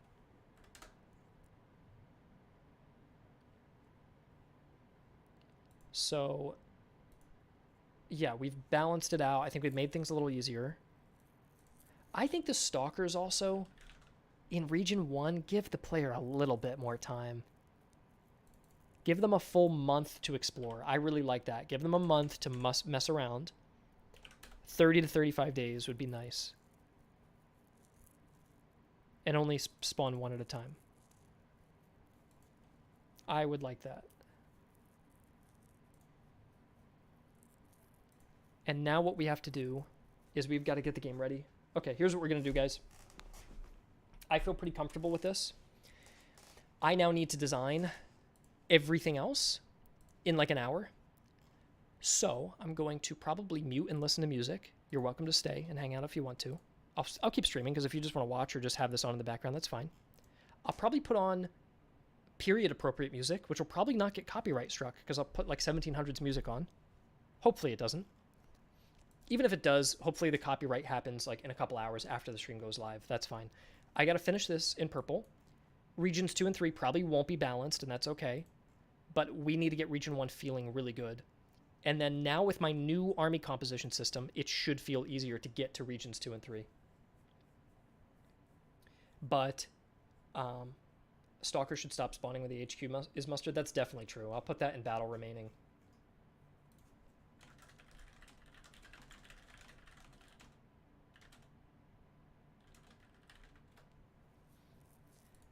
But I got to get this done to just have something for the players, the playtesters to play with. And hopefully I don't make it too hard. One of my favorite new things, by the way, that I've never done before that we just did is, you said might want to make Winter an even 80. I could do an even 80. Let's see.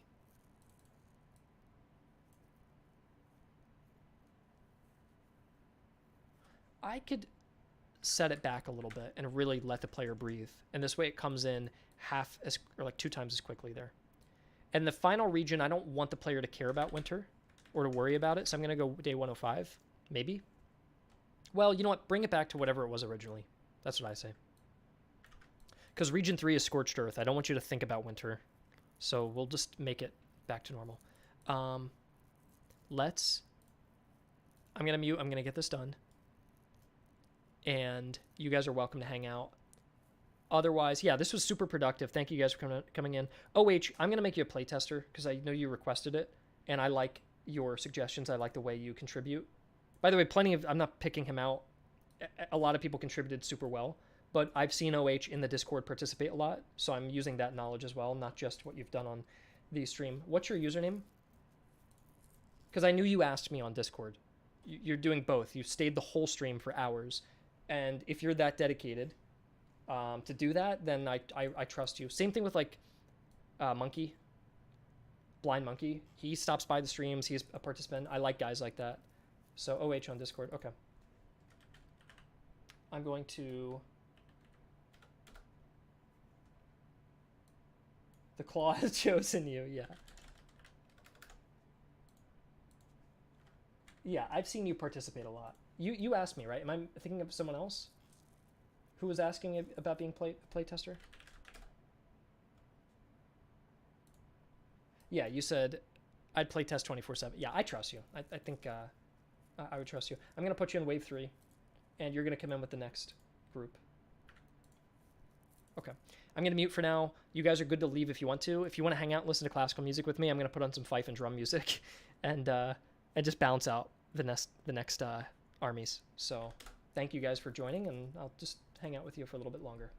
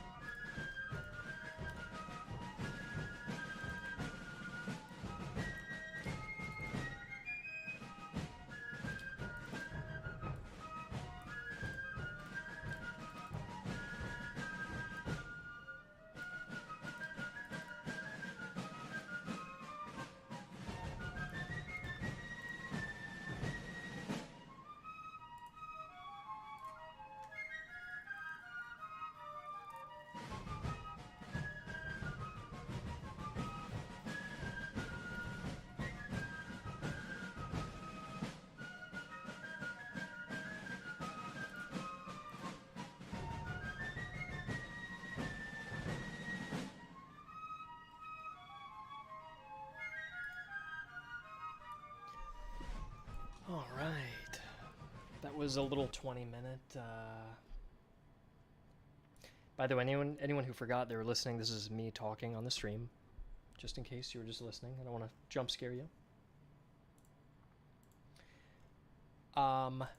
Kindness, I was just taking a little break from the stream to work on army balancing.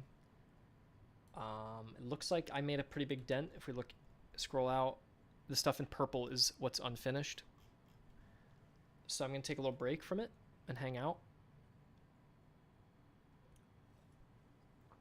with you guys, and then I'll get back to it. Maybe I'll give myself a 5-minute break.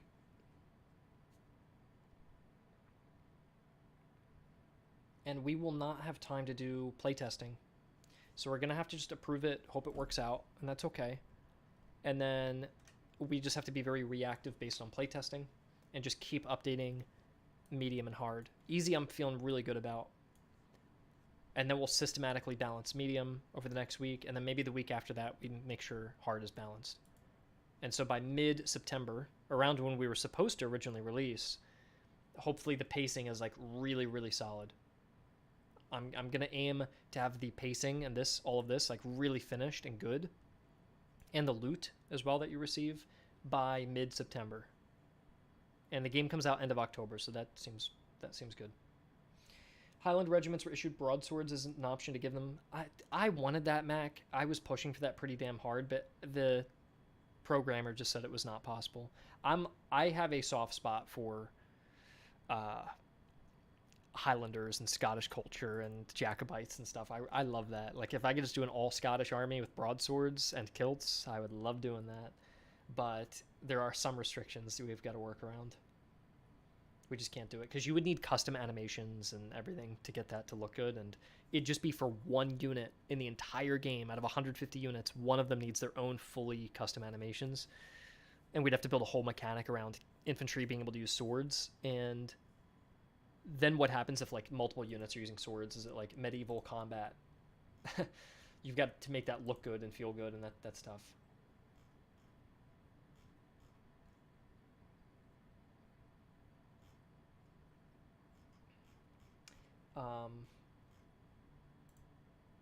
Yeah, but I would like that too. Are you a fan of Scottish history? I see your name is Mac Domnell.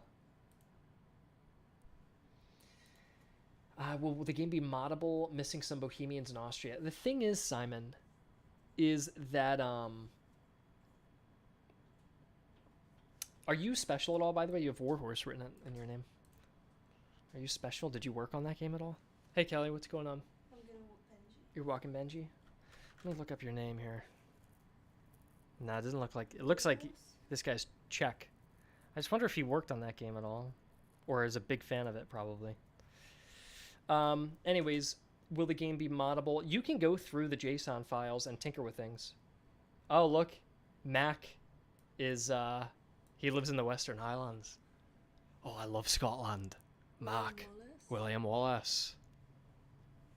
Kelly and I do little bad Scottish accents all the time. Kelly, where are ya? But we always sound Irish. Every time I do a Scottish accent, people go, stop doing an Irish accent. That's not what we sound like. Scotland's different. And I just kind of melt them all into one voice. But I love them. I love Scotland. I forced my wife to watch Braveheart, and she liked it. It was a little long, though. And Warhorse, that's right. Mm-hmm. You liked Warhorse, yeah. That's cool you live in the Western Highlands, man. I do love Scottish history. I would love to check out Scotland. I've had this nickname longer than Warhorse Studio. Oh, that's cool. About Bohemia, though, the cool thing about our game is we're missing the Bohemians, as you said, but the customization system is made to compensate for that. It's not that the game is lazy and we forgot to add Bohemians. It's that the customization system is robust enough that you can recreate. Like if we wanted to go in, let's see. Let's go to a full ledger of every Austrian unit. You can... Is there anything Bohemian, Graz, biggest cities of Czech. Let's see if they're going to be in a German. Let's see, Brno in German. Brune. So we want to see if we can find a Brune regiment. Damn, help me out here. I need a Bohemian regiment to recreate, because you can make it in the game. But yeah, it doesn't look like... Let's see here. Maybe we could just pick out a Bohemian name that we see. Imperial German regiments. Bayreuth. They're just names, so these are too hard. Baden. That one might be Bohemian. I don't know why I feel that way. One battalion encamped in modern-day Bohemia. Origin.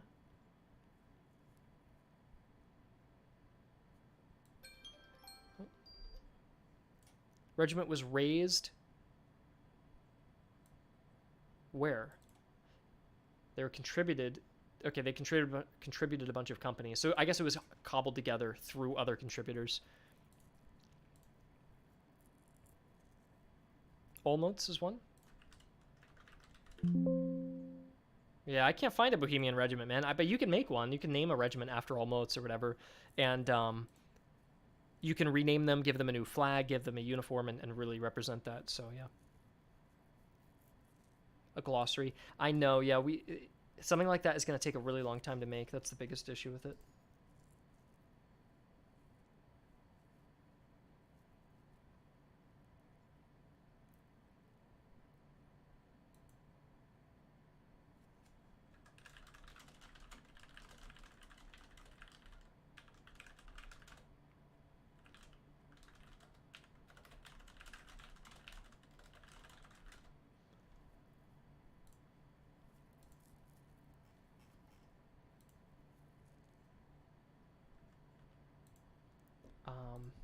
I think I'm ready to get back to work, though.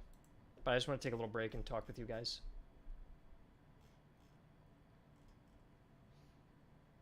Any changes to the renowned regiments? I did change a couple of them, Hugs. I changed... Austria had a unit called the Saruman Grenadiers, and I don't know what the Saruman Grenadiers is. Like, I can't find them here. And if I search Saruman Grenadiers, and I even search for it, the only thing that comes up is our game. So I replaced these guys with Devin's Grenadiers. Now, if you looked up Devin's Grenadiers, you'll find a little bit, but mainly Napoleonic history. But you can find information about the 7 Years' War and Devin's, like Major Devin's and his column. And on Kronoskov, you can find out about them. And the reason you don't find them listed is it was like an ad hoc unit built out of other regiments, I'm pretty sure. But it was very renowned. It did very, very good. And so I replaced Saruman, who's more obscure. I don't even know if he exists. I just can't find good information on it. With Devin's is certainly a renowned regiment of in Austria. And the other one I did was I replaced the Siemianenski. I don't know how to pronounce it. Guards for Russia with the 1st Grenadiers, because the Siemianenski were stationed in like St. Petersburg and sat there the whole war. Similar to the Pryabiansky Lifeguards, they also sat in Moscow the whole war. However, having 2 regiments out of the 10 that didn't even fight in the 7 Years' War feels a little bit too ahistorical. So I kept the Pryabiansky because they're so iconic, but I replaced the Siemianenski with the 1st Grenadiers, who definitely participated, and they had kind of an iconic red forage cap, so they had a unique uniform that a lot of the Grenadiers wore early war. So I've replaced them, and I think that's more appropriate. Otherwise, everything's pretty much about the same. Do I plan on adding a courier? The thing about this, in my opinion, Baptiste, is that, first of all, if you just tack on an order delay system, it's not going to be fun unless the game was built around it from the ground up. Because what will happen is if you just try to move a unit and nothing happens because there's a 5-second delay, people will just think there's input lag or a bug. So that's the big problem. If you add like physical horsemen riding around, letters being delivered, notifications about the letters, UI connecting certain units based on a chain of command, that's like a full month of full-time work just to get that working, which doesn't sound like a lot, but we only have like a month of development left, so I wouldn't want to put that in last minute. And even if you did that, would it be fun? I don't know if it would be fun. I've played other games that have order delay systems. Most of them aren't fun. There's a couple that do it well. I think Scourge of War is an example that does it well, but that game plays like a simulator. Like you play Waterloo, and it is hours long to do like simulate it in as much depth as possible. Many other games I played that do order delays, I don't think it's fun. It just makes things feel less responsive. That's just my opinion, though. If it's something that people really want post-release, we could build a system for it, but you would really need to build foundations out from the beginning with that in mind. So we'd have to change a lot of things to work around an order delay. I think it's really hard to implement. Most people don't like it. And if you implement it wrong, it ruins the fun for even the people who wanted it. So it's a very high risk, low reward feature.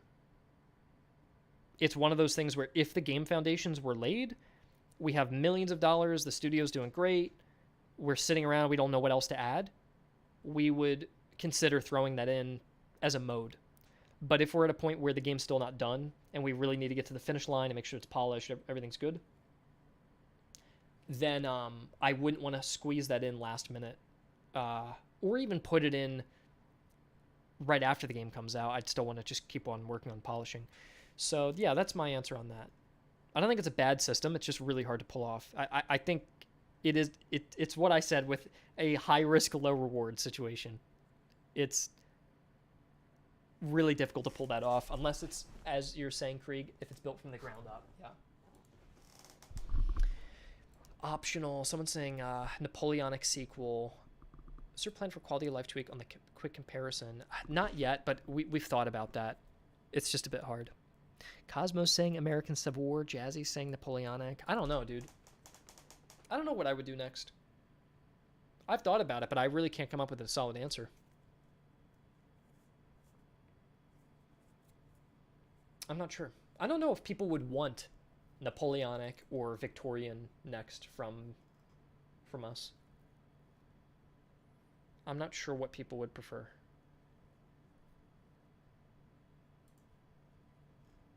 But War of Succession. I wouldn't do the Wars of Succession. The thing is, 30 Years' War and Wars of Succession, for me personally, the 7 Years' War is earlier than my interest. It's a game. It's a time period rather that I never would have normally done. But we were kind of bound by some restrictions. Like we didn't want to take on the entire Napoleonic Wars, and then we were told we didn't cover it correctly. So we picked something more obscure so that we were able to have more creative freedom because we have a lower budget. I would never go. First of all, doing the 7 Years' War is already a stretch. I would never go earlier. If I went earlier, I don't have the interest, and I don't think the people who play these games have the interest necessarily. 30 Years' War, you could pull it off if you really advertise like really cool medieval fights with guns and with great graphics and everything. But you'd have to simultaneously build a super robust and really fun medieval battling system with swords and pikes, and build a super robust and really fun gun, black powder, musket warfare system at the same time. You basically are building a full medieval game and musket warfare game, and the AI can do both, and the player can use both, and it's perfectly balanced. And so it's incredibly difficult. I don't have interest in it, and there's not that many people who like it. So that leaves it as one of those high risk, low reward areas that we don't want to go into. Wars of Succession, technically, Marco, this game had 7 Years' War removed from its title. You can play as Prussia, or let's say you can play as France, and then tag Austria as an enemy, and use 18th century units, and you're pretty much fighting the War of the Austrian Succession. So it's like, I don't know how much different that would be. I think it would be too similar, that it'd be kind of like just doing the same game again, but with a more earlier, like, go back 2 or 3 decades, and I don't think that changes that much.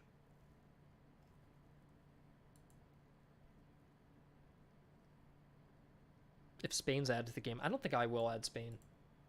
I don't know if I would. I'm really not sure. G Willie, I'm pretty happy with my musket sounds, to be honest. I'm not going to change them. I'm pretty happy with them. Chris Vaughn, you should make a game set in the 19th century. Name it Fire Maneuver. Wow, that is amazing. I should do that, man. Yeah. All right, I'll get back to work now. and I will continue.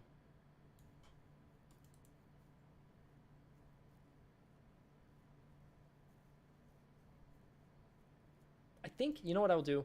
I think I will stop the stream here because what are you guys going to do? Watch me fill out data again for 30 minutes? So I'll wrap this up. It'll take me a half hour.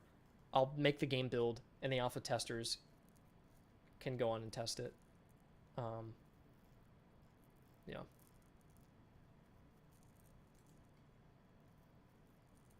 So I'll do another stream at some point soon, though. So yes, we will watch you fill out data. No.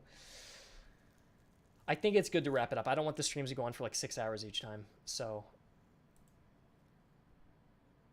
plus, I want to listen to music that has copyright, and otherwise, you guys would be sitting in silence. So yeah. But thank you guys for joining me. I think we did a lot. G Willie, I'm fine with the musket sounds, dude. I was listening to them today. I think they sound great. I don't know which ones you listen to. The ones in the Prussia live stream are horrible, and the ones in the French live stream are like 90% to where I want them, and the ones we have now are 100% to where I want them. The only difference between the ones that I have now in the French live stream is we added more of a reverb, the echo out. The Prussian live stream, the musket sounds are just horrible. They're completely outdated, and they're not even in sync with the troops firing. If you listened to the stream earlier today and didn't like the musket sounds, though, I don't know. Like, I like them how they are. I wouldn't want to change them. A lot of mods, I've played a lot of these mods, they make them sound like rifles, like modern. I've been to a gun range where we get to fire black powder weapons and like AR-15s, and I don't want our guns to sound like AR-15s. I like the black powder sound, and I think ours are like pretty close to what I want. So yeah, no, I like them. Okay, guys, I will see you later. Thank you for joining me, and take care.